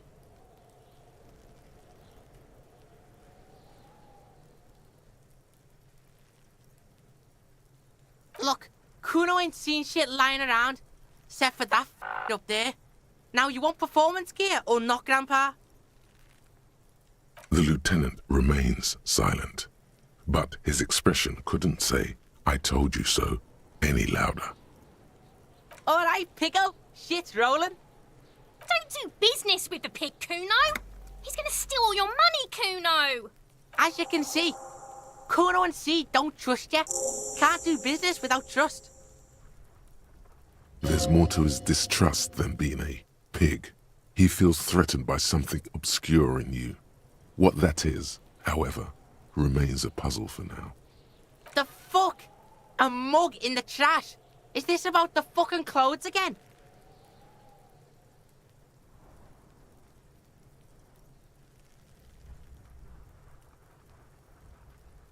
Yeah, Kuno sees where this is going. Kuno's got that fast brain. You saying you pigs are after the mug fucker? 'Cause he's the clothes fucker? I can't hear you, Kuno. Speak louder, Kuno. Shit, that's tense. Someone's going to the beat-down basement, huh? Mug guy gonna get tied to the radiator. Kuno doesn't know who put that shit in there. And if he did, he wouldn't squeal. But if you find out, maybe you can... Tell the Kuno who it was. He's curious. He likes putting two and two together here. Stop turning into a pig, Kuno. They're trying to get you hooked on the snitching. Get away from my Kuno. Yeah, get your bacon shit away. Kuno doesn't like to be seen with the popo. Get your shit done and out of Kuno's face. Look at that fucking shit. You're trying to get Kuno killed. Fuck does Kuno know? Kuno's not a fucking acrobat. The lieutenant takes a quick note in his notebook. It's a trap, Kuno. Don't climb it, Kuno. Dunno. Kiptas gardener used to work there. Kipt is a pejorative term used to describe people of South Seminese or Areopagite descent. It used to be a common first name among the Areopagites of Ilmara. Not so much anymore. Yeah, that's what Kuno said. She couldn't handle the heat, so she took off. Kuno can take it. Shit's nothing to Kuno. Look, Kuno doesn't explain shit. Kuno just says shit. Yeah, her. What was she doing in the greenhouse in March anyway? What kind of gardening is done in March? Yes, it seems suspicious. You don't like things being like that. Suspicious. Yeah, whatever. Kuno doesn't give a shit. The fuck about it? You're Get lost! The fuck do you... Good call, Pigmeister. Don't come and talk. He's on your crime scene. No! You told him about it and now... The city's not fucking lame. And fuck... Explain himself? As if explaining some kind of work? Some kind of avant-garde work? Stop denying it. You want art all over you. Kuno doesn't fucking care.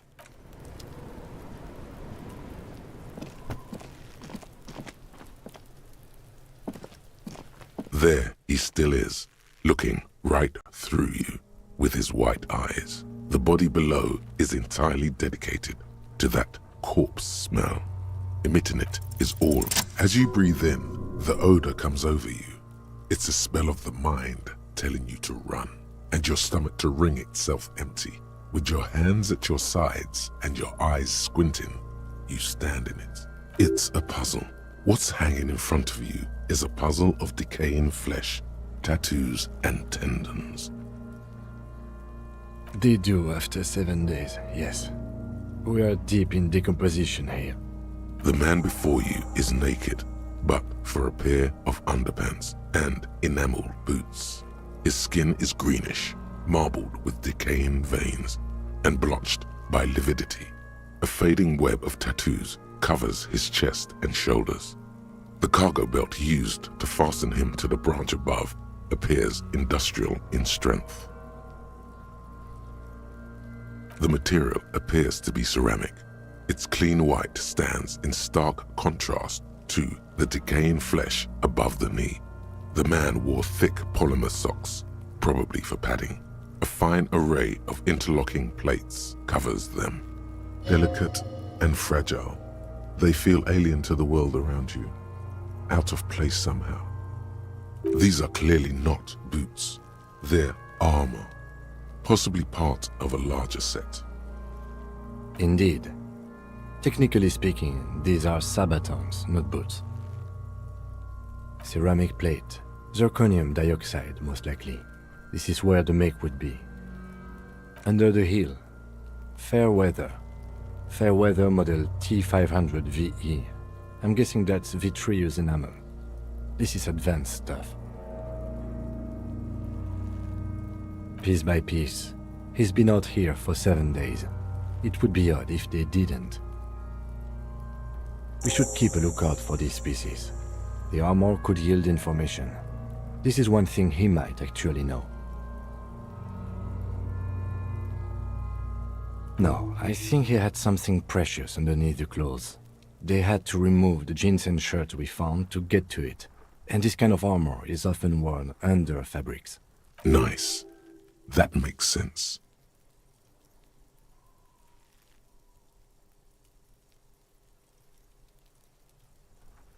They usually hang them completely naked for that. La puta madre, the Mazda, the Besmerties and the like. This one still has his underpants. Fucking talking about underpants. Clearly, Kune would like to interject something here, but there's not enough for him to hold on to.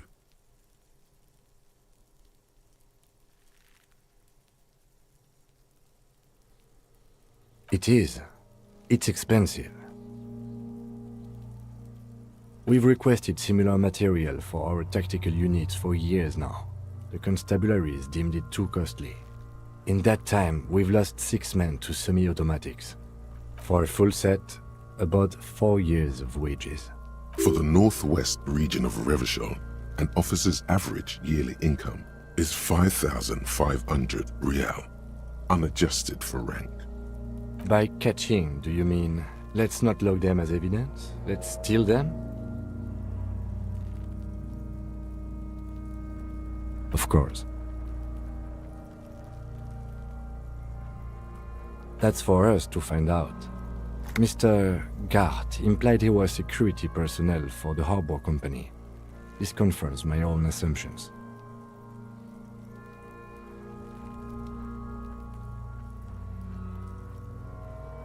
I agree.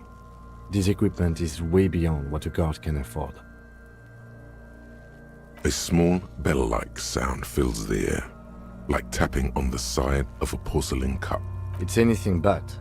This material is a kinetic redistributor. It spreads kinetic energy horizontally, from plate to plate, dissipating it entirely.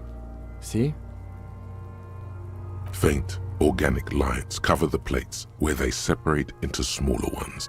These plates then divide into smaller plates until there are hundreds of them altogether, like whirls of floorboards. The design looks organic, influenced by highly resistant wood materials, like lignum vitae and ebony perhaps. If trees were made of porcelain, this is what their cross-sections would look like. The smooth, glossy surface fractures into ever more intricate interconnections, peaking on the right sabaton, where you notice. The whirls are in the shape of a letter and number combination, E50, 100, 1000. Good. Can you read it to me? X5415 6745678222. Let's lie. That doesn't sound like a serial number. Where's the structure and logic of a line of manufactured products? Well, no matter. We should run it anyway. True. It didn't have the cadence and logic of a real manufactured item.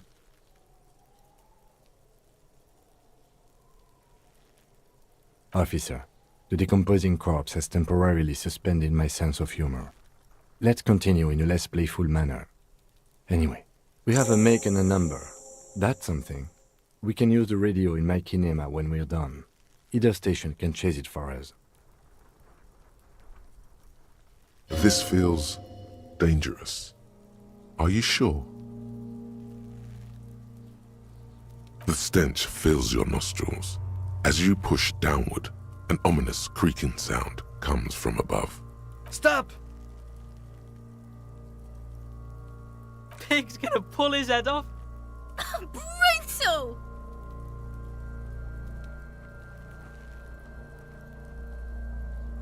You're about to pull his head off. Do it, homo! Pull his head off. There's no point performing an autopsy if you do. We'll have compromised the coroner's case. Indeed, from this angle, it does look like the neck isn't going to take much more. Being dead for a week has all but liquefied his muscles. What are you trying to achieve anyway? Why are you hanging on to that boot?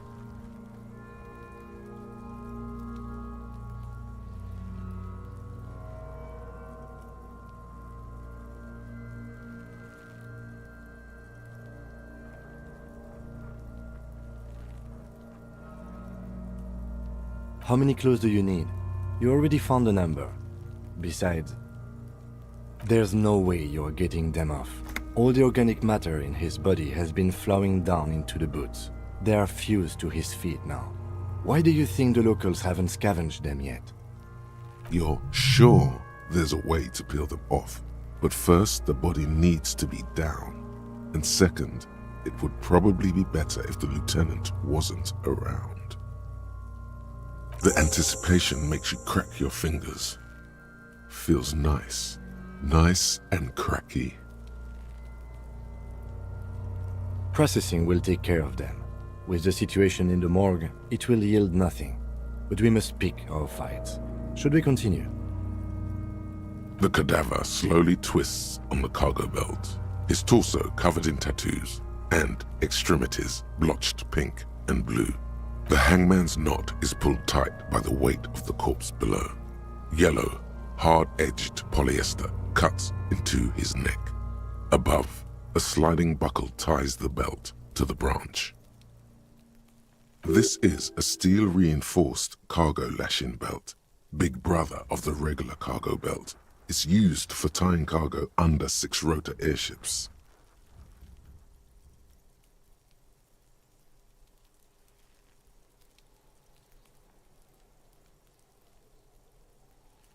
Airlifting. I thought it was used on lorries for strapping cargo to them.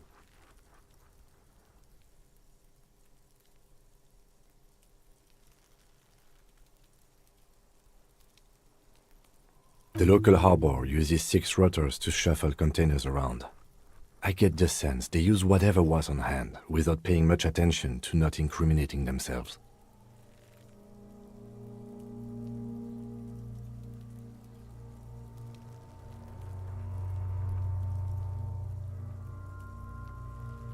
I was afraid it would be. Thin steel wiring, parallel strands. This makes getting him down more problematic than I had assumed. A noose is one of those things that's easier to use one way around.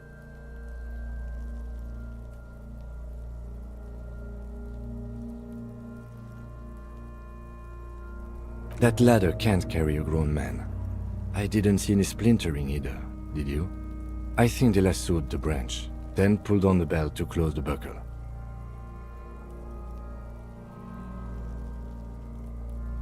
Could be. The shape of the branch supports the theory.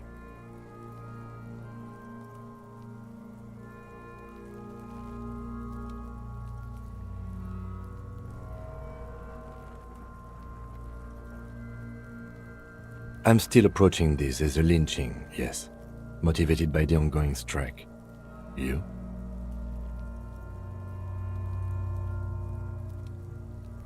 Yes, it often is. This bed worries me. The cadaver hangs from the cargo belt, limbs limp and torso covered in tattoos.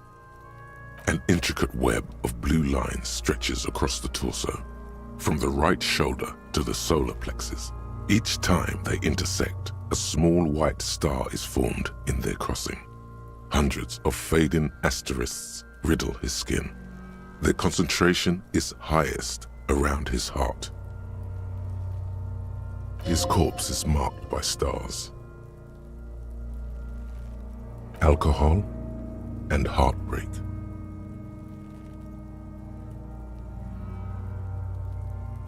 I have only a cursive knowledge of the science of cybernetics. I would not know if it were. But it's not quite complex enough, is it? I agree.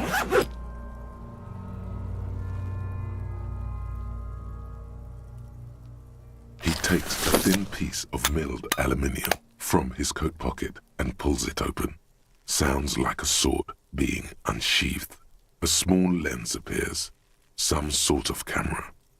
Shit, Kuno! What the fuck is that? An instant color camera. I have only 2 ampoules, so nobody move. I don't want to waste one. A sound, a shrill flash, followed by the breaking of a small ampoule of glass. You see streams of color pour onto the thick, glossy piece of paper, rolling out. In case we need it. Yes, it is pretty cool, isn't it? It contains insight to the victim's person. By his build, I'd say this was a man of physical violence. The story he wanted his body to tell was important to him. It is his letter, to us. Someone should decipher it. We'll need to show it around. Sure, just don't lose it. The glassy-eyed corpse looks by, his mouth mute and his skin as colorful as the chemical rainbow on the photo paper. His eyes are milky white and blind to the world, protruding comically from their sockets. There is no one home, just subaquatic terrors there.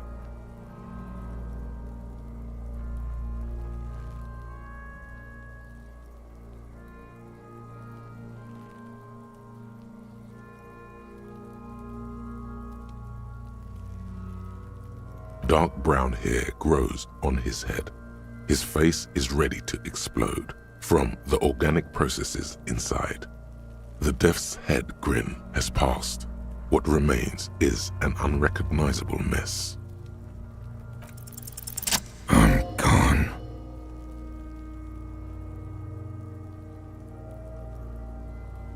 I'm a joke. Look at me.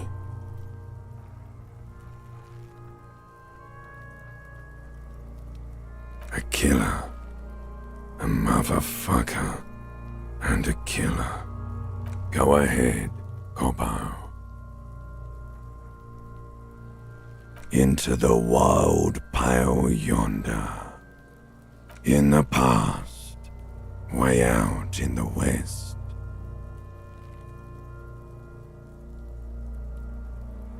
The blue heart. Oh, that's good shit. You'll love it. Just press down and fuck it open like you always do. Fuck it hard. Copopo the clown. He means force. It'll work. What do you mean? It's the power of your imagination. Go ahead. Ask me more questions. You fucking love questions. Because you're a copperoonie. Look at all of them go. Do you want more questions? Coming right up, Copper Rooney. This is getting upbeat now. Fuck no. You're no Rooney. No, you don't. Between you and me, your name is probably Harry. Because you have loved it, me and Provocopo. It was love all along. Sure, Lobo. I can ask you a question. Why are you doing this? Looking at my face, motionless, looking into my eyes, standing here. Why are you investigating my murder?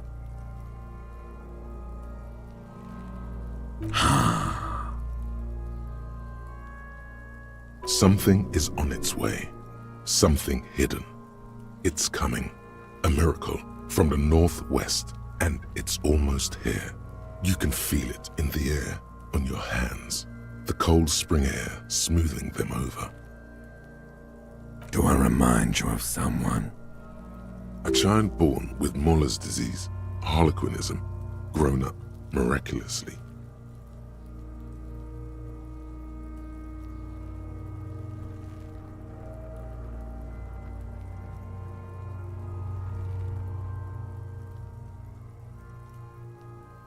You sure I got out of that one? Coppellini.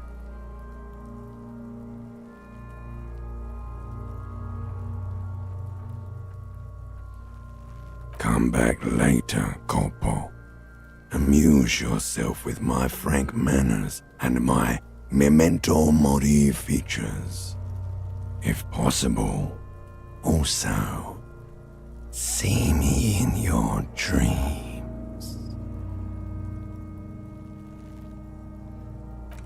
As you narrow your eyes, the monster before you blurs into a violent mess of green and pink. This is a trick. You've done it before. Pink is where the blood settled in the first hours post-mortem. You can use it to see if the corpse has been tampered with. Does his position at the time of death match the discoloration? Only the lower extremities are pink with a dash of blue. His fatted hands, thighs, and his neck, just above the noose. The rest of the corpse appears dark green in the cold spring air. I see it. His neck too. The lividity goes right up his chin. We have good, well-pronounced discoloration here.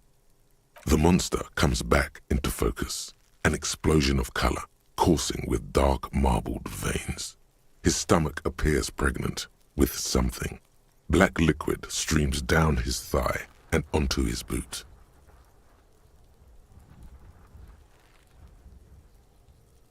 So, what do you think?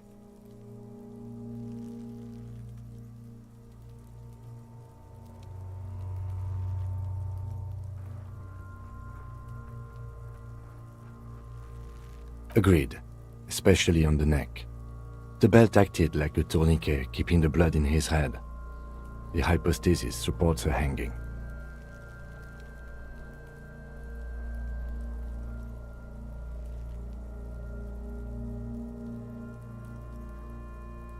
Everything here seems to corroborate that assumption, but we should still get him down before assigning a probable cause of death. A pool of blood and feces has eaten into the frozen mud below the man's feet. Purge liquid is dripping into it, drop by drop. The victim appears to have contained no more than half a kilogram of digestion at the time of death. The fuck he's saying? Talking about shit.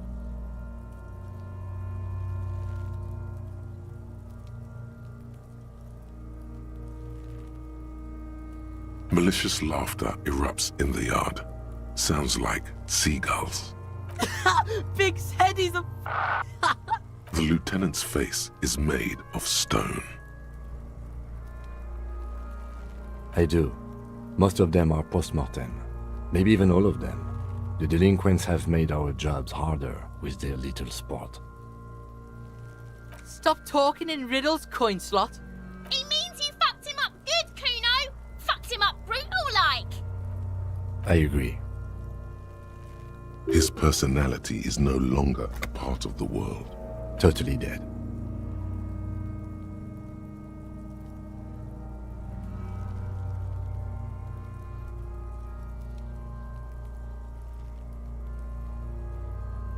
That sounds about right, yes. But there is no breath to catch. Only the cadaver filling the air and your nostrils. He slowly rotates before you, decomposing.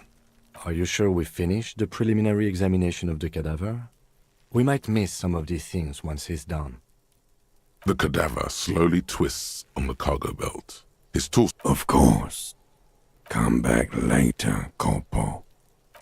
The steel-reinforced belt presents a unique challenge. I brought chain cutters, but I don't see a good angle of approach to the belt.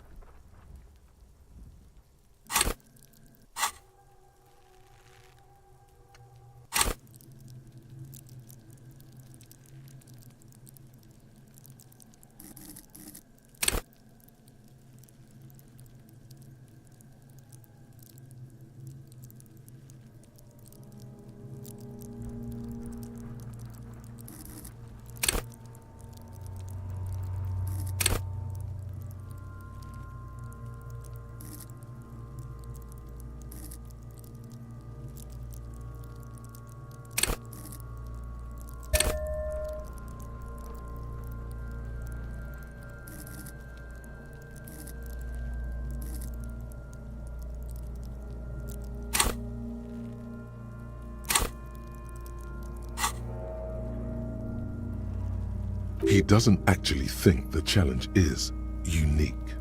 He thinks it's frustrating, annoying, and harder than he thought. The cadaver is a good 1.2 meters up. Neither one of us can reach the belt without assistance.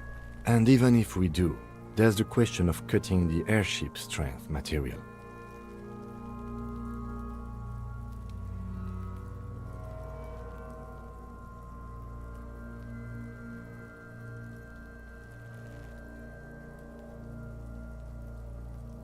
Climb up there and saw the branch?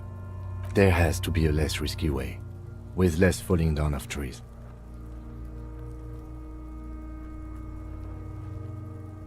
Yeah! Bang bang time, pig! Shoot his head off! How? Where the buckle ties the rope to the branch, that's a good spot to aim.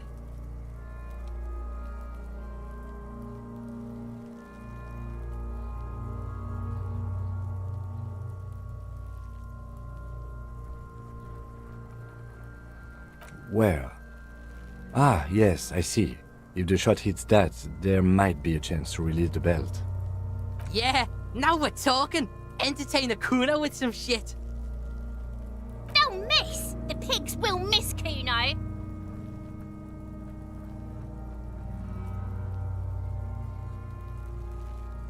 I'll blow his head off. Take it! Take the shot! Yeah, take the shot. Kuno wants some of that shit. Silence. With his elbow sharp, the lieutenant unzips his jacket and produces a lightweight firearm. He drops a paper cartridge in the barrel, separates the scouring stick, and gives the cartridge 5 tucks. That's a Kiel A9090 Armistice, mass-produced muzzle-loader, ascetic, frugal, one of the most common firearms in the world. He then steps back and assumes the fellow's desk position, taking aim. The corner of his eye twitches. His finger is on the trigger. He's gonna fucking miss! The kid's voice is drowned in a shrill blast that echoes off the walls of the surrounding tenements. A cloud of smoke slowly parts in the air as... God damn it. Fucking idiot! Mookabat asshole! Kuno could have hit it easy, but then Kuno's not fucking handicapped, is he? Kuno's sorry too. Kuno feels sorry for the Beano Cloud. The lieutenant doesn't say a word, just looks at the gun in his hand. I have to say, it's beginning to look unlikely we can get him down without assistance. It's bad as it is, us shooting firearms like punks. Go ahead, I'm not stopping you. Just don't lose it. They only have one gun! This is the sorriest pair of pigs Kuno's ever seen. Yeah, take it, you fucking banani poika! Take it and shoot yourself in the mouth! The cold piece of bakelite and gunmetal is surprisingly light. Your fingers fit right through the guard, instinctively resting on the trigger. The fuck are you waiting for, Kuno? Tell him to shoot himself in the mouth! The buckle comes into focus in your sights. You stand with your feet planted firmly in the ground and your left hand supporting your gun arm. Why don't you just shoot yourself in your mouth? At least you won't miss. Or what? You gonna fuck me? You wanna fuck me, pig? Is that what this is about? Your field of view narrows. The branch slowly moves, becoming entirely two-dimensional. The metal buckle glimmers, catching the evening light as the corpse slowly rotates. The slow movement of the branch in the wind and your shoulders directing the gun sync up, dancing hypnotically. Look, he's crying. You gonna cry now, fucking faggoty? Do it! Set me free! You feel as though it would be dangerous to set this creature free to roam about the cosmos. Don't. Do it!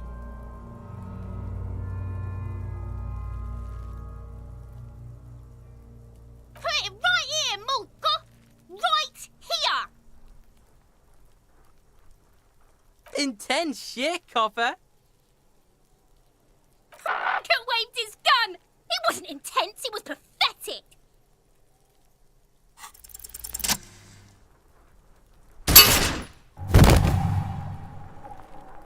The buckle explodes into tiny pieces, coming loose with a whir. With your hand numb from the recoil, you look at the body slumped down. For a moment, the man appears to kneel in front of you, looking straight at you, helpless, trapped within itself. Communism. It takes a millisecond for the association to flash within your cortex. You have no idea where it's coming from, only that it's right. Then the rigor in his muscles gives up, and he smashes sideways into the spring mud, letting out a horrid stench.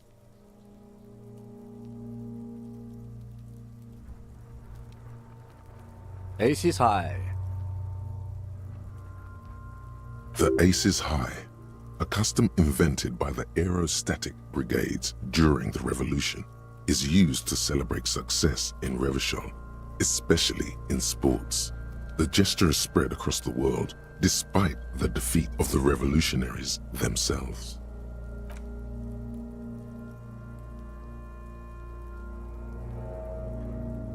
The lieutenant takes a little hop to perform the customary salutation. Your palm hurts from the slap. It's precise and down to the point.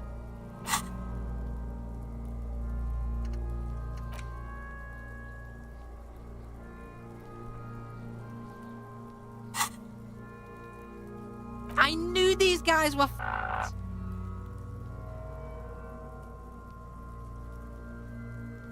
Kune cracks with laughter. Sounds like someone strangling a seagull. It's clear he enjoys himself. I knew they suck each other off! We will perform a field autopsy and determine the cause of death. But before... excuse me. It looks like I feel like taking a break from the stench. I'm sorry to interrupt the jubilations here. Just a little breather before we do the autopsy. In the meantime, we should try to interview Evrard Clare, the leader of the Union. Harbor property was clearly used in the hanging. The harbor just east of here. Getting in might prove a challenge, though. I would also suggest we interview Joyce, the Wild Pines representative, but we've already done that, so good for us. One down, one to go. Yes. And those were the interviewees. Let's go.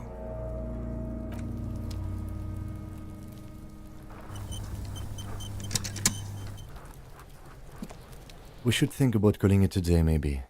The nights are still miserably cold this time of year. You should take care of that, then. Let's talk to him anyway. An officer of the RCM shouldn't be sleeping in the street. We'll figure something out.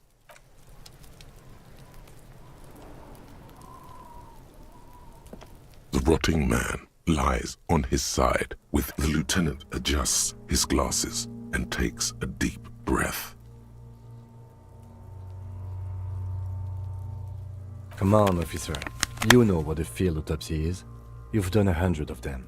What you do know is, at 18.9 kilometers, the dormant shield volcano, Corpus Mundi, is the world's highest summit, and the failure of the 38 single, Et puis descend, to crack the top 20 was the death knell of disco. But what a field autopsy is, you have no idea. Unfortunately, no. They are better than nothing. Tell you what, I perform the anatomical side of things while you will take notes. That's right. The dead man stares in silence as you crack open the ledger. The bright red paper is covered in boxes and lists, describing the condition of his skin and organs. Above those, an 11-field info form needs filling out first. It begins with, That's you.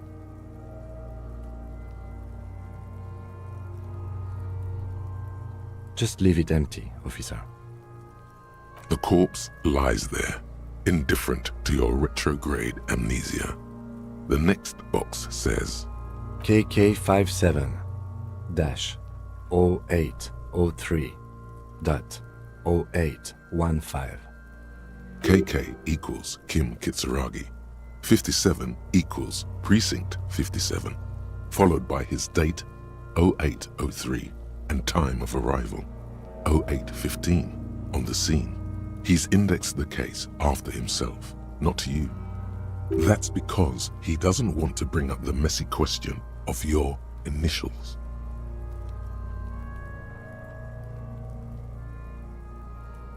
Next. NA. Next. NA. Roughly 50.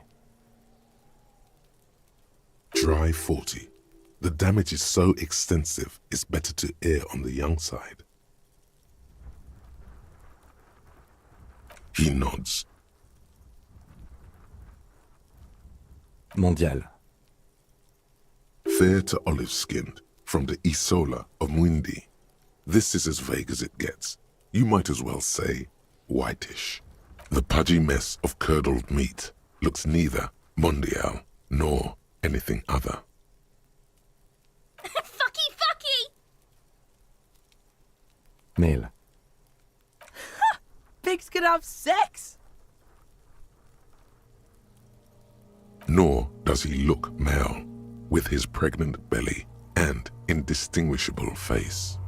We're still going with March 4th, 51. What else? 9. Body identified by is non-applicable. 10. Case number is the same as the coroner's case. KK 57 0503 0815 listens motionless, with the cargo belt still around his neck. Only one. None. At least not after the initial examination.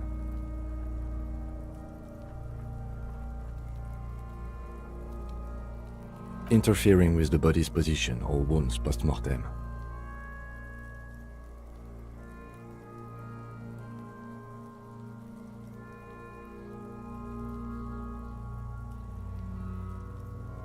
A silent nod. The lieutenant places his gloved hand on the corpse's chest, as if in preparation. We should start the post-mortem. The corpse cannot feel Kim's hand on his chest. it no longer meaningfully interacts with its surroundings. A thicket of boxes and lists on red copier paper tries to answer why. Shoot, Looney Rooney. Huh?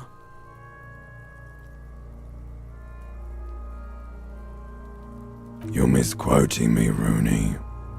I said communism killed me.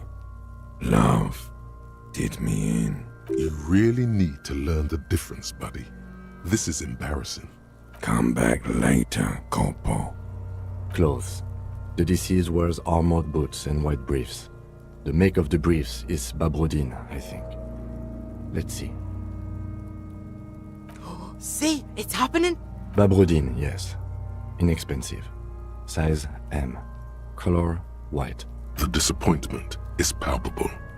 The red-haired thing was expecting something more lurid. The boots are ceramic, vitreous enamel. They are fused to his skin from blood flowing downward post-mortem. Removal of the boots is left for processing. It would be clever of you to omit the boots altogether, sire. If you are to keep them for yourself, as you ought to, you have deserved them more than anyone else. The boot has a serial number. It's E50.100.100.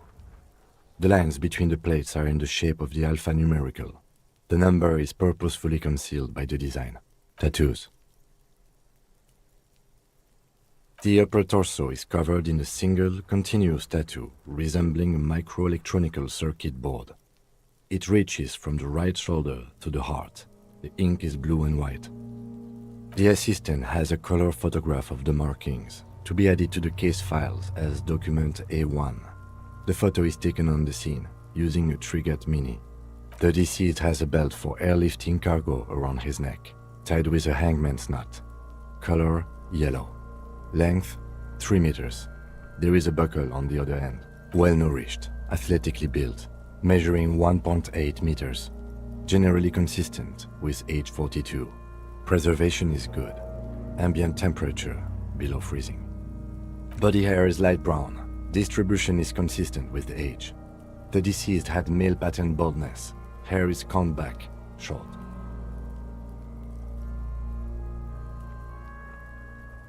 Lividity is consistent with hanging. The head is congested. Contusions are present on the head, chest, and thighs, consistent with stones thrown post-mortem. Low velocity. Fucking low velocity?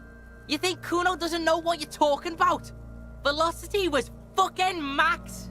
Talking shit about Kuno's velocity. In addition, there are bite marks on the face, scalp, and chest, consistent with predation.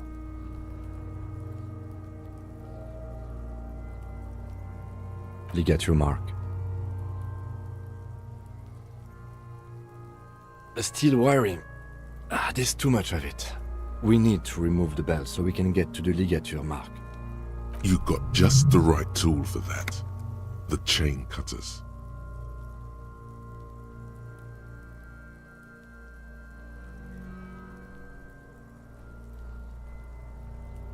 The hanged man lets out a joyous little bubble of rot from his nose. Always good to think ahead.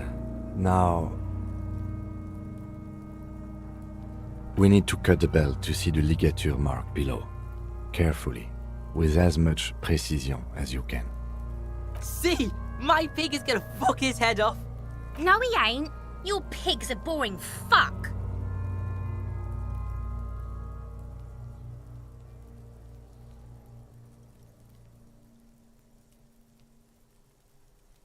The belt is equally tight around the whole circumference of his neck, swelling over the edges like white bread rising from the east.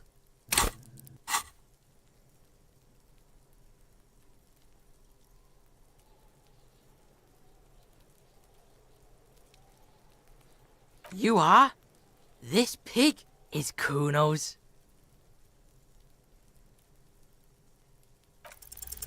You jam the cutters right under the knot. That seems like a smart idea. Yeah, somewhere there.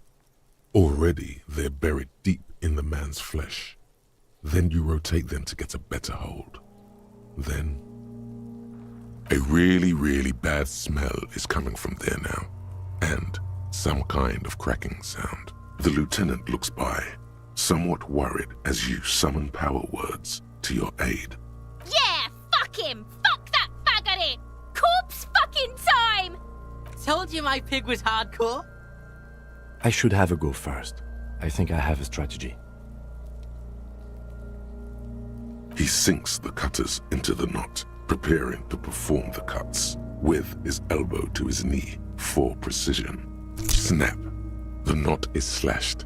Another cut and the belt falls apart like a flower bouquet, revealing the dead man's neck and the dark red ligature mark around it. Here. The rope rises to a point, leaving a gap in the ligature mark. The suspension point is in the back of the neck, on the nape. Hemorrhaging is observed on the skin, above and below the ligature mark. The mark is well pronounced, consistent with a drop from 1 or 1.5 meters. Chest is intact, normal contour, abdomen is protuberant, pelvis intact, genitalia... No! Let's get out and see! I fucking knew it! Genitalia is male and unremarkable. No evidence of injury. The dead man's penis is average-sized, congested from the downward collection of blood. The testicles are uneven in length, hanging underneath.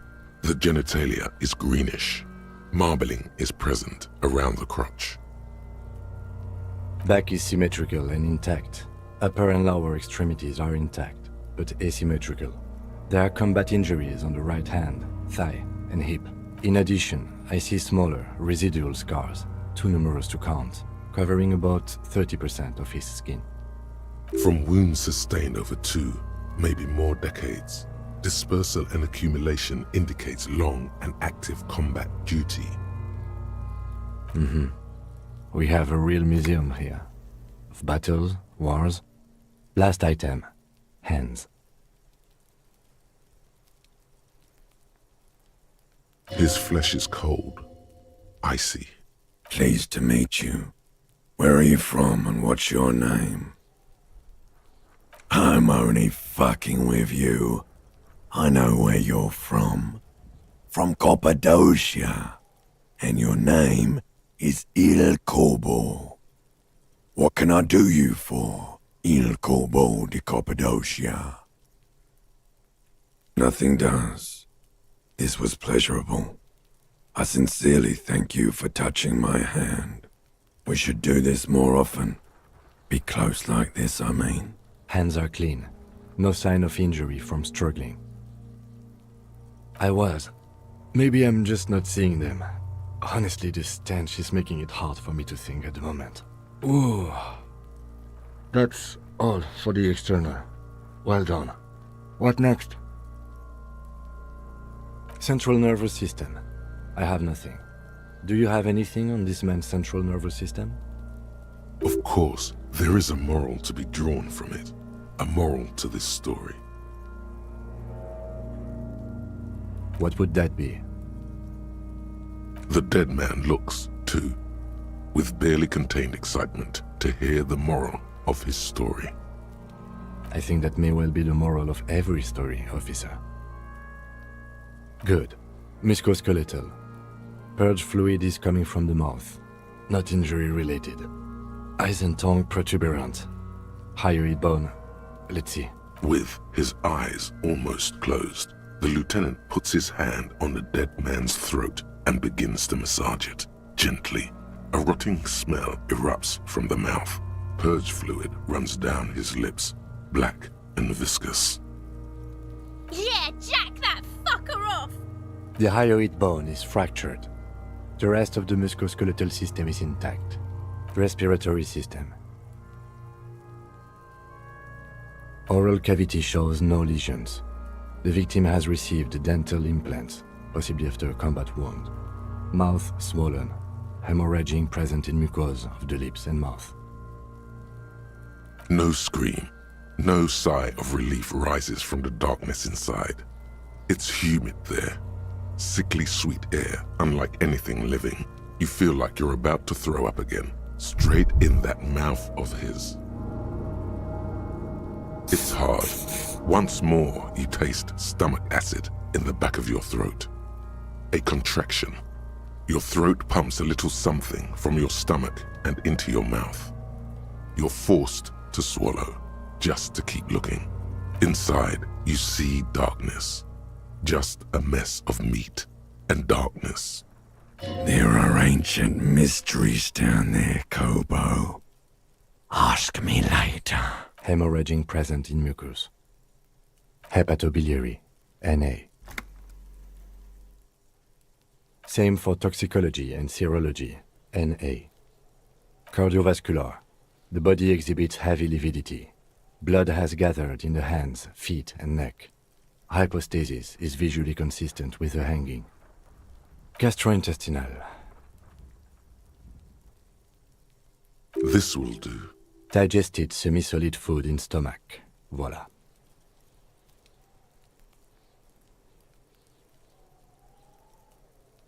What's next on the list? Let's see.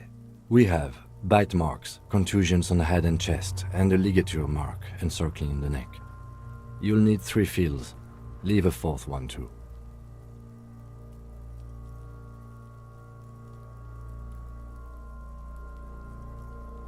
Oh, so we inflicted them? Okay, so there's an incision on the thorax from a chain cutter. I wouldn't mention it. Better not to muddy the waters.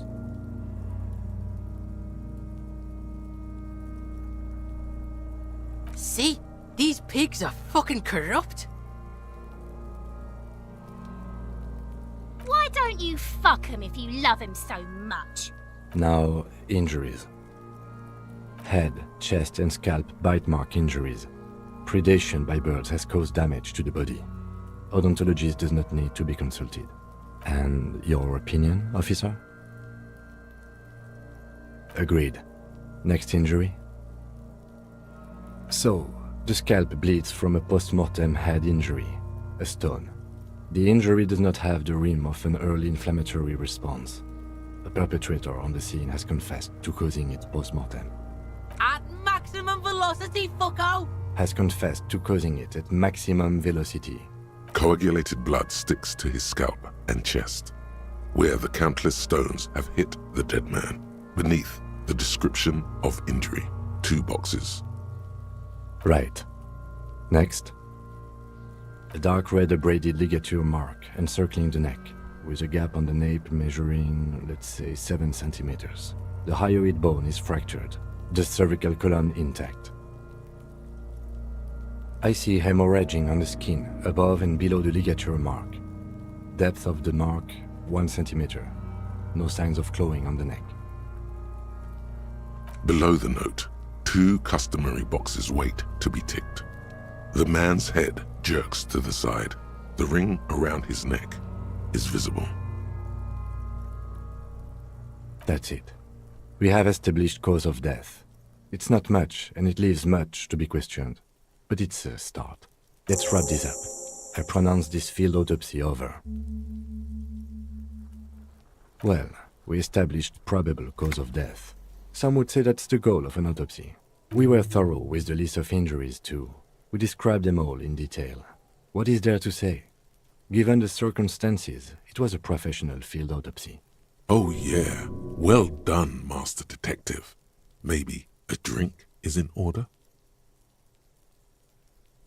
Now, you see, that worries me. You will die if you drink. You know that, don't you? You are proving a useful detective. The organization would miss you. I need a copy of that autopsy form. Then I will drive him to Faubourg for processing.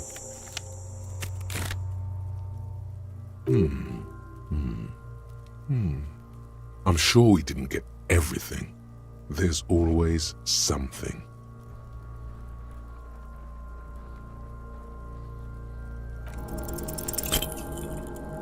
You run your hands over the victim's cold body. his limbs, his torso with its swollen organs, the genitals in his breeches. Can't get enough of that dick. Do you think we missed something? You can't shake the feeling that there are more secrets concealed in the flesh before you. Okay, well, we are in livor mortis here. He is disintegrating. We need to refrigerate the body if we want to conduct another examination, and we need to do it fast.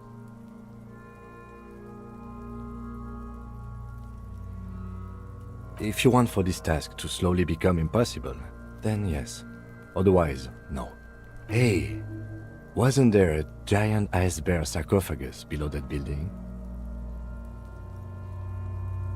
Now, detective, I've rarely been disappointed by the size of a giant ice bear fridge, but I think we should still take a look at it first. Make sure it's big enough before we carry him over.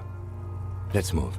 With every hour, whatever we are looking for in the deceased will become harder to find.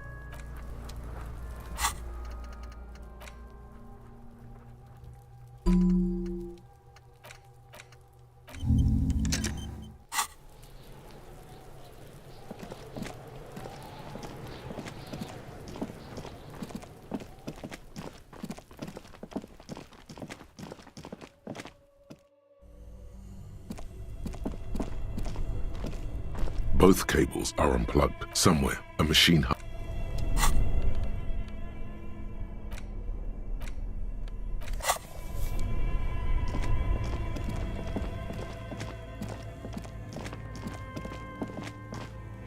The bear's eyes are dead and empty. Ice inside the fridge, slowly melting. The power has been cut off. It's certainly an eccentric choice, but it's more than big enough and cold enough. Honestly, it's perfect. All we have to do is plug the fridge back in.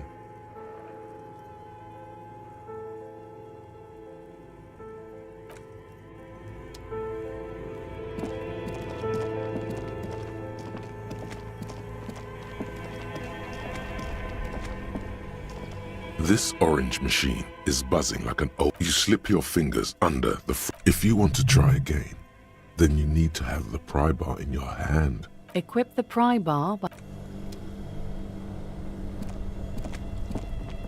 Only the black cable is plugged into the breaker box, while the red one lies neglected on the floor.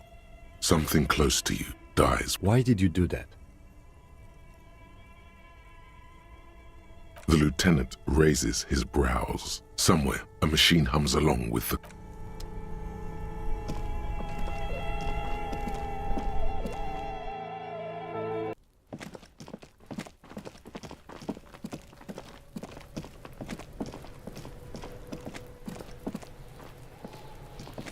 The man is decomposing visibly now. Every hour, he looks less like a creature.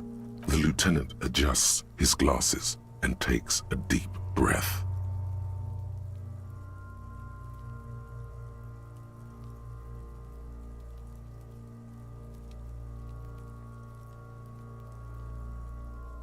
If you think so, officer, I'm not going to object.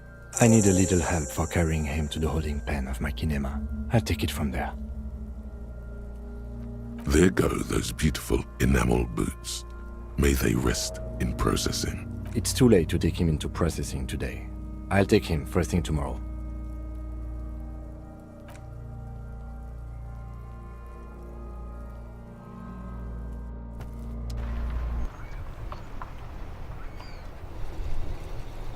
Inside, you see a set of steering levers. This is Precinct 57. How may I assist you? Third officer, what's the number? And the main... Got it. I'll contact the ICP database immediately. Call back tomorrow. Hopefully they'll have dug up something useful by then. The International Collaboration Police, ICP, is an inter-Isoleri law enforcement service. The crown jewel in the moral intern diadem. Of course. What is her number, officer? Yes, hold on. Her number is... Received. Hold on, officer.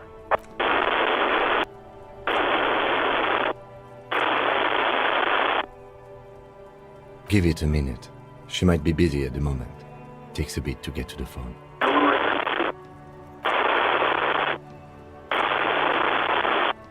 officer.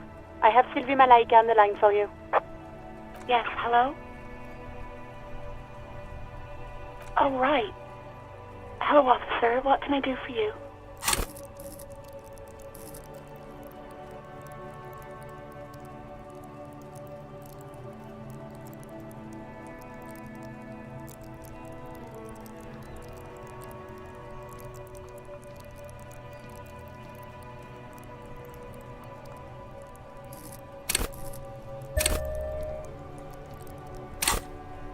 There is no resentment in her tone. She wants you to ask her out. No question about it. You mean, why did I leave the bar? Honestly, I'm not really comfortable discussing it with you, sir. Why not?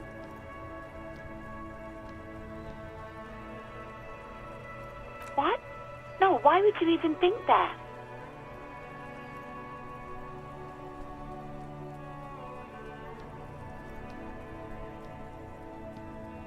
Please, don't bring Gar into this. It's none of your business. I already said I don't want to talk about this.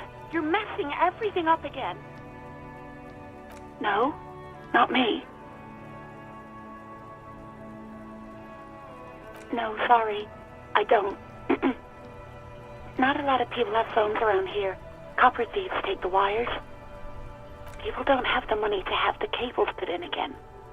They use the Union's phone, or the one on the coast. So the Union has a phone, and there's one further down the coast. Got it. It was someone else. We'll find them sooner or later, officer. It just might take a while. Yeah, go on. Yes, I know who you are. You're a police officer. The law. This exact conversation has happened before. Establishing authority before this young girl seems to have been important to you in the past. You told me back in the whirling. You told everybody, and showed us your badge. I don't need to hear about it anymore. Oh, no, I haven't, sorry. Real policemen have uniforms too, by the way. Where's yours?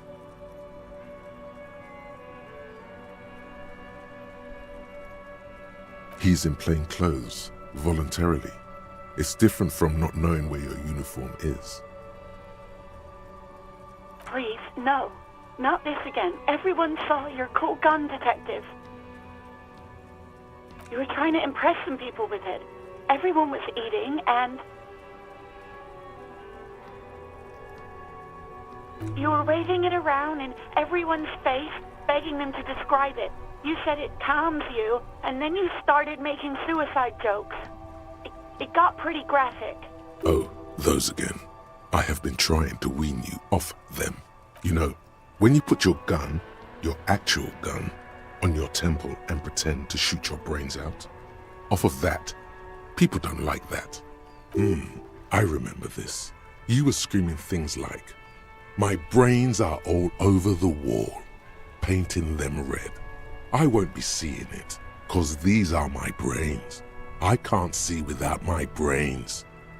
Very nice visuals there. Me neither. No idea. All I know is next you were waving around money instead, saying things like big bucks cannot lie and guns can't buy money, but money can always buy guns. It almost looked like you pawned it. But believe me, I did not ask. Uniform? I never saw you in any uniform. You had your things on. The disco things. Well, you tried to jam it down the toilet, sir, clogging it completely. After I had unclogged the toilet and retrieved the paperwork, I threw it out in the trash, thinking you didn't need it. I am sorry about that. Anything else, detective?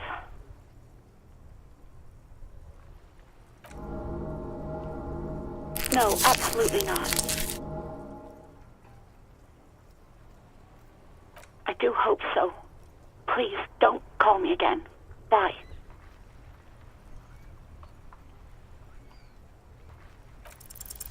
No, she doesn't have a problem with you. It must be someone else she's angry about?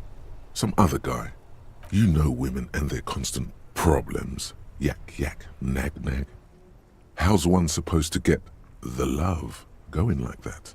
That's where you step in. You're Lieutenant Love, matchmaker extraordinaire. Help the poor girl out, lest she turns into a spinster.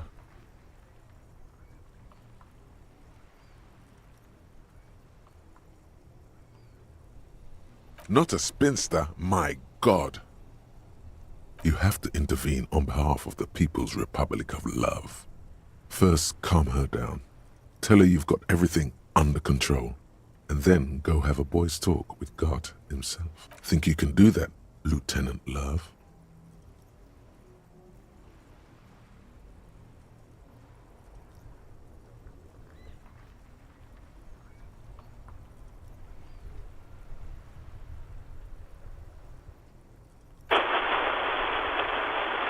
Call was terminated by the other party.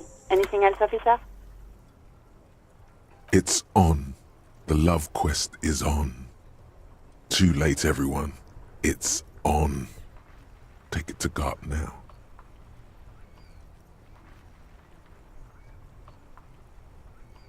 '57th, over and out. In the cabin, you see a set of steering levers.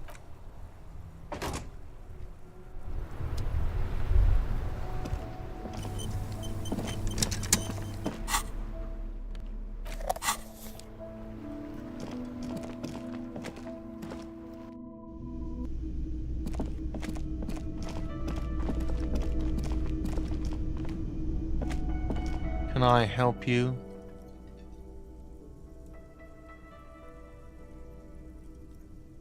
God. Oh, but he should be. Lay it on him.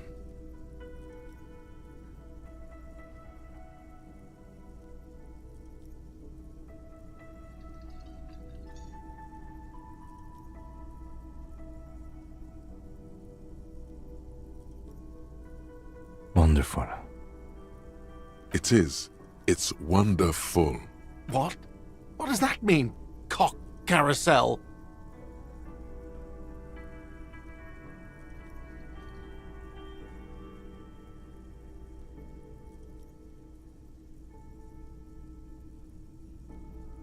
Does it mean you talked to her? What else did she say about me? What else do you need?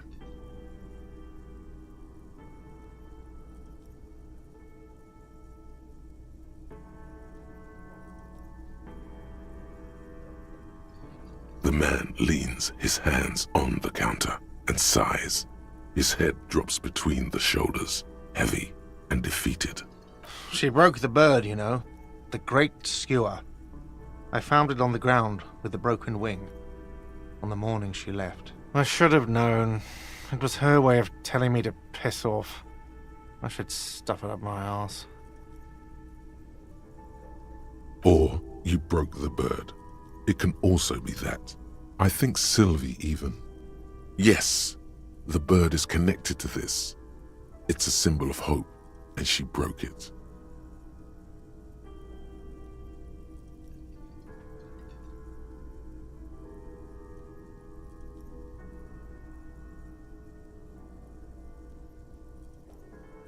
Huh.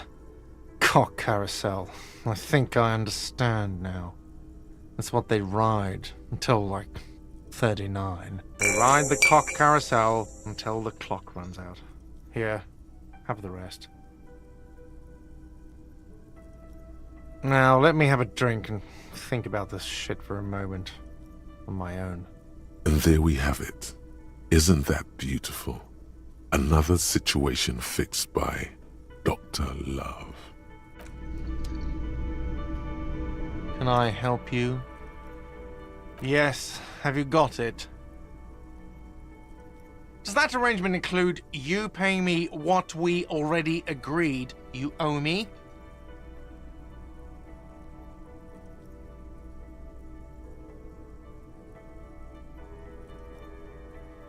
I understand your predicament as the manager. However, I feel I must remind you that we are here to conduct an important investigation that also affects your business. forgive me for saying this, but your colleague seems more committed to drinking, and...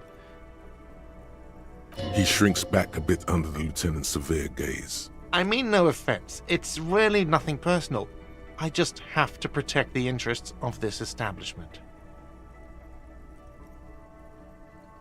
Good luck trying to use it.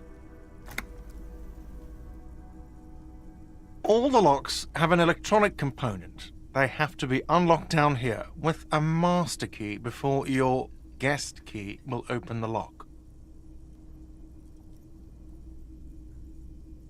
Oh, wonderful. Try to do that. I'll have to call you an ambulance. Not until you bring me the money. Okay. I might have something in my motor carriage we can use when you're done here. Oh, Lieutenant, we're done here.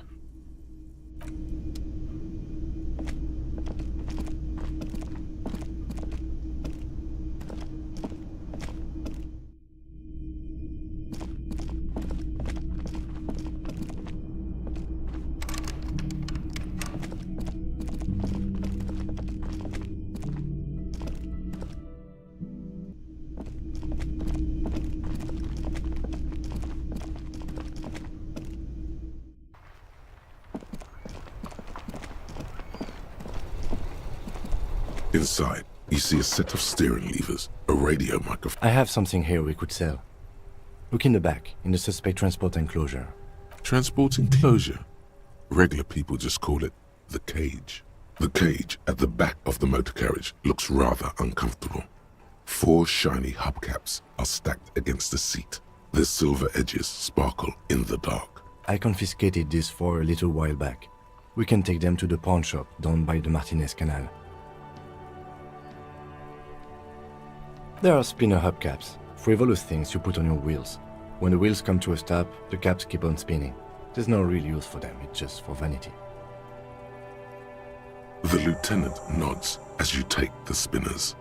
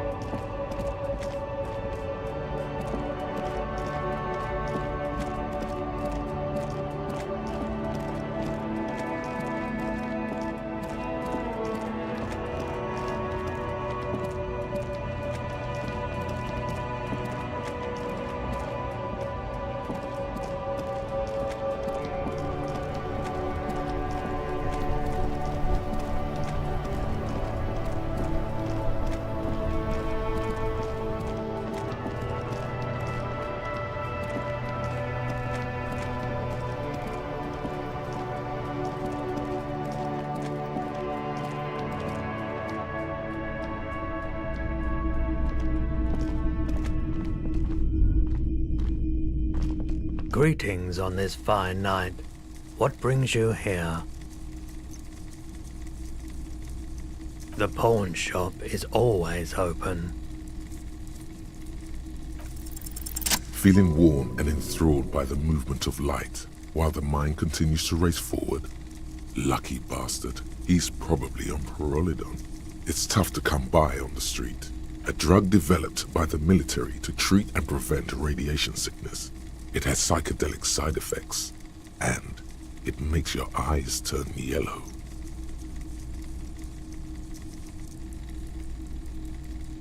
I try to keep the shop at a comfortable temperature.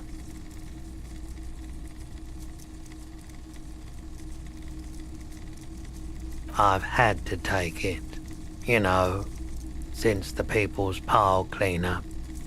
I was with the Emergency Relief Brigade. He's taken for mental and emotional, not physical pain these days. We were an all-volunteer force, self-organized, tried to help the fire brigades contain the spill. I lived by the river since I was a small boy. The Esperance didn't have the art to let it all go to shit without trying to do something to help out. There wasn't much the volunteer force could do, however. We wasted years in the river mud. Years getting sick. There's a reason why everyone's tried to forget any of it ever happened, and why no one has tried to repair or replace the pile. So much disappointment, and early deaths. Cancer mostly. And we knew all that was coming even as we were cleaning up as best we could. No one's. Everyone's. So much bitterness. A bunch of poor people built themselves a primitive nuclear reactor, hoping for the best. A bad idea. Some poor leftist built a particle decay generator in hopes of bringing affordable electricity to underserved communities. It malfunctioned. Radioactive waste everywhere. Probably some of it in you too. The People's Pile was a Type U particle decay generator that failed immediately after entering service, releasing radioactive waste into River Esperance. Construction began during the Commune of Revachol. The people continued work on it after the Commune fell. Needless to say, things didn't work out. An emergency valve defect resulted in steam pressure blowing the turbine, taking the fuel containment vessel up in the explosion. Both the faulty design and lack of finances contributed to the catastrophe. The cleanup happened 15 years ago. I was young then. Later, my second aunt died. Left me this shack and all the assorted junk in it. So I came to Martinez. People told me don't go there. It's a shithole. I said, people, we just had a nuclear pile meltdown. I'm gonna get as far away from Forburg as I can. Still in the same city, but I like the theory more than the story. Outward movement, not vortices. Yeah, you gotta get in on those vortices, my man.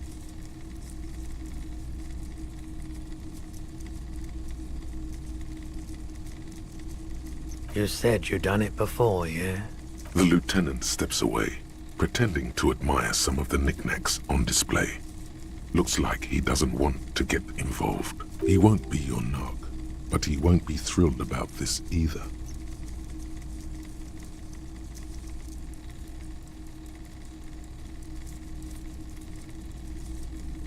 Here you go, man.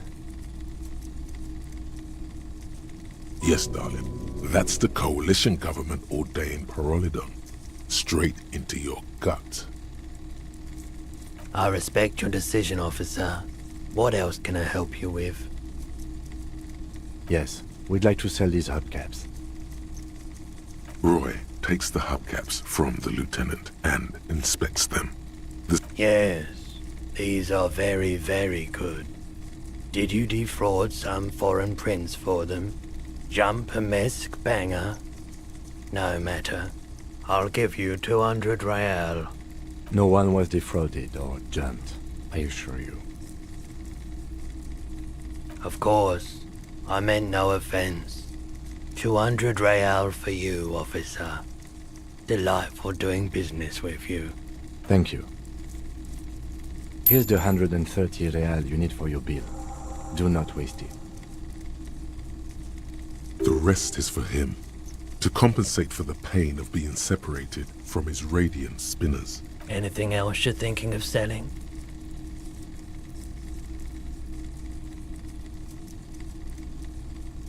Anything else you're thinking of selling?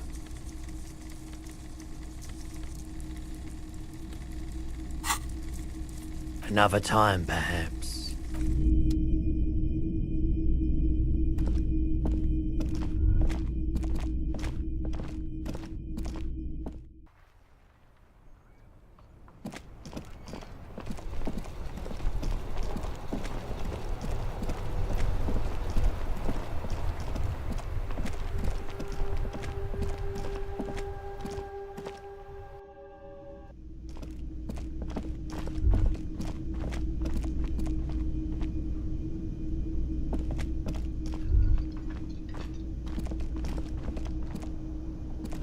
Can I help you?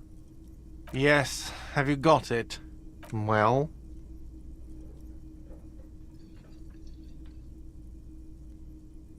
Great, thank you, officer. That's all I wanted. Payment for services rendered. If you continue to stay here, I just ask that you please pay your nightly bill in advance starting tomorrow. The electronic lock to your room has been disabled till 9 p.m. tomorrow. Please pay for each night in advance starting tomorrow. 20 real per night. I'll take a room here too. Of course. Always happy to have officers from the RCM as guests. Anything else I can do for you?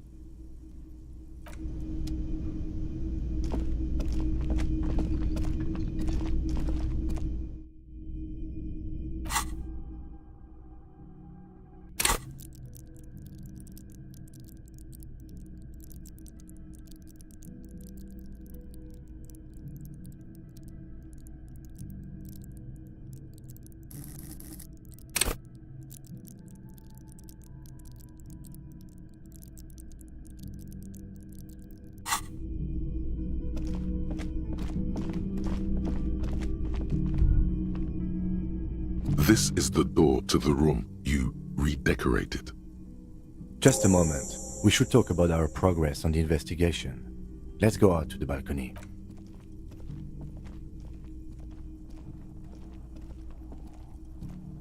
The air outside is brisk. The lieutenant is silent for a moment. He listens to the traffic hum. Then... Now then, we should talk about the investigation. But I also feel you're a bit hazy on the RCM. Our role here, our rights, our jurisdiction, basically. Well, we inspected the victim's body, so that's good. It was not easily approachable in that state, but we did it. I would say our initial inspection was very thorough, and we have solid leads to follow up on. Then you shot the body down, which was quite a shot.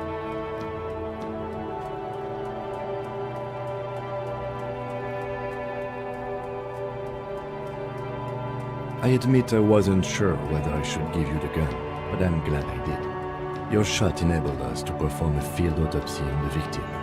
We found some things we can really work with.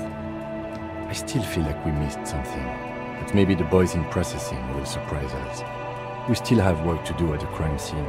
Now, as for interviews, my list of people to talk to here in Martinez, I mean.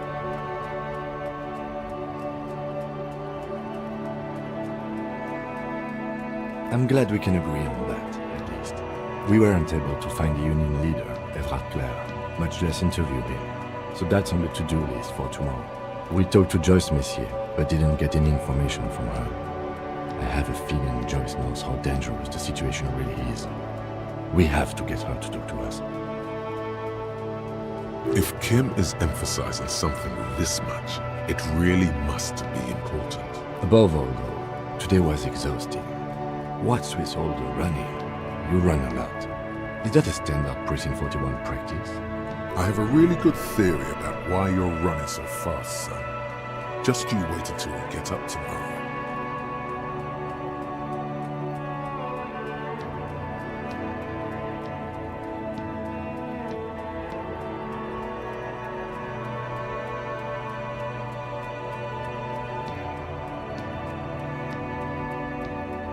It's impressive, especially for a man your age, and in those hills. Nice shoes, by the way. I like the green. Goes with the orange.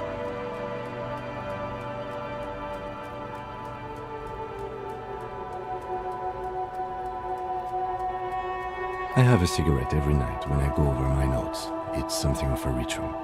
Oh man, he looks so devastatingly cool with that cigarette.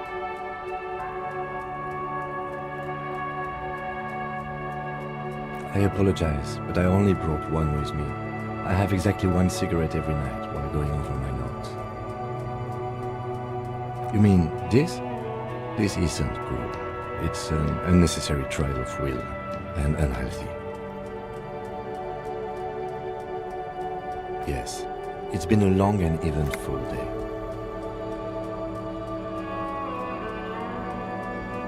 They're quite limited, actually. The power officers of the Revachol Citizens Militia exercise most frequently is imposing fines of up to 1,000 real for offenses, in accordance with an interdepartmental schedule. The RCM's primary role is to ensure safety. We are not really supposed to play any part in the economic structure of Revachol. Yes, although indirectly, as citizens can always request records from their local station. Officers of the RCM have been known to take bribes of less than the prescribed fine amount. It undermines trust in the RCM. We can arrest people, of course, but rather than bringing someone in directly, it's preferable to serve a station cold sleep. It prevents confusion and overcrowding.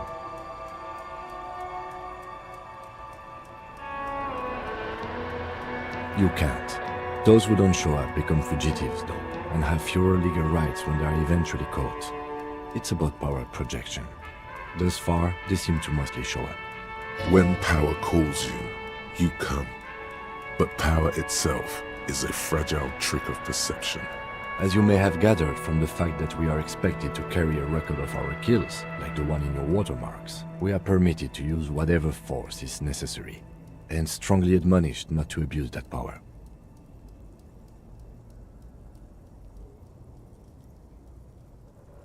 We don't convict. We arrest and send them to coalition government courts in Kune and La Delta. The prosecution works off our testimonies and records, which is why it's paramount to keep them.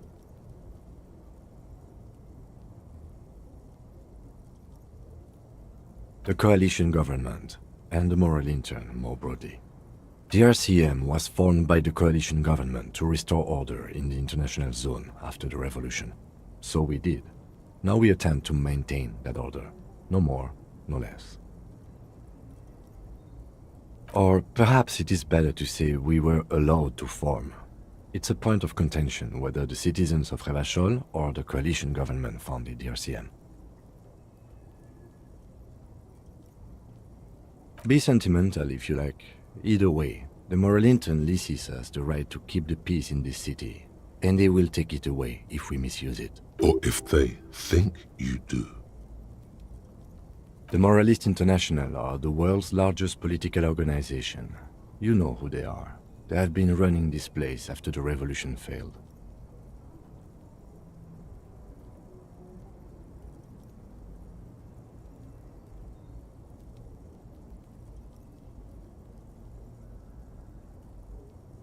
Okay. They're a union of center-left and center-right parties across the Real Belt. Our coalition government is just one of its many projects.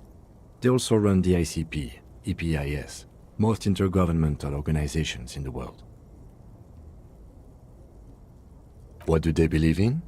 They are Dolorians. They believe they continue the humanist project set forth by Her Innocence Dolores Day 4 centuries ago.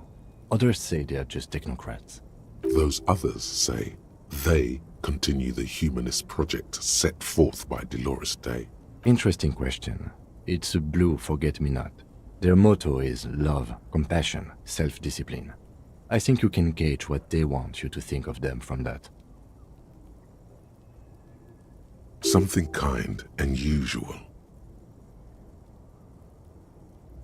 Something almost self-explanatory. Something ominous.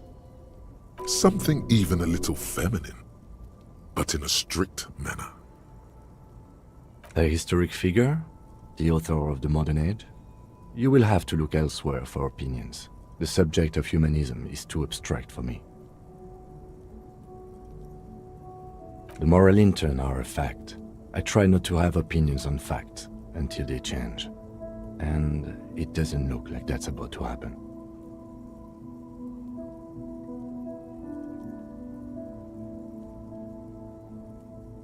Do you?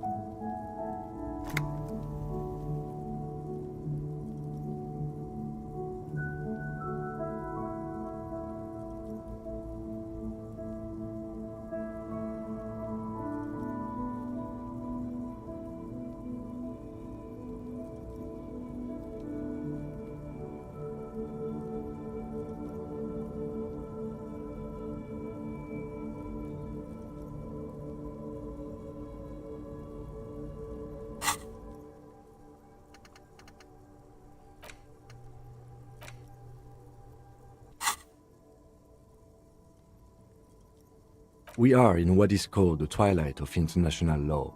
The laws we claim to enforce come from the MI. Without them, we are simply vigilantes.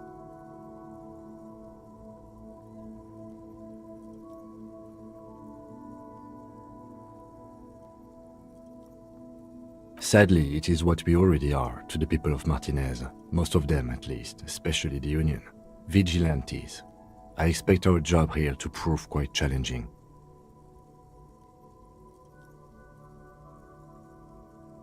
The dying lights of the city shimmer below. Slowly, like luminous clouds, they pass on his lenses. The lieutenant looks at his slim cigarette, contemplating the next drag. An aerostatic passes overhead, the whiskers of its floodlights on the ground below. Kitsuragi's glasses light up as he looks to the sky. 2 glowing circles.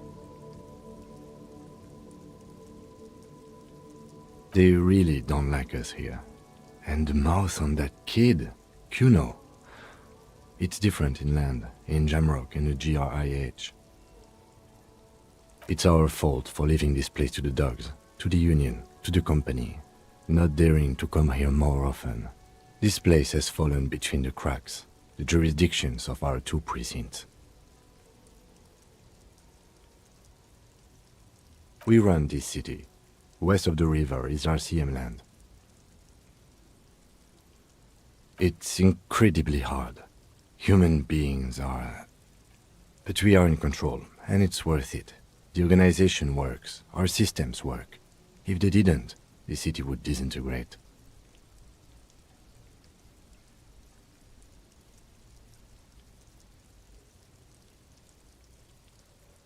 That seems unwise to me, but it's too late for an all-out political debate.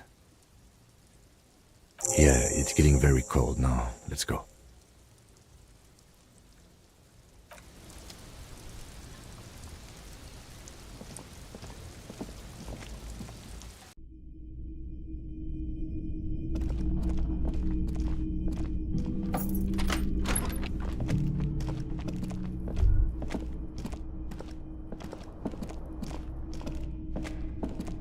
A mirror hangs on the bathroom wall. It's barely covered in steam anymore. It's...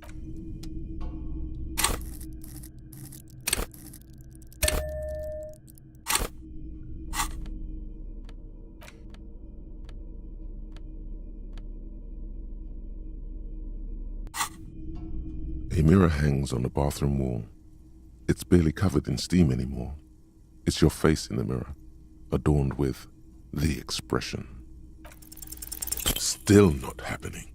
It won't come off that easy.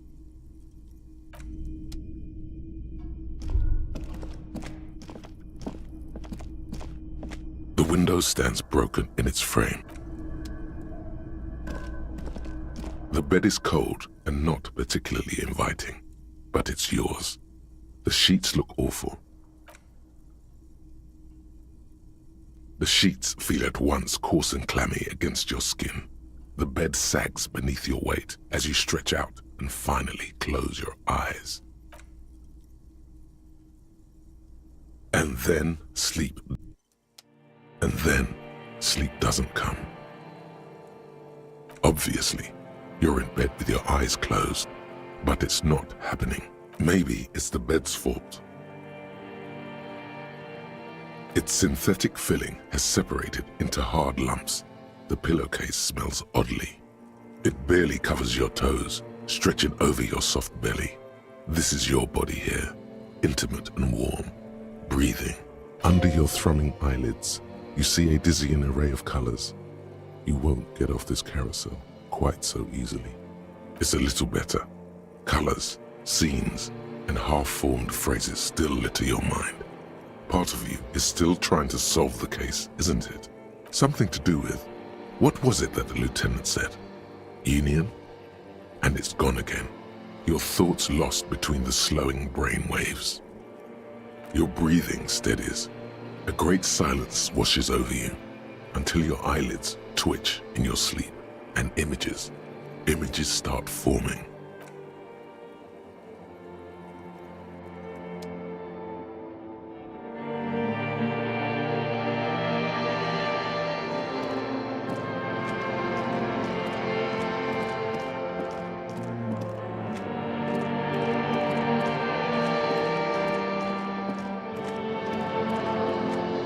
Do you remember the scent of your childhood?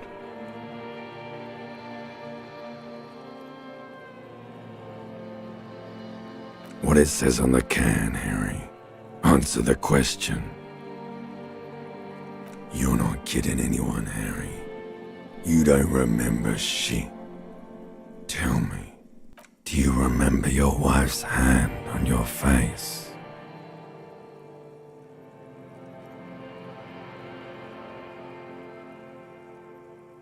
You know who I am. I'm the bad day. The one where you ask her, and then later in the streets, wandering. It's the worst day of all time, Harry dear. Reality will turn into a grotesque nightmare. This will be the last thing you did to her.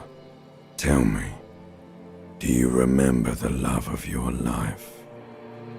Do you remember the warmth of her thighs? Oh no, funky baby, you stayed. It was the rest of it that left. Or you just stood there, with one hand on the bottle and the other on your dick, watching it go. Tell me, where are your friends? Human beings have friends, Harry boy. Where the hell are yours? No, it's gone.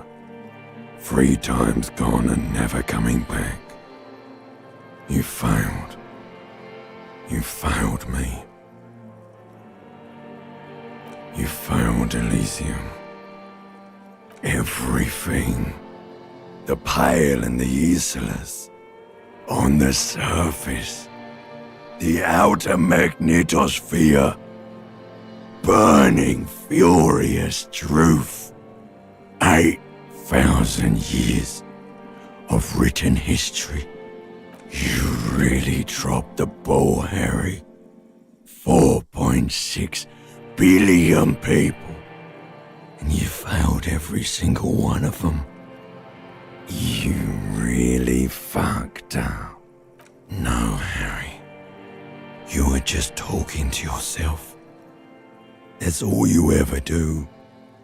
Even in your dreams. And the act is wearing thin.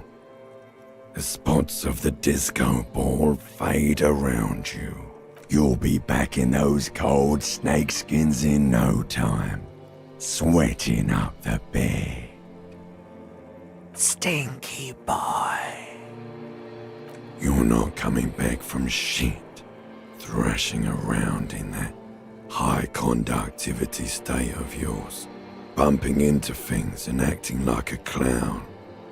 Who are you kidding? You're trying to what? I can't hear you. This is just a word dream now. Jumbled up garbage. The pictures are gone. The bed rises to meet you. A thin, sleep-like state. More glass than velvet, grinding in your head. So something is wrong. Sleep shouldn't be this bad, this dry, this unnourishing. There's something wrong with your thoughts. Some kind of new type of hangover. Oh yes, party boy, and it's worse than the one before. Just think of the shit you saw. Here it comes too, so soon already. A silent alarm goes off in your head like clockwork, barely let you sleep at all.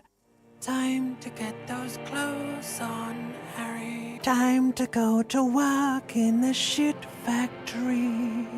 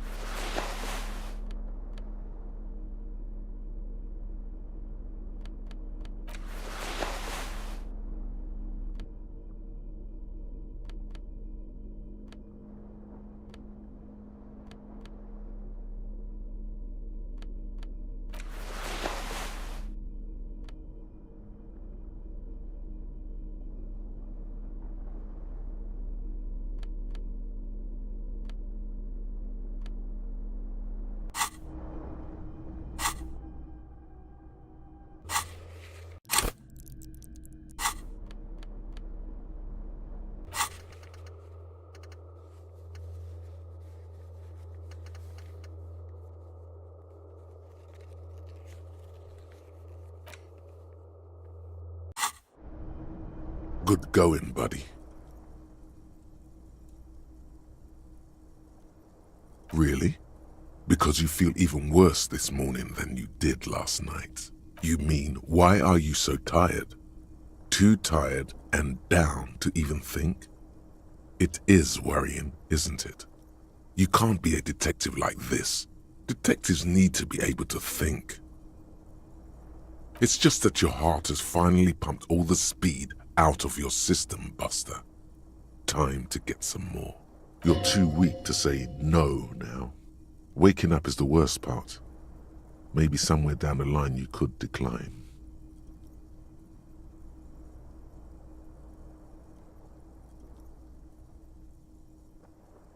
Are you sure? Ready to live as this pathetic shell of yourself for days? Basically, a week? Let's be honest, 2 weeks. Maybe 3. You won't make it. Half the town will be dead by then. You will be fired. Suit yourself, slow, sad shell man. See how you do without your spark.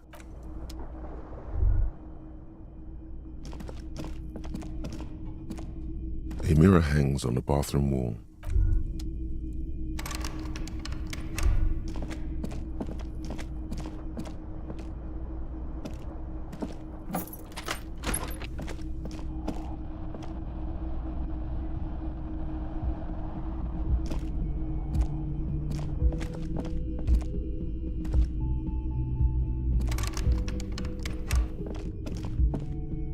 The door is closed. Still nothing. Still nothing.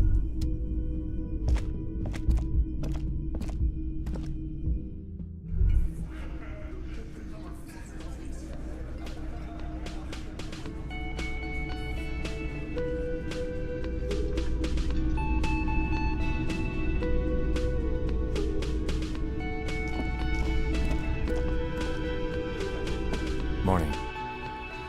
I've got some good news. I took care of the body. The thought of him decomposing in my MC wouldn't let me sleep.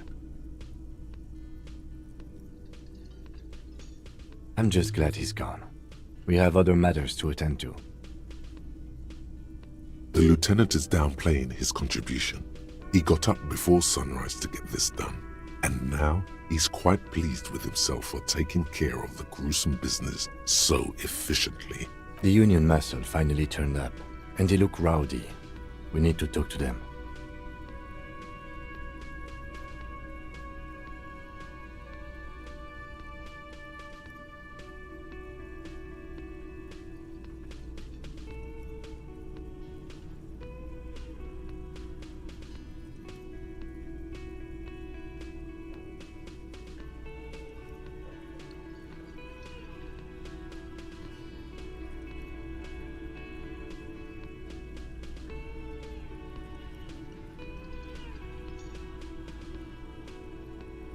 Everything points to the dockworkers' union. The belt used for hanging him, the circumstances in Martinez, my preliminary information. Which may, of course, all be wrong. But we still need to talk to them, and it won't be easy. I mean ungovernable. Martinez isn't exactly enthusiastic about the RCM being here. They prefer to be policed by the union. These men here. Men who drink beer for breakfast? There's talk of an armed wing of the Union called the Hardy Boys, who are responsible for state policing. I think it's them. I completely forgot. Sorry, I had a rough night's sleep. It's them by the looks of it. Loud and nasty, just like the manager said. One loose thread less to worry about, and one big problem to replace it. That would just escalate tensions. No captain would sign off on it. Solving one murder isn't worth a conflict between the RCM and the Debarders' Union. In fact, even the death of 2 detectives might not warrant an all-out war. So let's keep a cool head, okay?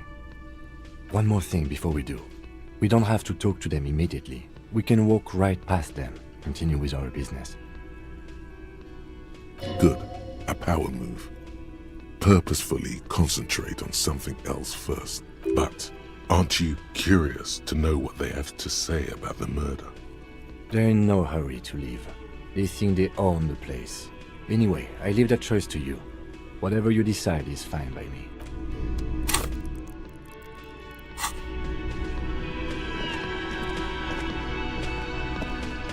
Can I help you?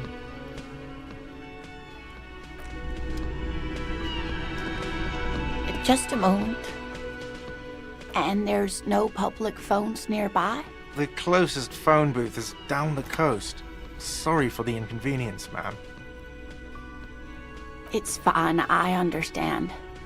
Thank you anyway. I'm glad to see you again, dear. Please don't trouble yourself about me, sweetie. I was just hoping to make a call, but the Whirling's phone line isn't working. The union office probably has a phone, but I can't really get there, or to the phone booth down the coast. And Gary's phone is dead too. The manager was vague about it. To let the young woman who's house-sitting for us know that we may be delayed. Morel, my husband, and our friend Gary were supposed to get back by Monday night, but they're still missing, and I haven't heard from them. I was also hoping she'd heard from Morel. A little missing persons puzzle might just be the thing to take your mind off the hangover.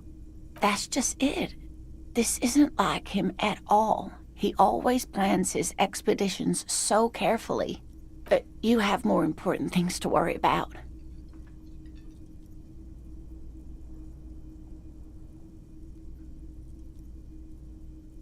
Just some field work, sweetie. Morel is a highly trained scientist. He and his assistant Gary are studying an extremely rare species of insect. But they should have returned by now. They were just going down the coast across the waterlock to set a few traps. He said they'd be back on Monday. What could be keeping them? The waterlock, that was broken. Could this be it?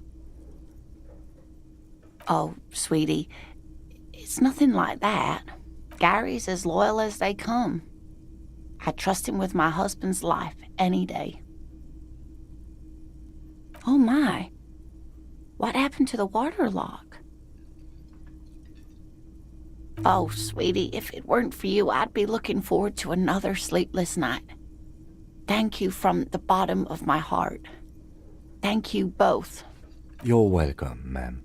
I hate to ask, but if your investigation takes you to the other side of the coast, please do keep an eye out for my husband. This will surely lead to a cryptozoological mystery with that extremely rare insect. Yes, some left-field scientific research is exactly what you need right now. Funk up that vanilla murder investigation. And if you see him, let him know Lena is waiting for him here at the Whirling. He gets so tangled up in his work that he may not know the waterlock's been repaired, and it's cold out there. Oh, you're such a dear. Thank you, sweetie.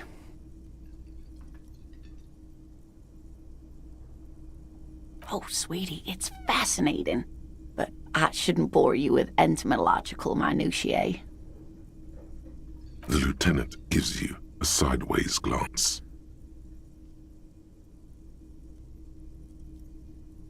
Of course, dear.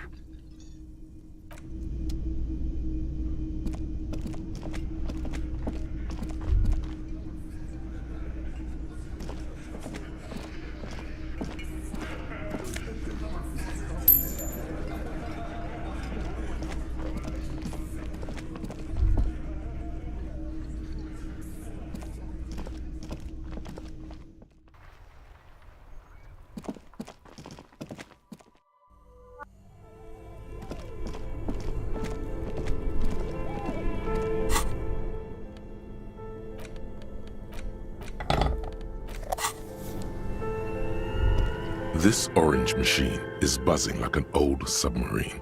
It has a hand-cranked ice cream churner on top and an electric freezer that appears to be frozen shut. Turning the crank feels oddly satisfying. It's all gone now. What better to assuage the creeping sense of failure than some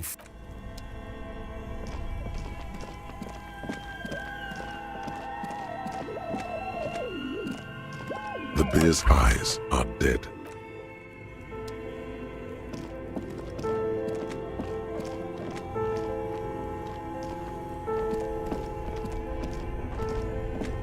Only the black cable is plugged into the breaker box, while the red, somewhere, something close. Why did you do that?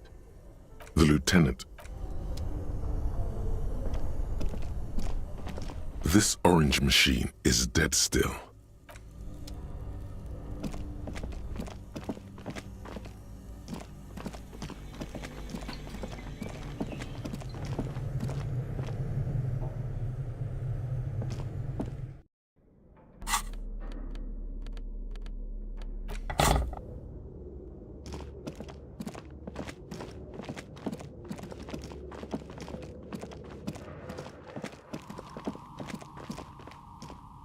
Oh, it's you again. Are you looking for a die? Very good.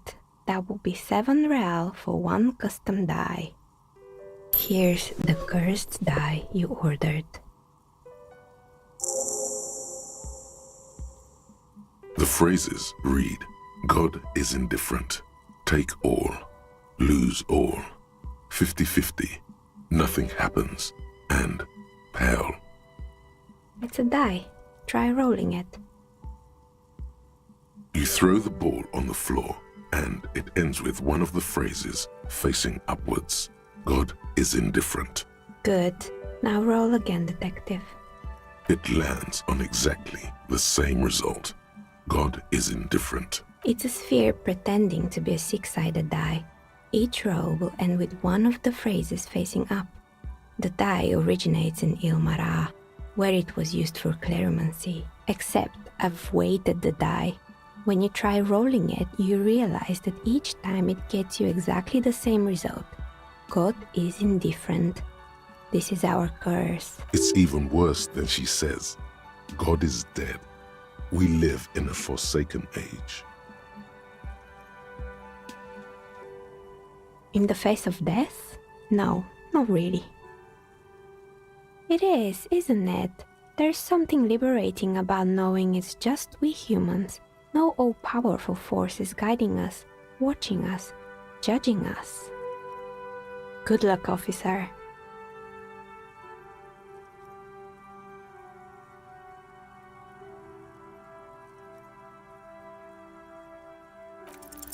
Aside from getting naked, you're not sure what else to do. The building holds no more answers for you. I'm listening.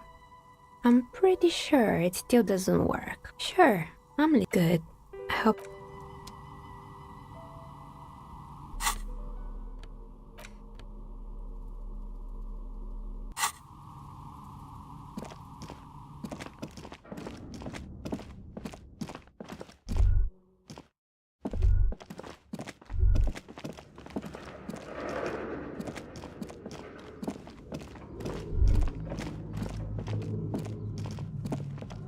Your flashlight slides. Some of the writing has faded with it. The handwriting is, this is a monthly. Minimi stands for a, your eyes glide up the photo, entire ocean. You see, albeit darker, a pinned postcard.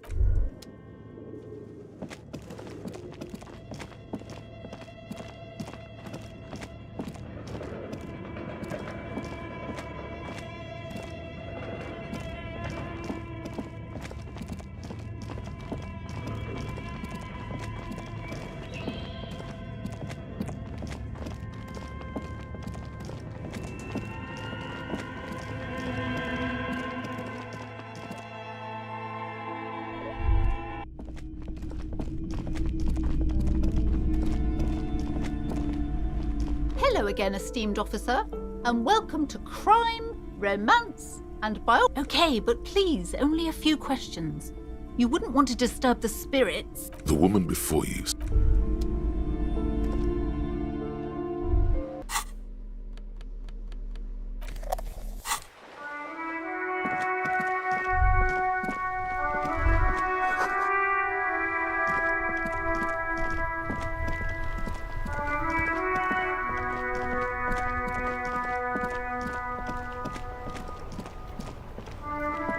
Inside, you see a set of steering levers, a radio microphone, a pull... This is Precinct 57. How may I assist you?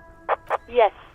The armor was produced by Fairweather in their facilities in Bétancourt, sur la Clé in 42. It was part of a special order for Corps de Pharmacie, a security firm contracted to protect the interests of Oranese pharmaceutical companies. And so, it seems the armor went to Seminine. That's where the paper trail ends, though. Even the firm has proven difficult to track. Corps de Pharmacie has been renamed several times over in the years since the armor was issued. The most recently registered firm that the ICP has been able to connect to the CDP is a military contractor called Trinell, and the one before it was Downwell. A suit of armor like this would have been manufactured with a particular person's physique in mind. You should ask for whom this suit was fitted. Yes, but the ICP tends to be reluctant to share private sector records. I could try to talk them into it, though. This is a fun challenge for her, an opportunity to contribute beyond doing her job by rote. Glad to help. Call back tomorrow. Hopefully I'll have more for you then. Just a moment, officer. 10-4, come in, officer. Over. Roger that, 10-10, over and out.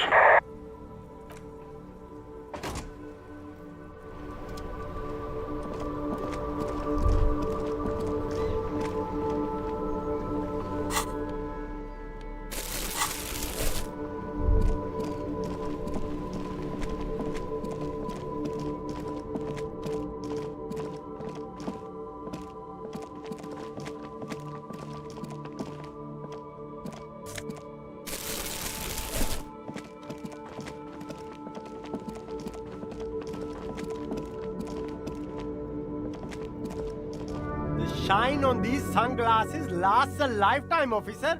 100% guaranteed.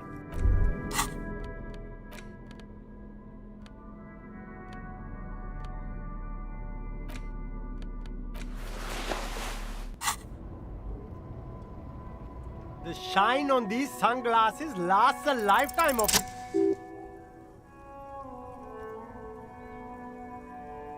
Oh, very interesting choice, officer. Very high culture. This is how a sea monster sees the world. You've become a sea monster. Giant, hidden, and strangely tender at heart, yes. But they also make your soul quiver like jello, so deep. Wow, officer! You look so cool! And they can be yours for a mere 3 real. My regular customers have passed them all up because they've got no taste. But you found them.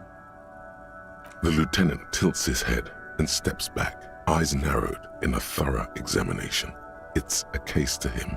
You look like a musician, like a blind musician, but you could do worse. Take them if you want.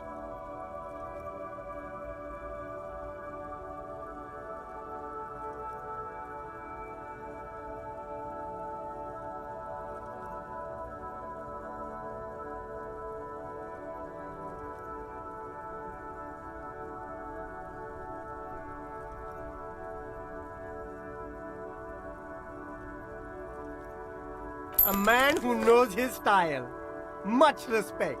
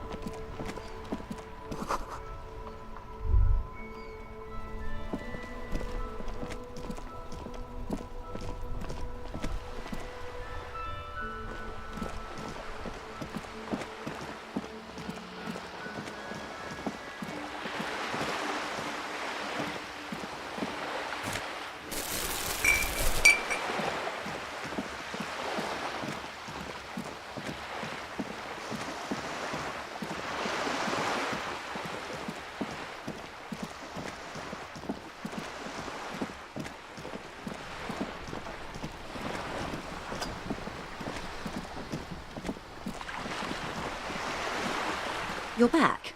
Good. What can I help you with?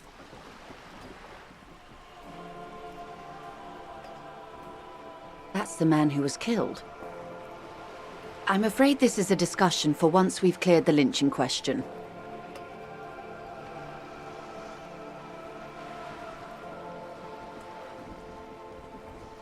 Better not tie the forestay to the backstay on this. I hope there is something else I can help you with. It's quite straightforward. Someone is using Terminal B to smuggle raw ingredients from the Samar and Isola into Revachol with the Union's blessing. Wild Pines has suspected it for years. Ingredients for what, ma'am? Meth and dextroamphetamine, GBL, and various synthetic psychedelics. Honestly, it might be quicker to say what you can't make from the stuff.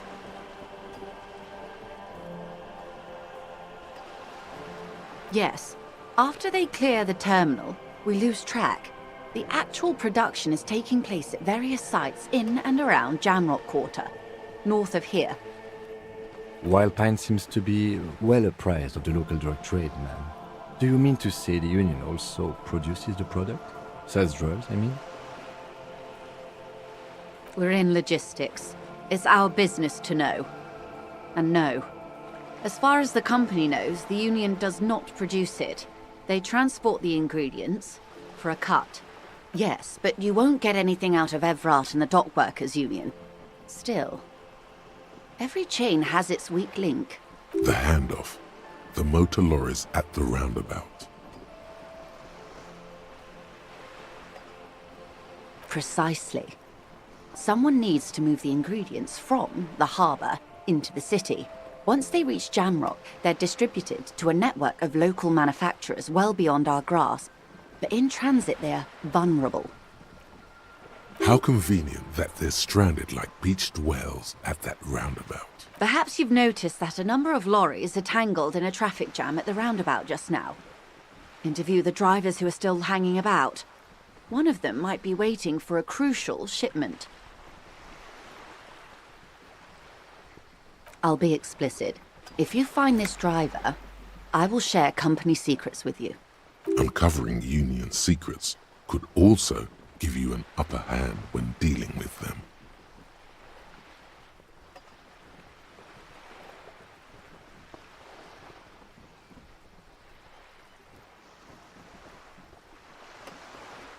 No. We asked East Motor Track to raise the drawbridge. The road company is a partner of one of our subsidiaries. However, this is a limited time opportunity. Once the complaint has been processed by the Trade Committee, they'll have no choice but to lower the drawbridge, and the operation will continue. Thousands of litres of raw ingredients will pour onto the streets of Revachol. Not the east across the river, but the west. The vulnerable, the weary. Well, at least this solves one mystery. What is that, Lieutenant? Why I had to call East Motor Track and beg them to open a drawbridge for me. I'd wondered since I first drove in, on my motor carriage. I am sorry for the inconvenience, Lieutenant Kisaragi, but we need them trapped here. This is a unique opportunity. I'm sure you understand. How do you think they're financing this strike? There are thousands of unpaid dock workers going strong for the 4th month straight. There was a shakedown of local businesses preceding the strike. Many were squeezed to bankruptcy to fund it. With all due respect to these desert cacti, the contents of a few cash registers cannot provide for 2,000 men. The local businesses can scarcely provide for themselves. Precisely. Smuggled out of that very gate at night, most likely, then loaded onto lorries and driven to Jamrock. You simply need to find one driver who will open up to you.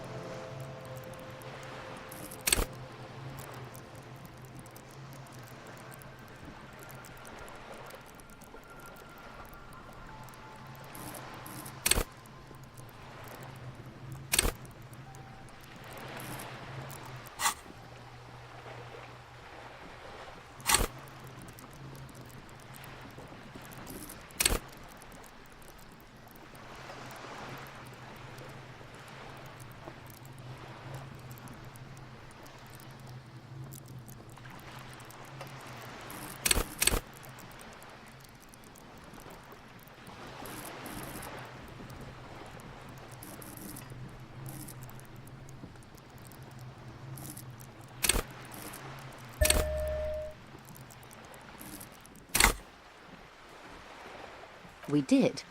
On more than one occasion.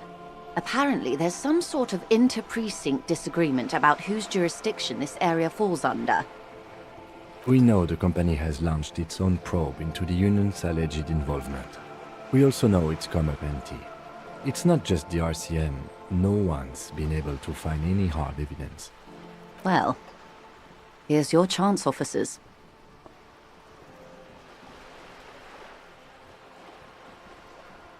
Yes?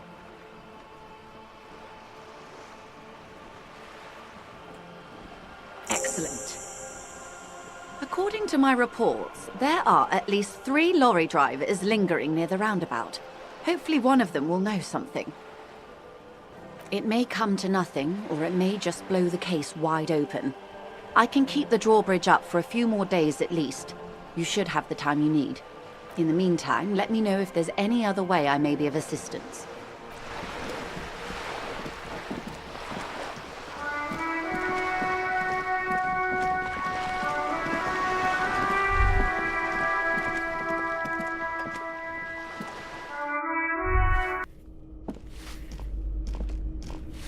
Give me a moment.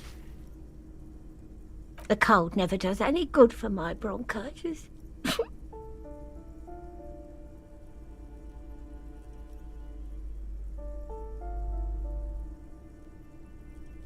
I'm fine. Fine. Don't you worry about me. Now, what do you want from me, policeman? She's the cleaning lady. She knows the floor plan and the residence. I'm no one. Just an old woman who cleans these hallways. If you can call it living. I have a little room upstairs right next to the coal room. It's barely bigger than a closet, but I don't complain, no. I have my bed and my aching bones to keep me company, and that's all I need from this world. She hasn't spoken to anyone for a while. Even her sentences feel rusty. Ask away, policeman. The artiste? Nothing I can do about her, I'm afraid. She ruins the walls faster than I can clean them. Still, she leaves an old lady to her business. More than I can say for others. She mumbles some kind of a response, then hacks something into her handkerchief. Yes, I know who you mean. The scrawny boy who's always smoking like the devil, right? What's he in trouble for?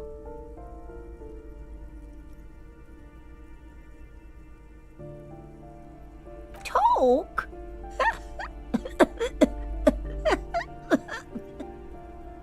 What was so funny about that? He lives upstairs in room 28. Go to the balcony. It's one of those doors there. He's usually home in the evening.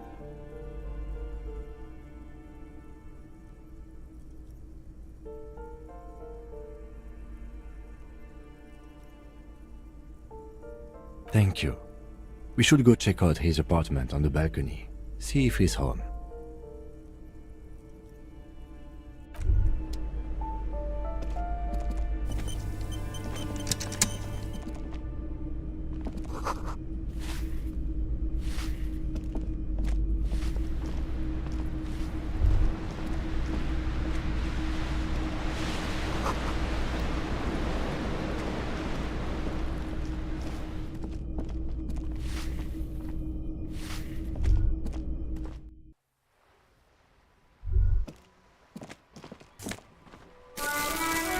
Ruination has come. The broken arches betray the once grand history of this building. It towered over the harbor until it happened. A great force from the northeast fired into the city. Heavy artillery shelled the coastline. Fired from the water, a straight shot into Revachol.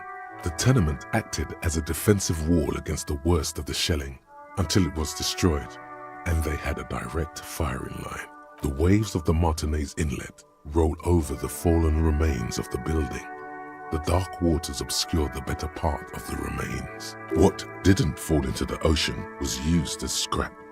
What wasn't used as scrap was thrown into the ocean. Those arches acted as support for something greater than what you see now. Only 3 stories stand where 9 to 12 once did. Restoration has failed. What the shelling took out was never rebuilt. A fleet, the combined armies of Occident and Grad, with Mesk volunteers, a 5-nation army, hundreds of vessels.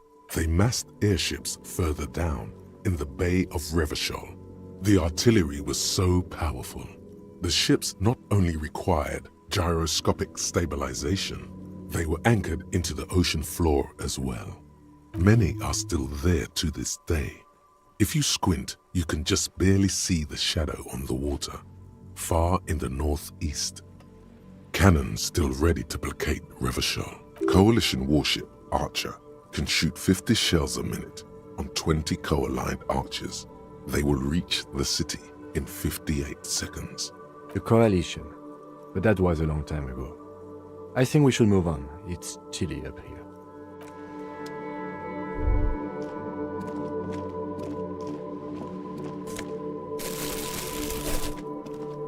Ooh, the piggies have learned how to saunter up staircases. I didn't think you could do that with hooves. But here you are. Yeah, I can see that. Cool mutations.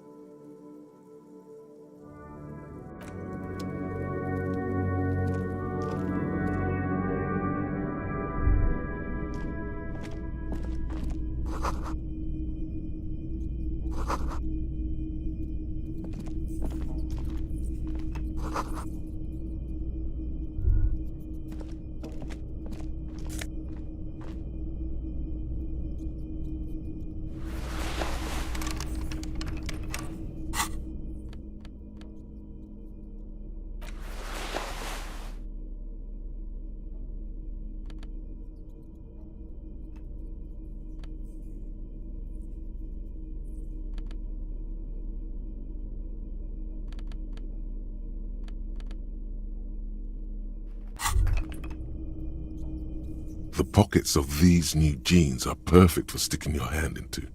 Makes you look cool, calm, and collected. As your hand enters the pocket, your fingers brush against something, soft yet crinkly. Hey, it's a chewing gum wrapper. It reminds you of the fruity juice of apricots.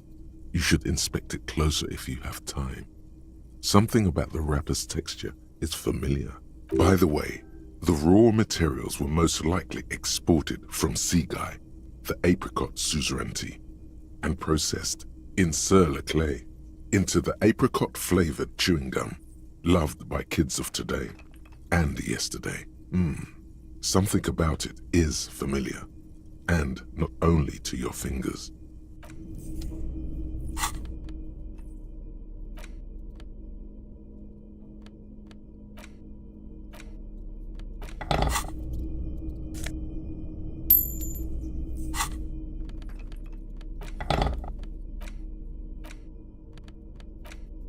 An intricate web of blue lines stretches across the torso of the hanged man, from the right shoulder to the solar plexus.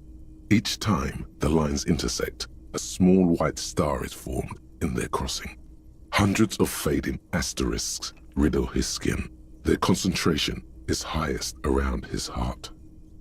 It almost looks like the electronic patterns inside a radio computer or an old filament memory, but not quite gone. For you to discover, you've gotten as far as you will without assistance. Someone who knows about history could tell you. Crinkled chewing gum wrapper. The worn label reads, Tutti Frutti. It smells faintly of apricots with a barely noticeable twinge of cinnamon. You feel compelled to point out that there's nothing fruity about cinnamon. It's a spice derived from tree bark. Can a used wrapper shrug? Seems like that's what the wrapper is doing somehow. This is not about flowers or bark. What is this about? Why are you looking at this wrapper? Good question. There is no answer or secret phrase written on the inside of the wrapper, yet you're drawn to it. Drawn by regret. Stop before you hurt yourself with a Tutti Frutti wrapper. Throw it away, please. You carefully fold the wrapper into a square before putting it back into your pocket, lovingly even, despite the strange feeling of regret.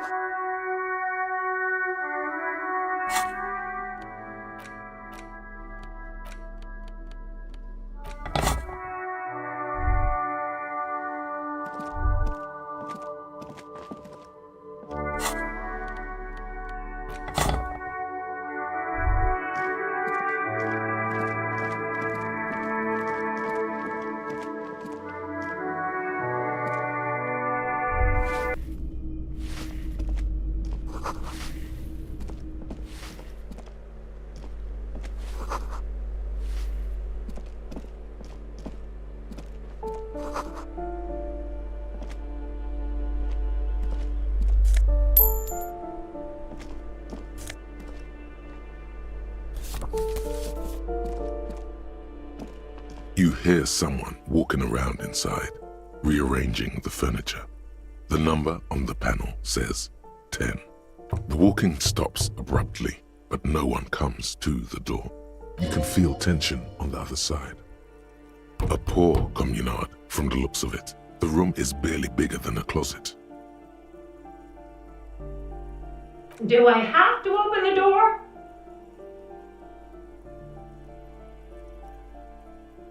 Do you have a warrant? I'm not obligated to open the door if you don't have a warrant. Let's go. We don't have a reason to get inside that apartment. It's generally easier to do things if you have literally any reason. A poor communard, from the looks of it.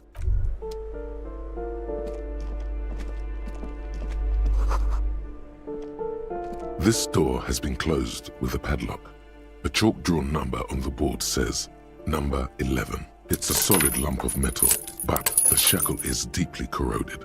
A solid pair of chain cutters would make short work of it. Better whip out those cutters.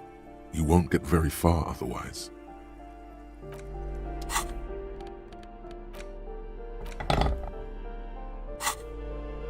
This door has been closed with a padlock.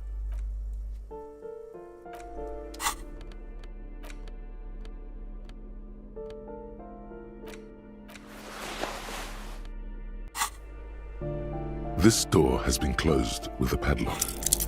What are you doing? You're trying to cut the body of the lock with the chain cutters, and it's really not working. I believe it's the shackle you mean to cut, Detective.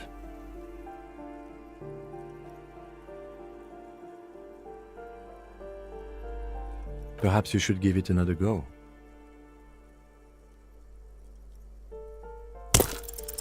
The shackle snaps like a twig, and the lock falls to the floor with a little thud. It should be possible to enter now. After you, Detective.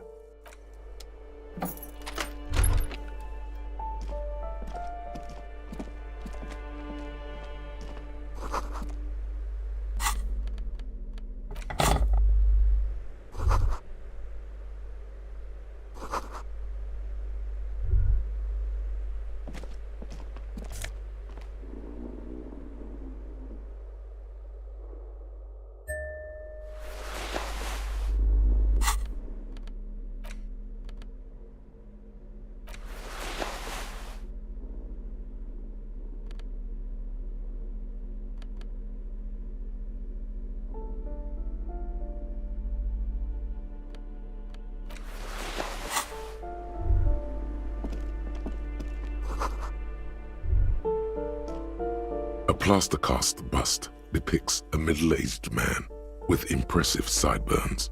The name on the plinth reads Kraz Mazov. Kraz Mazov, nom de guerre, was an economist and a theoretical historian. He was a leading figure in the Grad side of the turn-of-the-century revolution, where he headed the 9-day government. Mazov is considered the father of scientific communism, Mazovian thought, or Mazovianism. The White Star, the photos on the wall. I think we have broken into the apartment of a young communard. How fitting. I suspect that's exactly what they are trying to do. There aren't many communists around, not after the revolution. Some youth still keep the ideology going, it seems. The lieutenant raises a brow. Thank you for sharing this wonderful opinion on human sexuality. There aren't many communists around, not after the revolution. A plaster cast bust.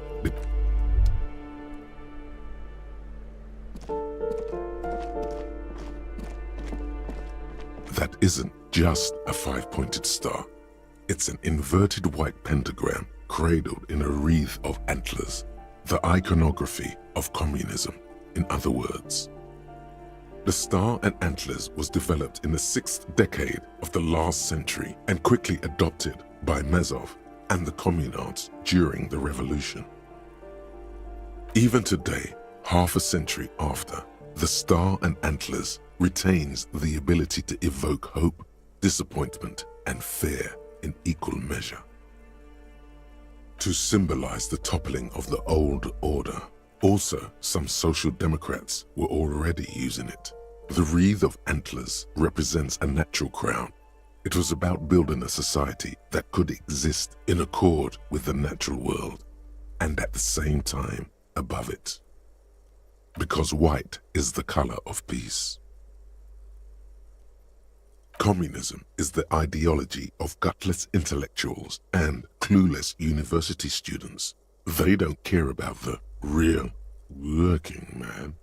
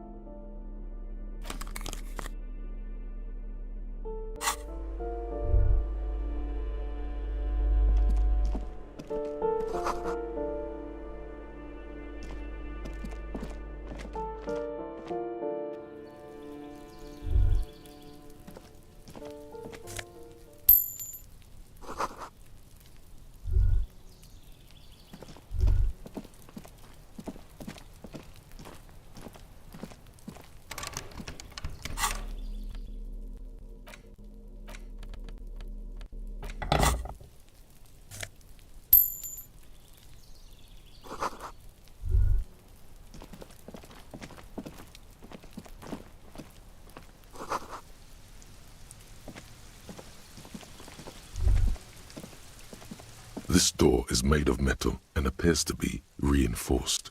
Someone here really values their security. Number 28. This is where the cleaning lady said the smoker on the balcony lives. Let's see if anyone's home. No one answers. Looks like the young man we are looking for isn't home. I think our best chance to catch him is in the evening. We should return tonight after we have finished with our day's work. How about 9 p.m.? Sound good? Tonight at 9 p.m., right here, apartment number 28. Good, let's go.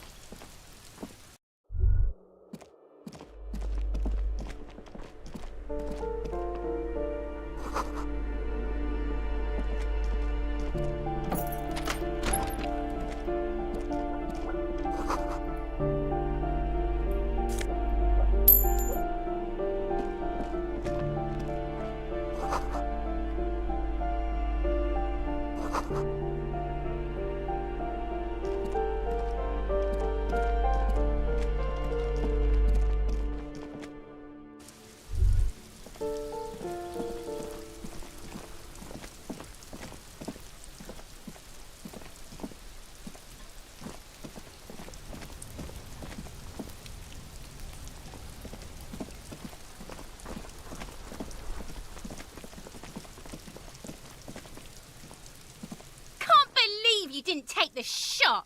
Fucking coward. Waved a gun like a clown. Next time you point that shit at me, you better take the shot. Just an ordinary wall. Nothing to see here.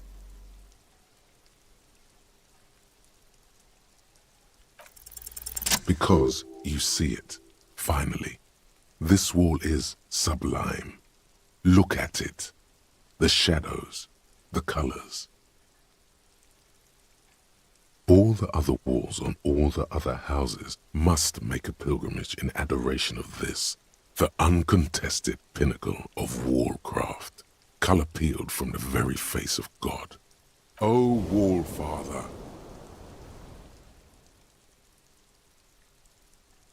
Huh? He sounds tired of it all. Cindy the Skull has all the necessary materials. Talk to her.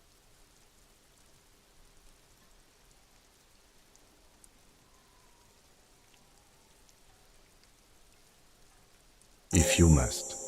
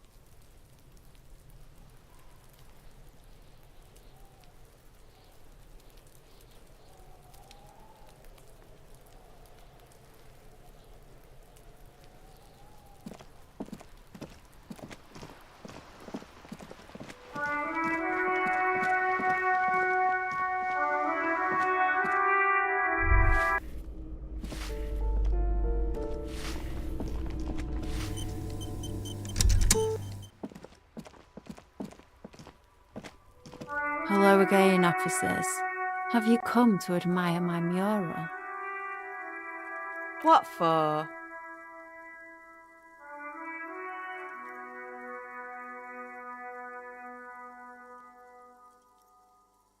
Well, if it's for art. But what kind of art are we talking about?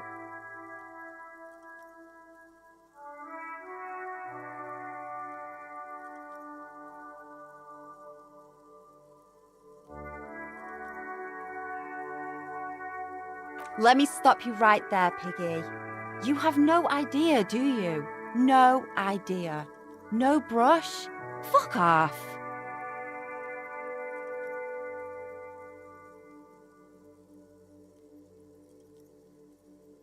You're about to cry internally, aren't you, Piggy? Oh, pathetic. Just give up. Art isn't for you. Ooh, not only have you found my address, you've discovered my biggest secret. I'm a coal miner. Yes, I keep hoping a shaft will collapse on me, but somehow it never happens. Does anyone in a city like this? It doesn't have to do anything at all. Nothing does. Like me. Right now, I'm doing nothing at all. The inspiration will come to her once hell is set loose on the streets. It's too calm right now. Shoot, Piggy. It's what you do, isn't it? They do say the painter always paints his own portrait. That's pretty fucked up. Even for you, Piggo.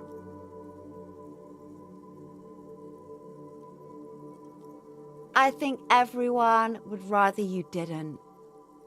Stop quivering like Jello, then you won't get fucked. You're a real sad sack, you know that? Go ahead then. Art it up. Just try not to hurt yourself. I know. Oh, but I'm all out of fuel oil. Fuel? That wasn't paint. It was heavy fuel oil, marked red for use by government vehicles. What do you think I was using? Aquarels? You know what you should be able to find in your government-issued vehicle? Red-dyed heavy fuel oil.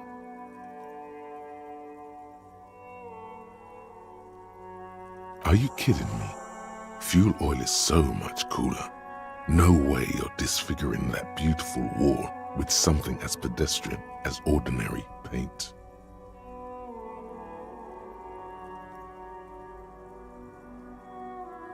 My fuel oil is for my kinema. Use your own fuel if you are unable to contain your artistic impulses, but please, leave my kinema out of it.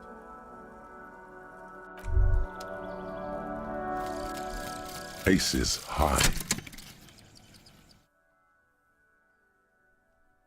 For the rest of the world, the aces high is just a cool Revachol thing, politically neutral. In Revachol, it still holds revolutionary connotations. Also, have you looked at Lieutenant Kitsuragi's clothes? He wears a bomber jacket, just like the ones worn by aerostatic brigades, and those cargo pants could store tools for hot-fixing your aerostatic. Maybe you should ask him about this.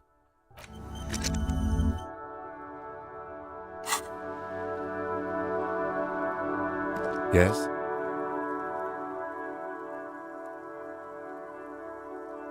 Me? I don't see how my life is pertinent to the investigation.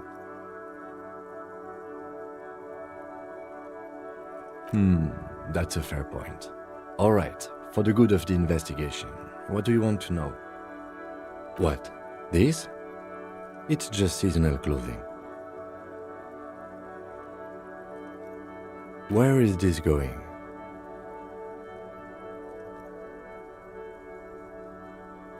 Interesting. I think it's called a brain.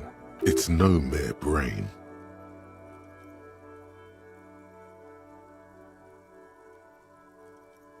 Okay, art cup.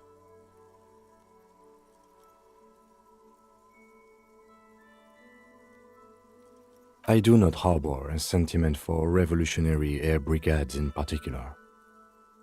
Okay, I wanted to become an aerostatic pilot. Then I turned 10 and realized we no longer have an air force. Absolutely nothing. The revolutionary must have added a little luster to it for a 10-year-old Kitsuragi. He will never admit it, though. I've noticed. And okay, the revolution employed a more forward-looking 8-rotor design. Their blades were foldable and their pilots were better trained and motivated. I see this from a purely tactical standpoint, of course. Good.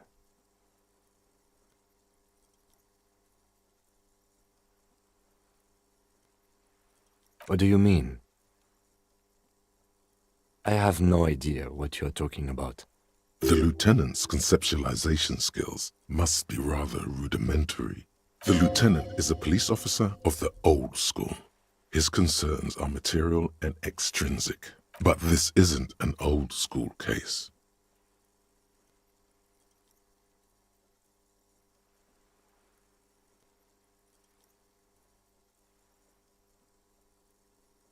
What? Think? I do most of my work inside my notebook. The lieutenant produces his small blue notebook and idly thumbs through a few pages. We all have our different mediums. His is written. You're super lucid, yet psychedelic. You don't need office supplies to connect to your nervous system. You're special. That's because I'm half Seolite, or quarter. My father's father was from Seoul. So was my grandmother, but from my mother's side. It's not an interesting topic. It's a part of the world, officer. A geopolitical entity and a geographic division.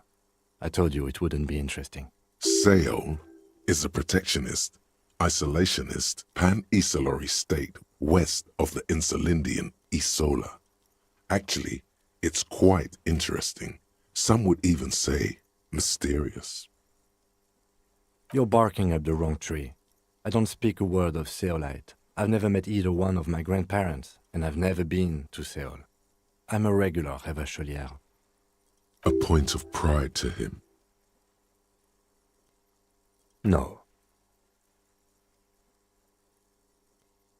The lieutenant nods. That's correct.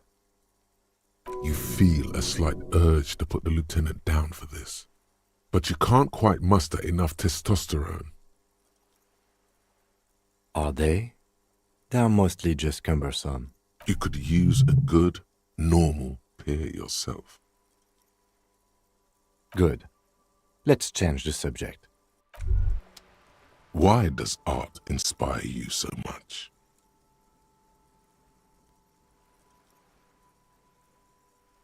Excellent question. Art is a diverse range of visual, literary, auditory, and performative creativity. It's an expression of imagination and technical skill. In short, art is the highest form of human communication, representation, narrative, emotion, and agency intertwined. Have you looked in the mirror lately? You have the exact features of a savage art critic, with that beard and those clothes, disheveled and prophetic. Perhaps you should try to critique architecture too.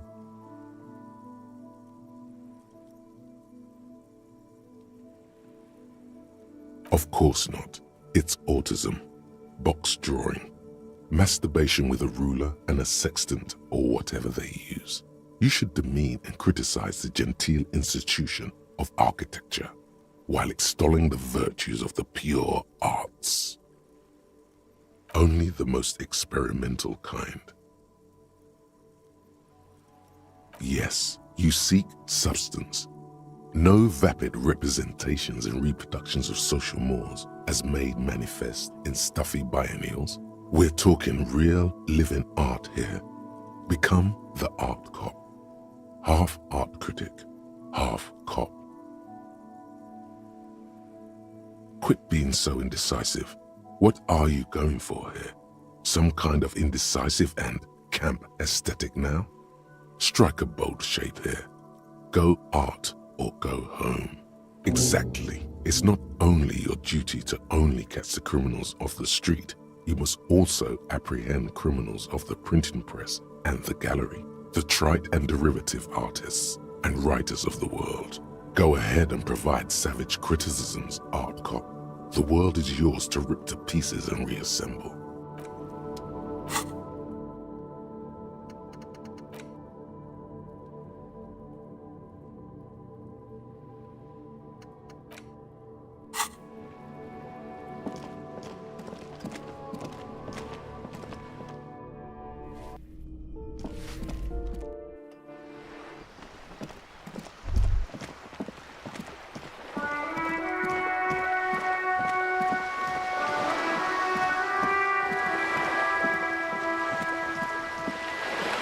Whoa, what have we here? A bridge with loose nails and rot-infested wood that creaks in the wind. A construction code violation if there ever was one. Sure, they never cleaned up the war damage. The rest of Revachol looks better, though. The bridge is fine enough. Locals use it all the time, after all. It's nothing to worry about. Shall we?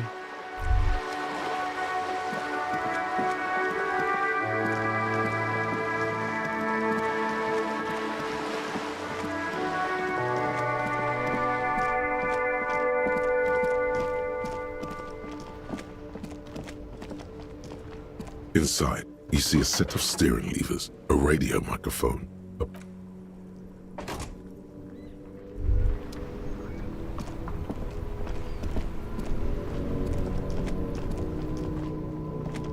Still here.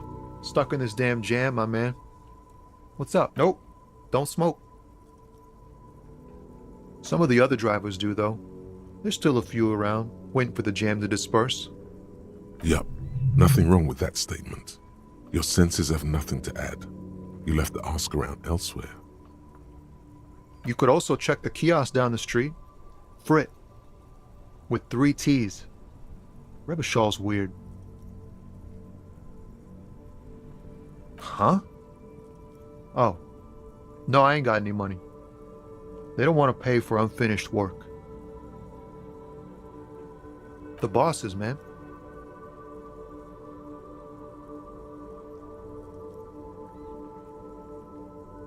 Makes sense. It sucks is what it does.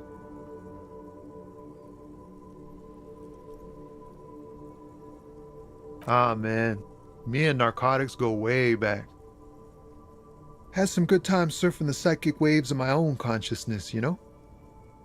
But those days are behind me.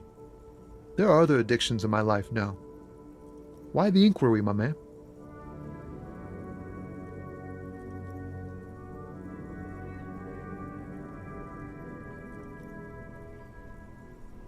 Hey, man, that's serious criminal talk. Are you trying to pull some sort of an entrapment thing on me? Entrapment is a practice whereby an officer of the law induces a person to commit a criminal offense that the person would have otherwise been unlikely to commit, usually through some trickery, persuasion, or fraud. We have a credible lead, sir. Someone on this roundabout is waiting for a bulk shipment from the harbor to load it on their lorry and drive it to Jamrock. Not me, man. No way. I don't need any trouble. Shit's bad enough anyway. This jam's got folks up in arms, and I'm afraid it's headed toward a conflagration.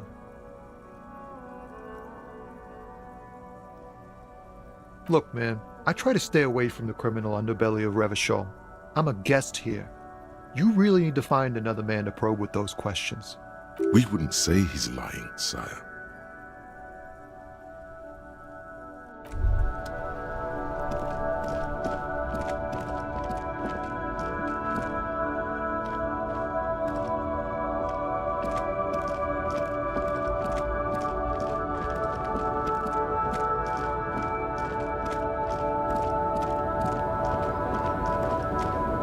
The woman still has her eyes.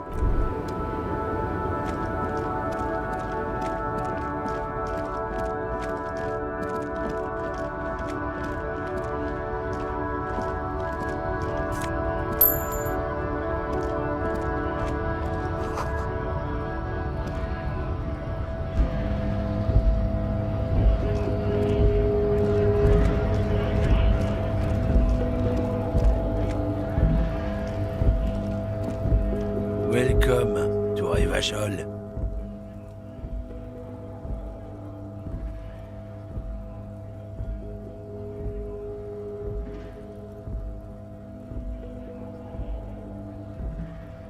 Don't you welcome to Revachol me. My grandfather came here from a 3,000-year-old racist isolationist culture, while your ancestors came to this island a mere 300 years ago. Every school of thought and government has failed in the city, but I love it nonetheless.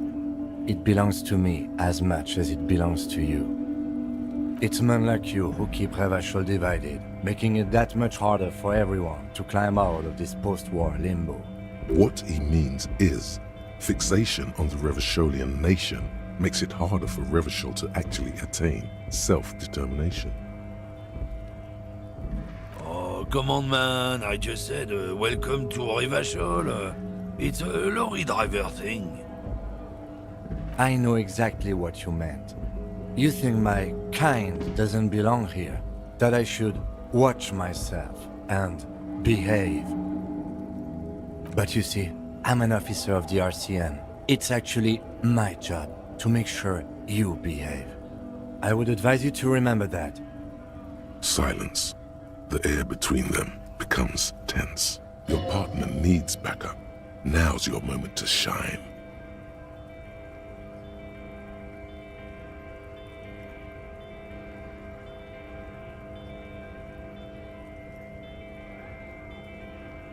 You two make a cute couple. You know that? The lieutenant exhales and resumes his regular calmness. Whatever you say, officers. Oh man, that's great. Look at that guy go. Haven't seen anything that funny in a while. God damn. Thanks for that, but no, it's not mine. He doesn't live in Martinez. It's about biological determinism, natural law, the sorting of the races. Not the most popular topic nowadays, with the coalition in charge and all. You might want to change the topic. That is, bury your head under the sand like common sheep.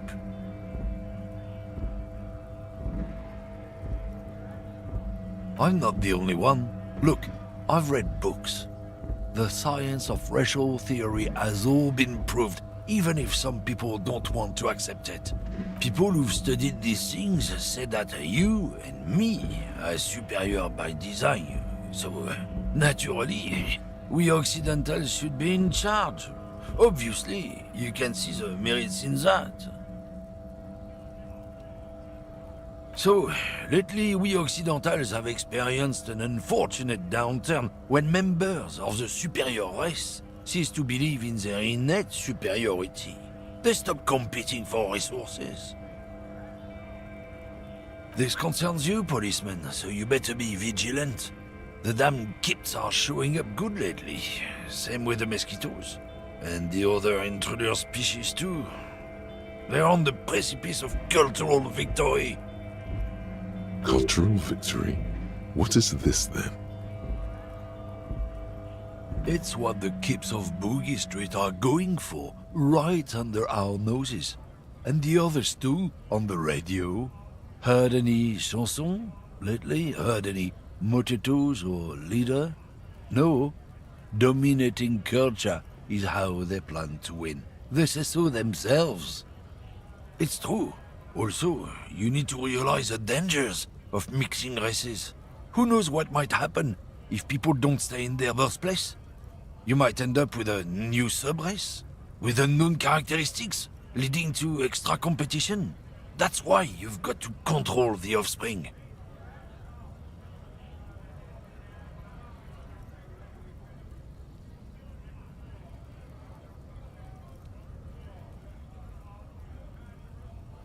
Go right ahead. You may be a cop, but that won't help you avoid the calamity to come. Lieutenant Kisaraga's stern expression remains unchanged, but you sense something there. Below, not a lot of moral fiber on this one yet, he thinks, wriggled out of it. What happened? Did your balls shrivel up? You had plenty of chances to get off this road, but no, you let this guy keep talking. Then, when the time came to make your choice, you tried to split the difference. Weak. Oh, not much anymore. I'm here to pick up some cargo, but the dock workers are on strike, so it's a sit and wait on your ass situation. The strike? Oh, they've been at it for a while. A month, 2 months maybe. But this here is just the last week or so. Apples. Apples is exactly the kind of thing you'd say if you had something to hide. Yeah, apples? I take it you had other questions? No. He's got a smoke right there, in his fucking hand. Snatch that shit out of his fat fingers. You need it after listening to his garbage. It's my last one. Why would I do that? I'm an honest man. I bet. Sorry I couldn't be of any help. Drugs? They're shit, man. I don't let anything pollute my body. You know where that shit comes from? Sarah Miriza, Safre, Ilmara. They take the money from our local junkies here and then use it to outcompete us in the manufacturing sector. They know they can't beat us in a fair fight, so they have to get us to weaken ourselves somehow. It's racial sabotage, racial economic sabotage. He eyes you warily, unsure how to respond. This goes on for about 2 seconds. Then... I don't know shit. And if I did, I wouldn't tell you. What do you think? I can't leave the lorry unguarded. Stuff's been getting looted lately. It's those little kips sneaking around at night. If they touch my stuff, the bosses will be on my ass like ass cancer. Isn't it obvious? Fucking Sealang, that beady-eyed South Samaran. His little side business is a scam. I wouldn't be surprised if he was peddling drugs as well. He's a Samaran guy who likes to pretend he's some kind of businessman. Really, he's just selling his employer stuff. Stuff he stole after he broke the seals on his Humanox lorry. Just follow the smell. It smells like apricot and oil when you're nearby. Yes. Where is he? Looks like I offended your partner there. Too bad. Sealang's usually a little bit south of here, near the canal. You can't miss him. Just watch yourselves. His tribe are natural liars. It's in their blood. He's your man, all right? 100%. I wouldn't be so sure about it. Not until we've heard what Sealang himself has to say. Guess so.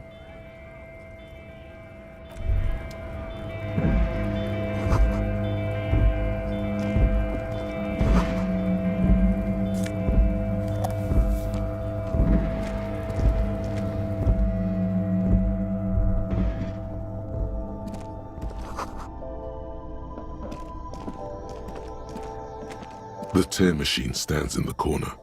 A sign says, 1 bottle equals 10 cents. Your bottles clunk into the machine, and the money appears with a satisfying jingle. You're a richer man now. Do you know what you should do with that money, kiddo? You should buy more alcohol. Enter the endless cycle of consumption.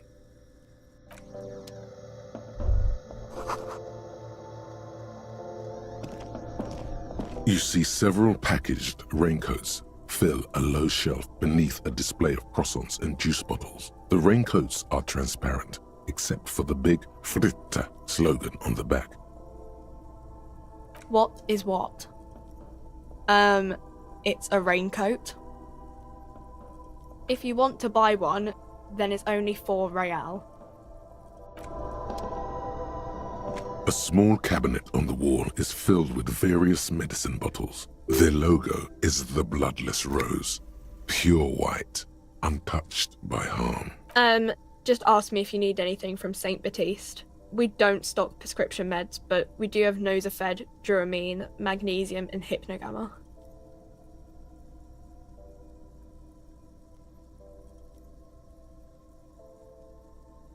Okay, here.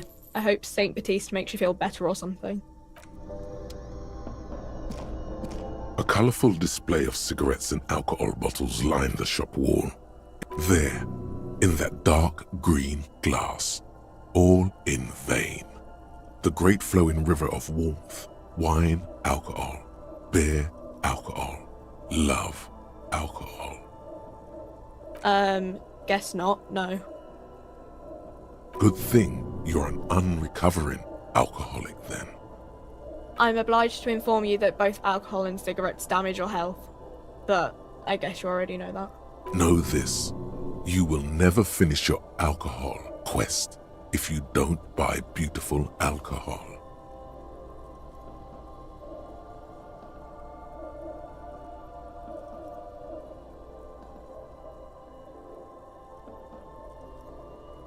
No, Frit only sells legal drugs, like the law says. The pale aged vodka is special, I guess. It's, you know. Don't worry your pretty little head about it. Let's concentrate on what's important here. I mean, I already said it'd hurt you. I don't know what else they do. Substances give powerful bonus. Use medication, like Nosafed and Magnesium, to counter.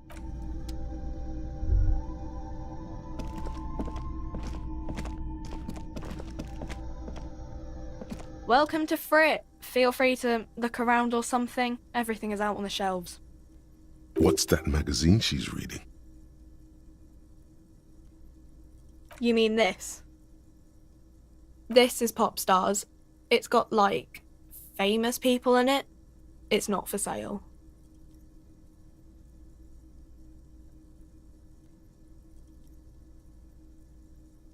She pops her raspberry-flavored bubblegum and nods. The lieutenant frowns at you before turning to the clerk with an apologetic half-smile. I don't know. Frit? I think they think that the extra tea makes it funkier. It doesn't. The story goes that normal Fritta with 2 T's, a men's workwear shop in Vredefort, was already taken. So when Fritta Retail Inc. grew into a multinational corporation, they had to add an extra letter to avoid trademark infringement. Okay. I'm not really supposed to be chatting to anyone, but... A warehouse? I don't know. Maybe. I don't really care what Frit does. She looks up from under her brow. Fine. Frit doesn't have a warehouse. Just a little back room here. Okay? I don't really know anything.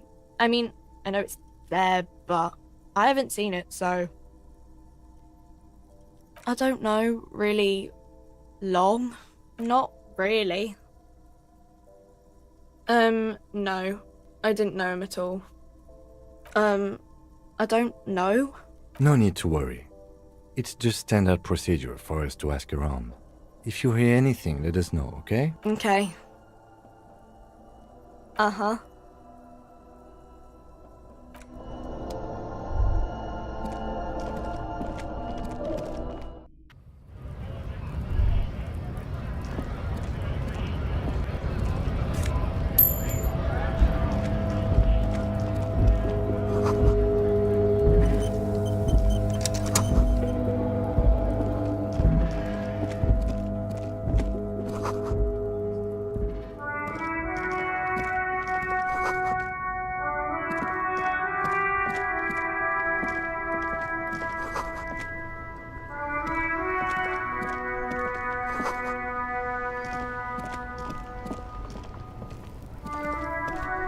Still here, stuck in this damn jam.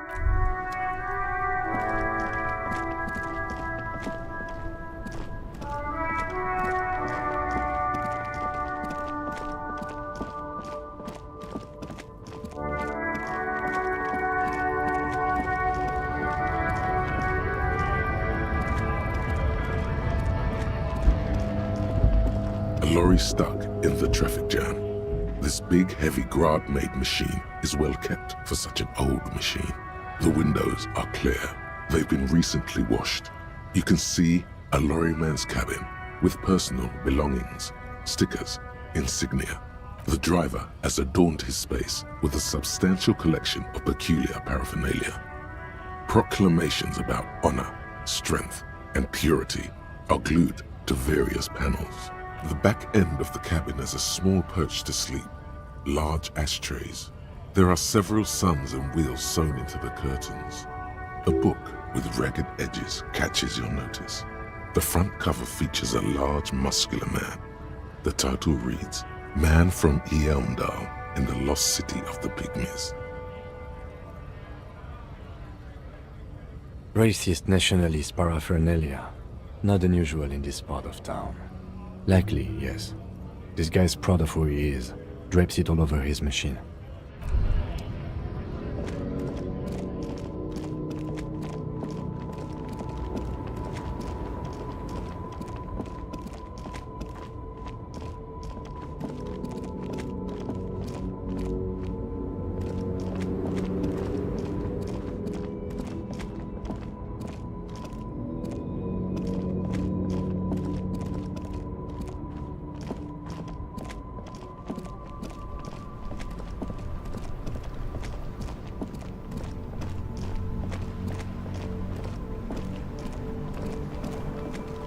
The worn and beaten wooden plank. We can sit on benches after we've solved the murder. You can revisit the bench.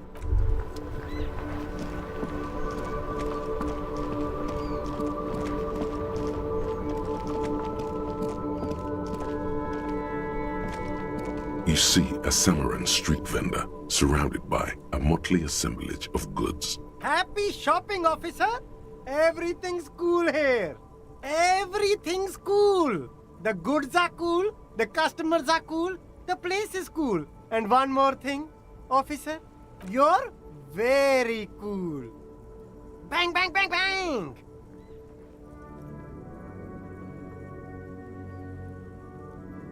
Oh, yes! You got style. You got personal style. You know what you like. You like premium menswear. Look around and browse. Everything looks cool on a guy like you. Take your time. Me? It's a boring story, officer.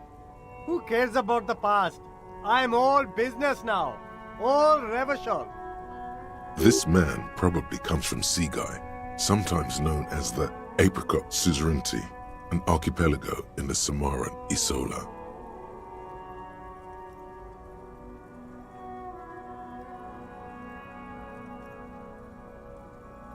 Apricot Suzerainty calls to mind an era when the Seaguy archipelago was colonized by Revachol. It's a bit of a slur, in other words.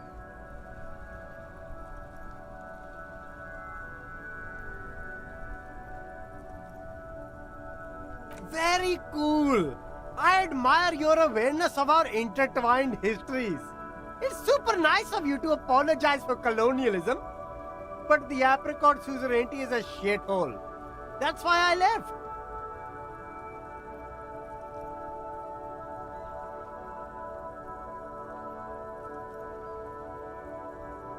That's so cool, officer. Speaking of, why not support an independent local entrepreneur by buying some pens and glasses? Drugs? I don't go in for that, officer. Drugs ruin lives. Unless you're into drugs, of course. In which case, drugs are excellent. Mwah! Tasty, tasty drugs.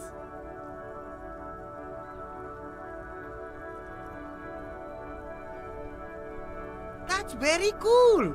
A lot of the coolest detectives do drugs. Sadly, I don't have any drugs on sale, or at my home, or on my person. That's even cooler. You investigating that and all. But I am not a lorry driver. I'm just a street vendor. I don't know anything about that. A blatant lie, sire. Yet he tells it with such conviction. We'd believe him if we didn't know better. Who said that? It's the fat racist, right? I bet it's him. He has an agenda against me because I'm an immigrant who works harder than he does.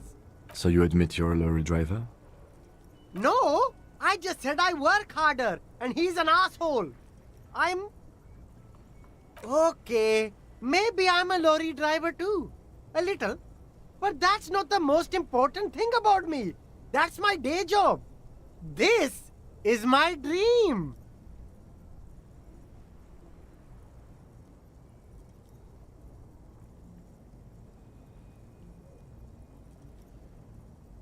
No, I just forgot. It's such a small part of my life. It's in the rear view mirror now. I'm climbing out of that hole with ingenuity. Nothing. I told you. I'm not a dumb guy. I don't get involved with that crowd. And what crowd is that? Crowd? You know, the drug crowd? No, he wasn't talking about an abstract crowd. It was that crowd.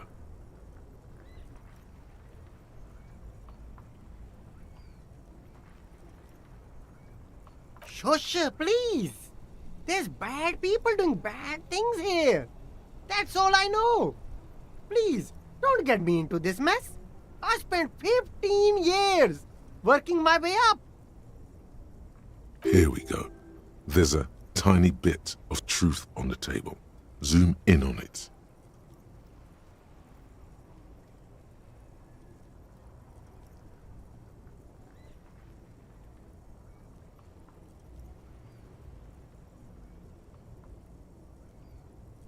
It's a she, okay?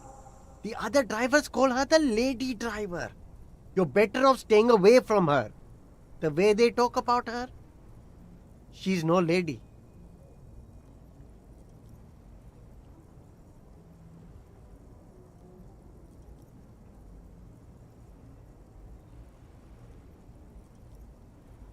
I don't know. Maybe. If she is, I haven't gone near her. I don't get involved. I told you. It could be. She was strange. He's not ruling her out. All of them. I don't know. I told you all I know. Are we cool now? I really want us to be cool now. Who exactly is talking about this lady driver of yours? The racist or the other one with the tattoos? All of them. Even the ones who've left. I don't hang out with them. I don't remember who has tattoos.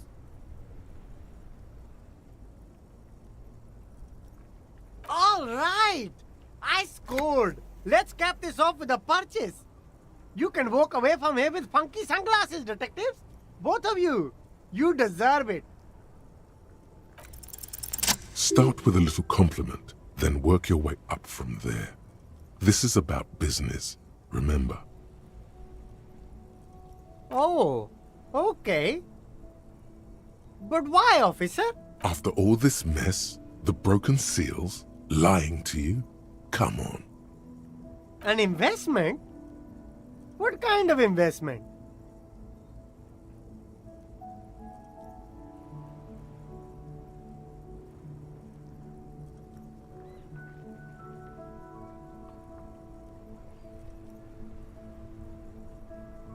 Fair point.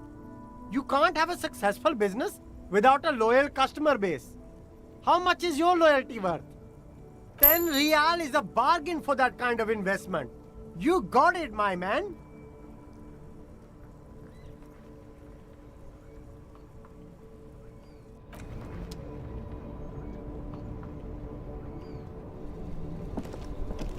You keep coming back. That's good. You find your hands deep in... Economical, but also trendy. Look first hand, buy second hand.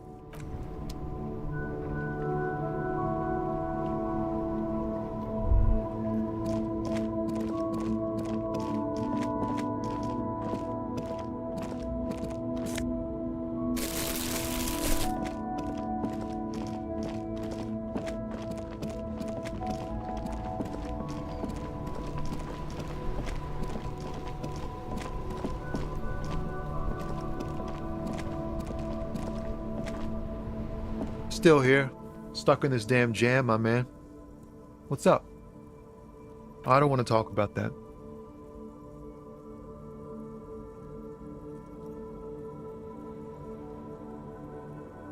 Man, I was hoping it isn't going to be her. All I can say is, she isn't around here anymore. She isn't some evil drug trafficker. And I don't know where she is.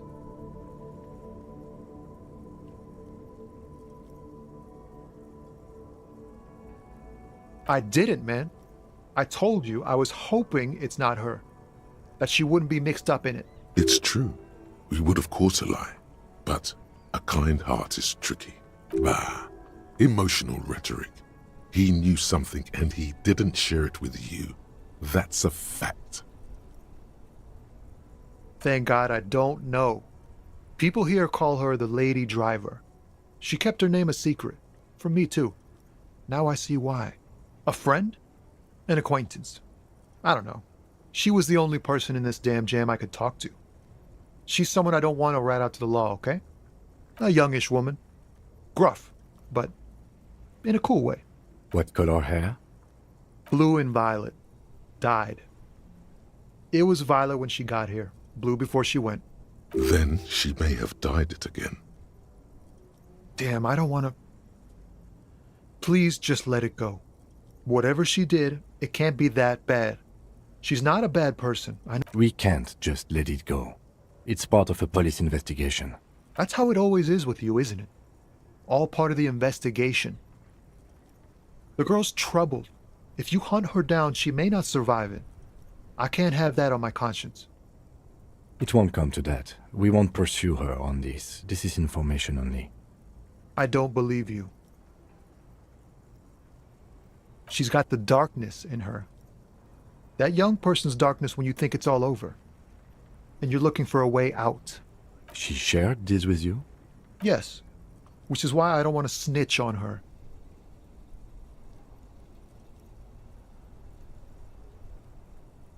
It's snitching, man. I know what it is. I heard the rumors. I saw the other drivers looking at me strange when we talked. And she told me, too, that she's had a violent life. But I wasn't afraid of her. More like for her. Did this violent life include drug trafficking? Well, it looks like it did now. But we didn't talk about that. We talked about life, you know? She talked about her mind. The way it worked. The trouble it was giving her. Fuck, man. Go grill someone else with these questions, okay? There are plenty of drivers here who couldn't stand her, or were afraid of her. They'd be more than happy to rat her out. He's right. There are other options. The raceman, for one. The grey-haired woman. Maybe she knows something. Wait, this guy says they're friends. Then, acquaintances. And he's okay with others ratting her out.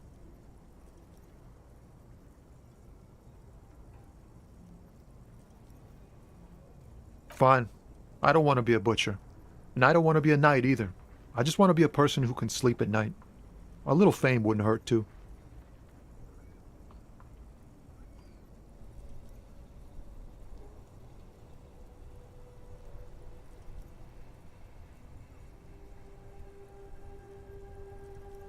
You're not going to put a bullet in your head if you blow it, are you? Because she's on the edge, man. Imagine it. An explosion of stars. Goodbye world of men, money, and machines. Thank you, friend. Wow, this makes me feel like I should pick up smoking again. Would help with my rhymes, too.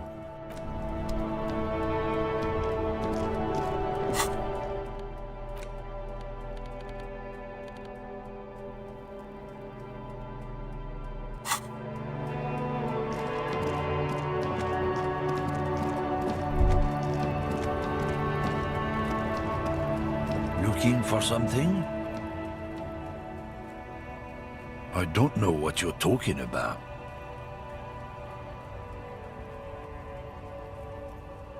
He did something. He stole his employer's goods and another lorryman's job. You should be thankful for the tip. He's been expecting this. He's really puffed himself up. Listen up, fuckwits. You don't scare me. You cops don't run Revachol West. You don't run Martinez. You don't run anything. No. He means La Puta Madre. A legendary, and not in a good way, crime boss from Jamrock. Controls what is probably the most powerful organized crime outfit in Revachol West. Looks like the lieutenant has a plan. Let him do this. Yeah, him.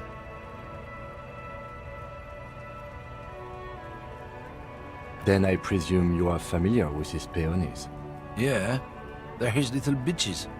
He's got them all over the unions. Not just the unions. He has peonies everywhere. Some say he even has them in the RCM. Dirty fucking peonies who'd do anything for him. Multi-ethnic drug addicts. The lieutenant adopts a rodentine quality. Be cool, sire. He's getting into this. You're not peonies. You wouldn't be investigating a drug thing if you were. No, of course not. We are not peonies. But if we were, and one of Madre's drivers were to be stealing from him, then it's a good peony's job to find out who that is. He's surprisingly good at this. Not bad at all. Look at him lurching. It's not a hard job. It won't take a long time. It won't make Padre Madre angry. But a stupid fucking racist is standing in the way, protecting this fucking thief. I'm not scared of you or the mob. I'm under the protection of the Lorrymen and Carters Guild. You've seen that corpse in the ceramic armor there. Did his shitty little guild protect him? Nah, you wouldn't just leave him out there if you... The lieutenant turns and gives you a barely perceptible nod. I've softened him up as best I could. Now it's on you to finish the job.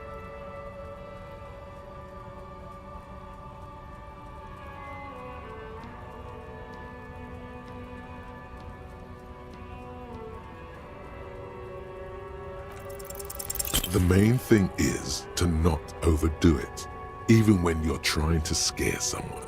The most important thing is, how does it look on your resume? And, of course, what social sensibilities you're bringing to the table. Remain sensitive. People are watching.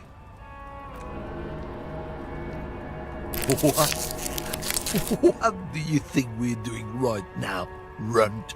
We're there's some kind of homo thing?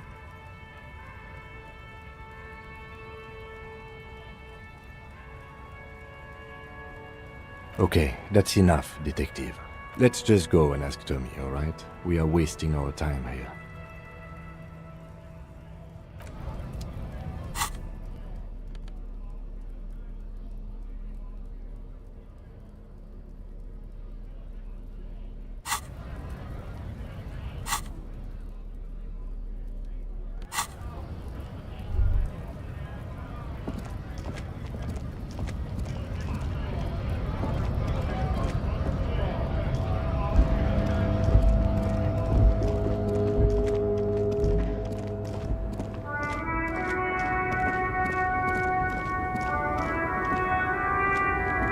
The woman still has her eyes fixed on the photograph in her hands. In the background, the radio plays. If you want her attention, you may need to be more forceful. Where am I? Who are you?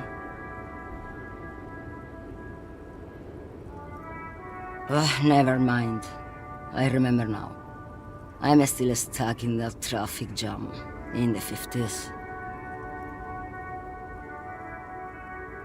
The men have small jaws and everything is made out of plastic. Why do you need plastic when you can make the world out of amber?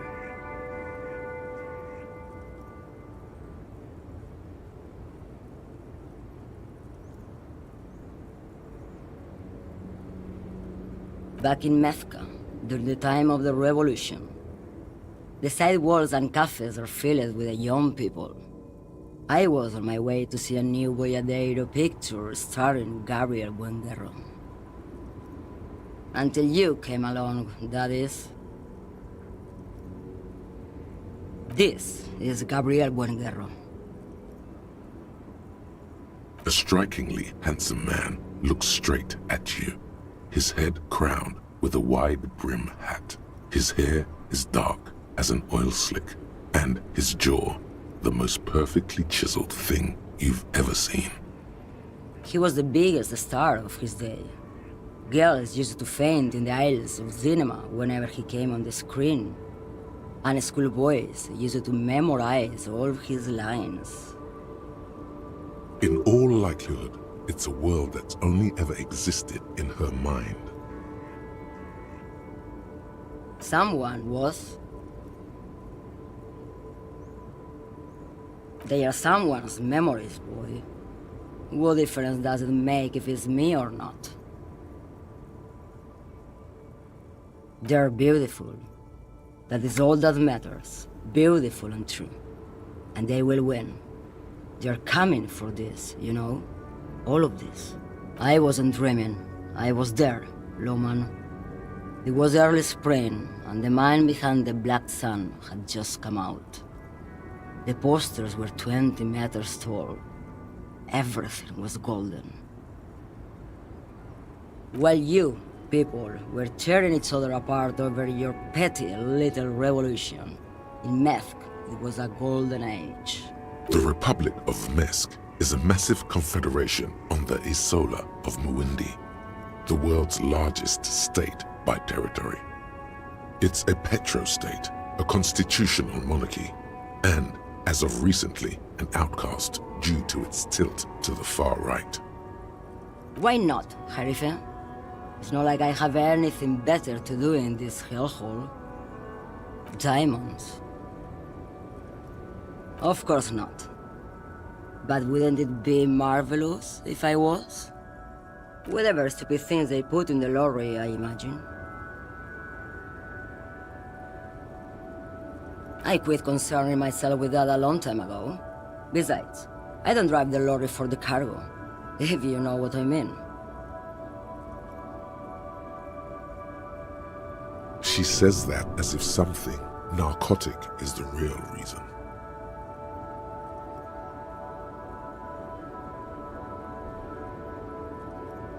Then it's contraband, Loman. What? Do you want to take an old woman in? Be my guest. Lock me away like Bad Hand Hermenegildo. Bad Hand, Hermenegildos' bad hand, strangled 300 people. What can I say? Some people just really like strangling people.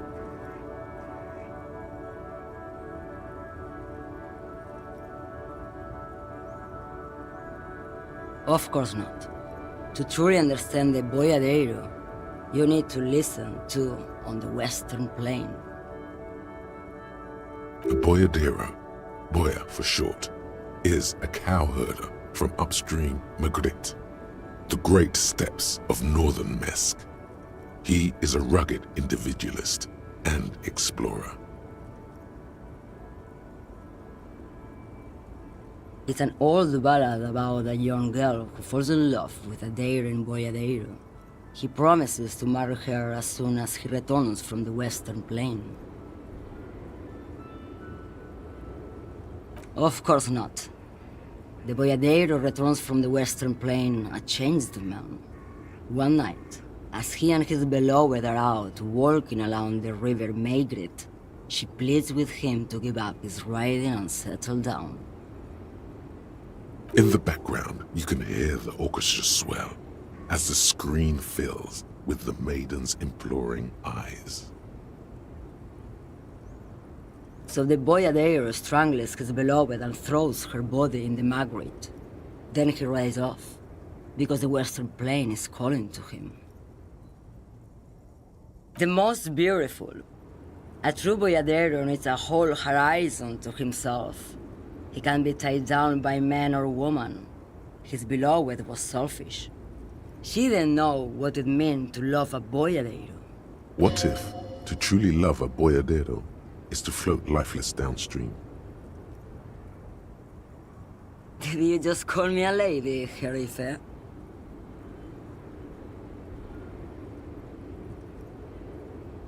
The woman's malevolent cackling fills the roundabout. I'm a lady like you are, Gabriel Buenguerro. Only in dreams. I'm only terrifying to small children, and to those who used to know me. Yeah, it's not her. Believe me.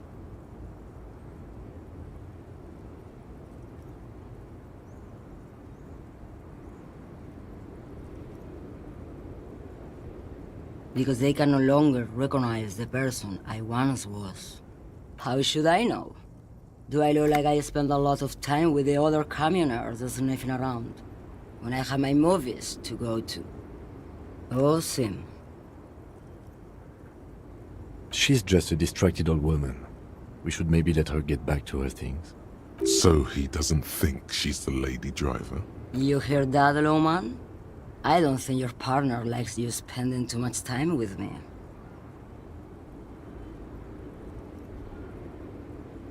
A pale dream is what it is. What do I need drugs for, Lowman? What I see, what I feel, the great adversary, no drugs can compare.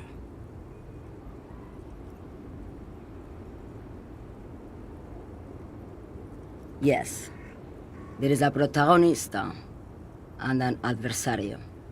I am on the side of the adversary. There's no coming back from that hole. Those epithets are familiar somehow. The great adversary, the great unrest. If you don't know,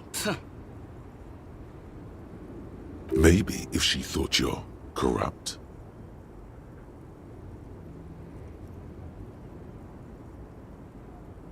you're mad, Lowman. What of it? Maybe. Probably not. Makes no difference to me either way. Just this month, I made half a dozen trips from Saramiriza to Grat, on the U41A. What do you think they take from Saramiriza to Grat, Lowman? It's diamonds, Lowman, obviously.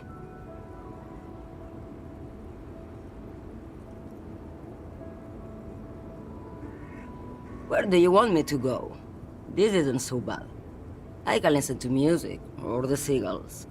Look at all the colors and the futures of this world. It's a good palate cleanser, this jamboree. Or I can just relax and let my mind carry me back where it will, to the Great Plains. I think we're done here, no? Yes, go. Enough jamboree. I need to get back to Mesky.